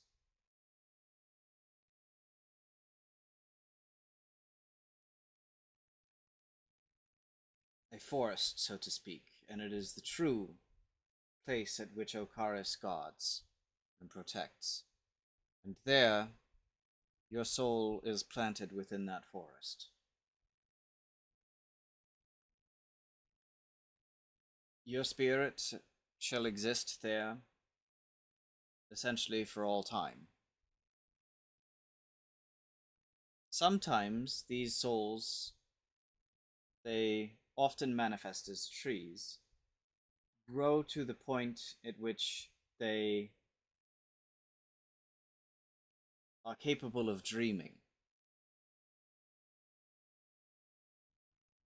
When they dream, they're able to manifest themselves back into the material plane. Not as a normal being, but often as very strange creatures, many that often live within the Okari forest.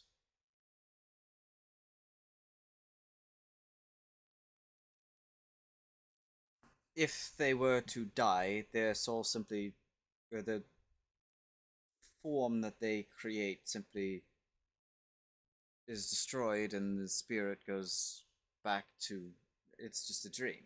It's not a whole it's not a whole new creation, if that makes sense. The rest of the life essence goes back to Alevandria to be put back into another to create more life.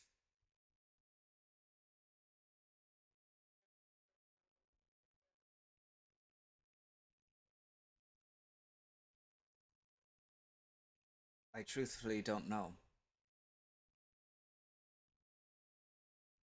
Because we haven't actually gotten to that part yet where any of the Titans have fallen, and we've tried that process. From my understanding, Agrius was trying to do that to Nelixis.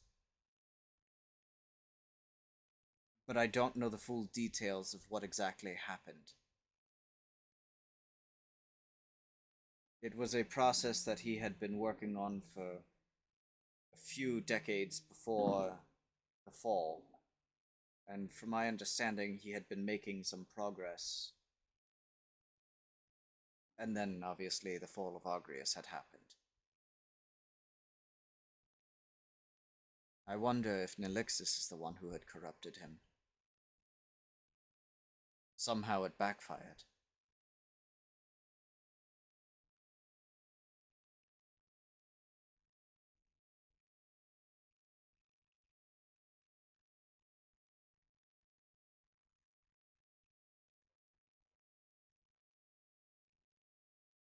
Yeah, I know, because you know, out of character, you know she's wrong, but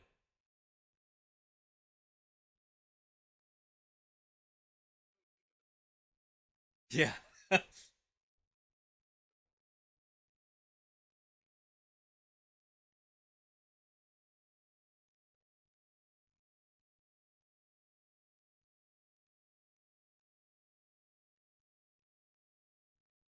uh, well, there's really actually not too many.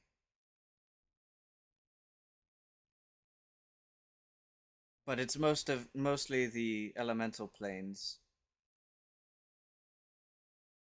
Each of us have our own realm, and there is existence beyond that, and these are mostly for the purpose of maintaining control here in the material plane. Most of the other realms are subservient to maintaining the material plane.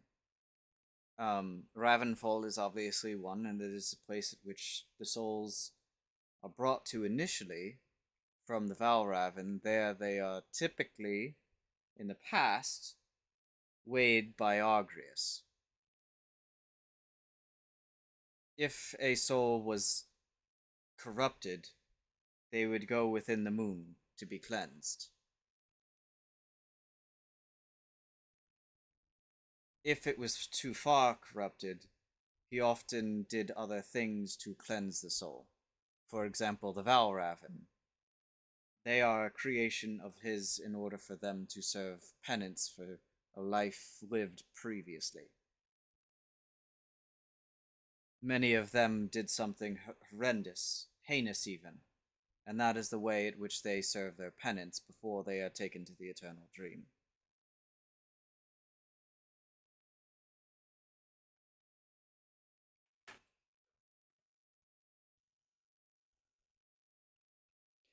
Now the entire cycle is kind of in disarray right now because we do not have access to the Ravenfall. The Valraven are coming to Alevandria's realm, and she's kind of handling both matters at the time as well. But they aren't nearly as efficient as they were, and they're missing many, which has been a major problem because that also means that there are many spirits running around causing problems.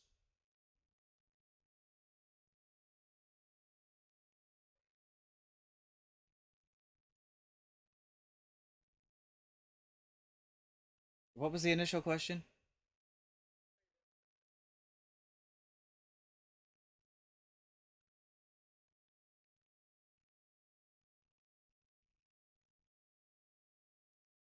Truth. Yeah. Okay. Well, there's the Kuldara, which is the realm of fire, which is also technically was the demon realm. Tanathil and Volcanus kind of had a bit of a spat for a while, but it did end up being just called the Caldara. Um, as I said, Ravenfall. Then there is the Dragon Crown, or the Dragon Realms, and don't. It's actually just Dragon Realm.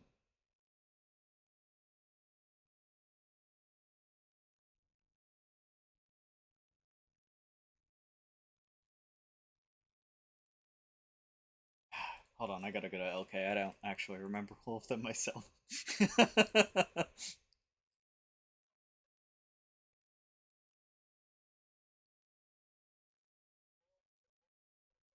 Because not all things are stuff that I've fully worked out, admittedly.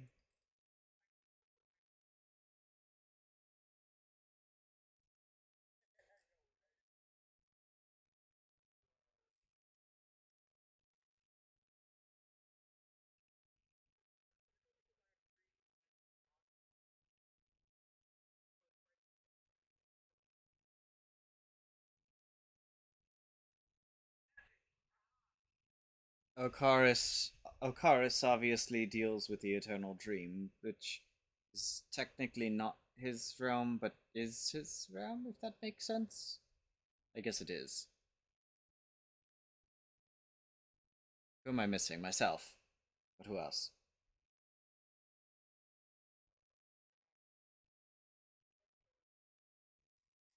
Zaragoza?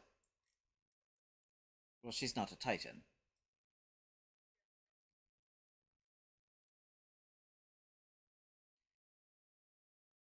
That one I'm not ready to tell you. You have other things that you need to focus on instead of having your entire worldview of things blown.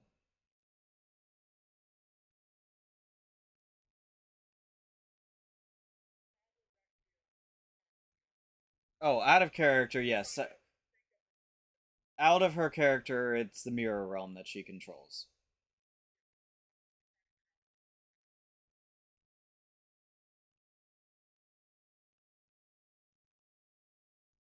I'm gonna be entirely honest, I don't have a realm name for Tempestras right now. No, it would be basically the Wind Realm, but I don't exactly have a name for it. I mean, we could just call it the Wind Realm for now. No.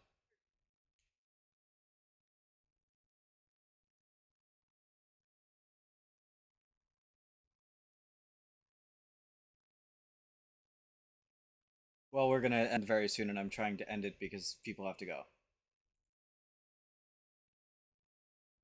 Um, I really do must be going now. If there's anything specific that you need to ask about in terms of this mission that I can help with, we can talk at length another time about different questions that you may have about the realms and all of the other stuff, but you will pick up all of this information over time as well. This isn't stuff that I really need, that you all should really be filling your heads with at the current moment.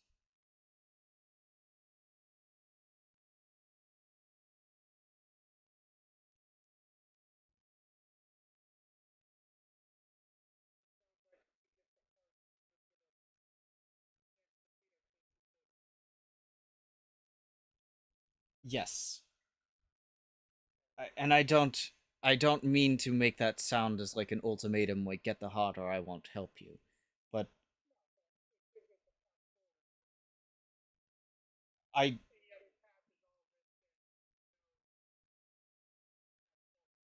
well, not necessarily. I mean, I think that there is merit to other plans as well. There is merit to the idea of running taking the heart and running to try and find the artifacts and put them together, but I'm not sure. The truth of the matter is, I don't know how potent Zithram's forces are, nor do I really know anything about Zithram's power in general.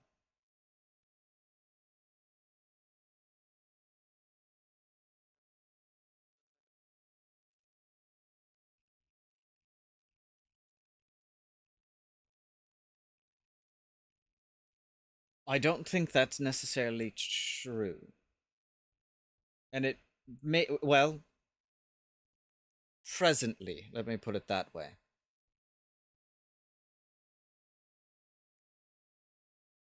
It's more of the case of he's not whole right now. He's not a Titan, he's still dead. So whatever it is that is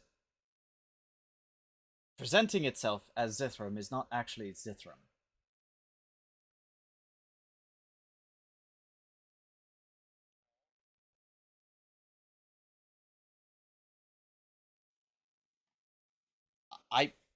None of us did. I didn't face Zithram ever.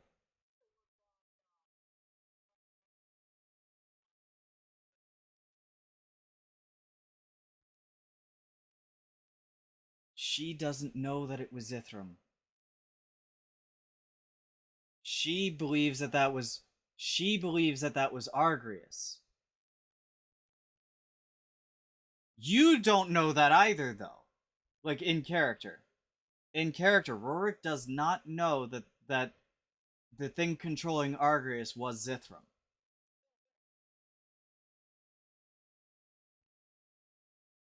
Oh. Oh. No, no, no, no, no, no. I know what he's saying. All I did.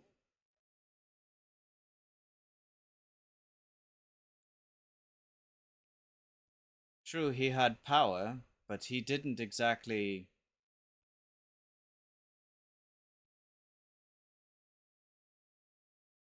He got a hit on me, but that was about it. It was not an entire.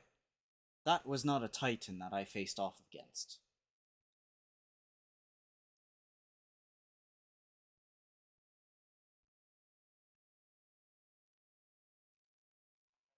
That's not how this works. He's not whole. He won't grow in power because he's not complete. Whatever he is channeling his power through a vessel.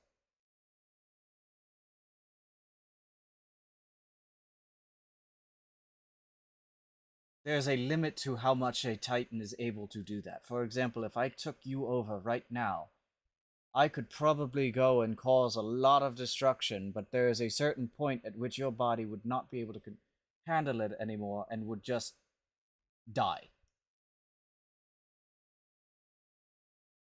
Right. I'm not even sure if the Zithram that you've encountered all of these times is the same vessel.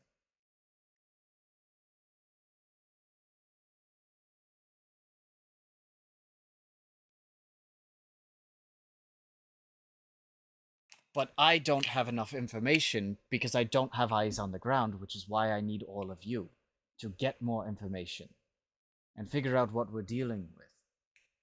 If it's a case that my vessels need to instead go on a mission where they're all running away from him, so be it. But what absolutely cannot happen is that he gets that heart.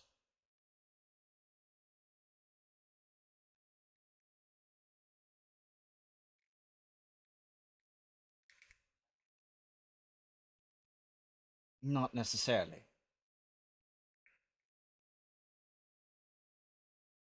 I'm not exactly just going to throw you out there with some powerful artifact that could come and create something that would challenge all of us and not leave you with any kind of tools to succeed.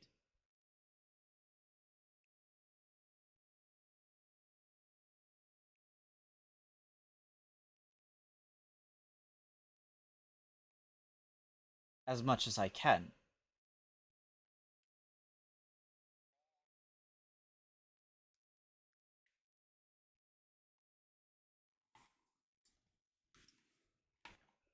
In everything that you do, I promise you this, that there will be risk. There's no version of this that is a clean victory. It's a matter of identifying some of those risks and determining which is the best course of action. The one that has the best chance of success. And I'll warn you, not all plans go according to plan. That should be an obvious statement, but be ready for that as well. We don't know what Zithram is planning. And he's been at this, by the sounds of it, for many, many, many, many, many years.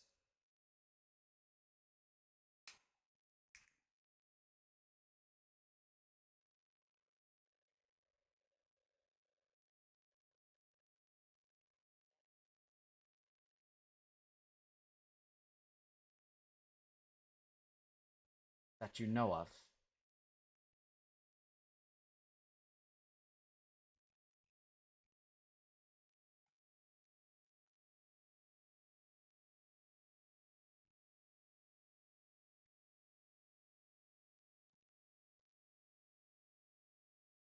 She holds out a knife and basically hands it to you.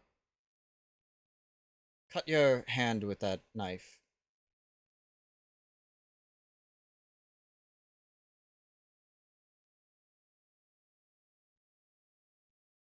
First off, why would you just listen to me so easily?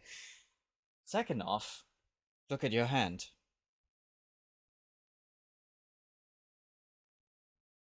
There's no blood. No cut.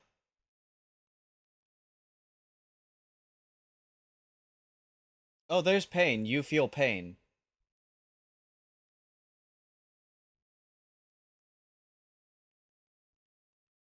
You feel something running down your wrist, but you don't see anything.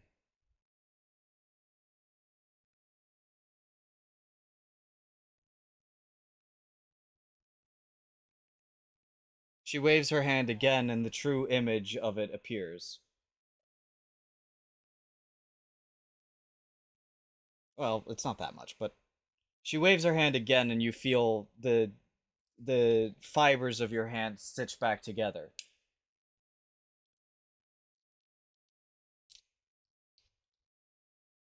Illusion is a thing, and if he is someone, which I suspect he would be, that does not wish to show weakness or reveal his nature, he would do anything in his power to make sure that it is not seen.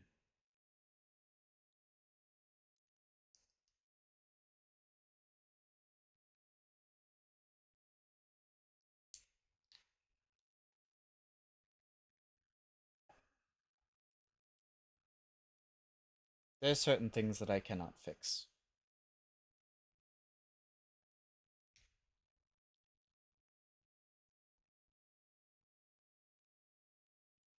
At, at any rate, I truly do must be going. Anything else before I do? Last question.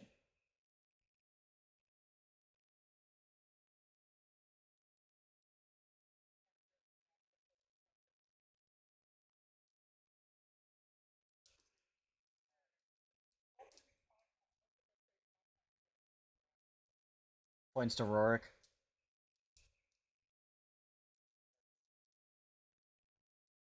That's not what I was.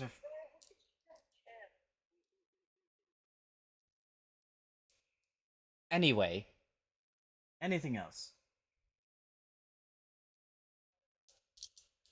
Good. Oh, right. I didn't want to leave you all with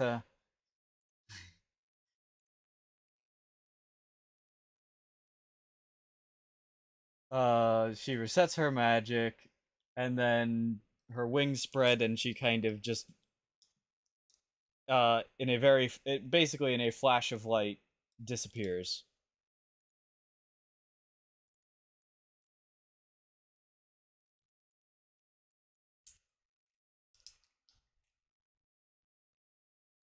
There's basically what sounds like a fading echo of rolling thunder as she does.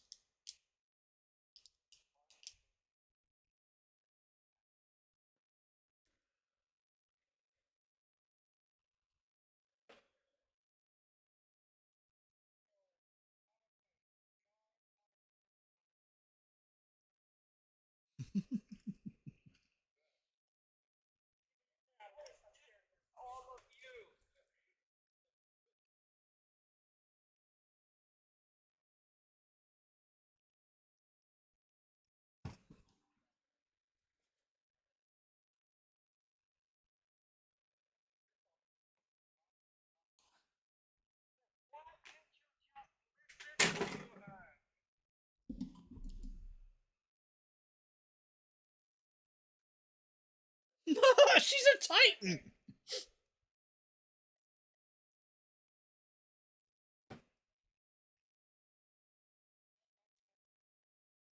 She's seen a lot worse than a little bit of blood.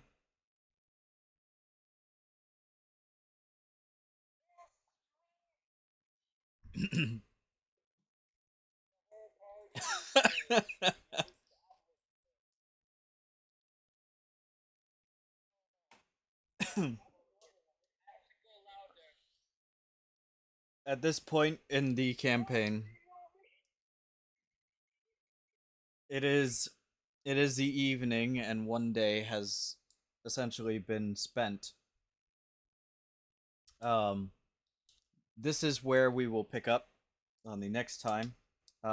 Before the nighttime activities, if there is anything that you all want to do still, then we'll talk about that and discuss that on the next session. Um, as a reminder, please, please, please, please, please, please, please, please, please, please use LK more, especially now you have no excuse because it works on mobile now too. Woohoo! Um, huh? No, no app, but um, if you have a schedule conflict, we will still be continuing as I had mentioned. Like sessions will continue at this point on. Um, but I still would like to know if someone is not going to make a session, please put it in the uh there's a specific thing that says schedule and it is a calendar. Make sure you are in the right year. It is kind of scuffed, but it works. Um on one of the like if there is a date that you see that there is a session scheduled and you cannot make it, please add an event. Don't modify event. Add an event that says that you cannot make it.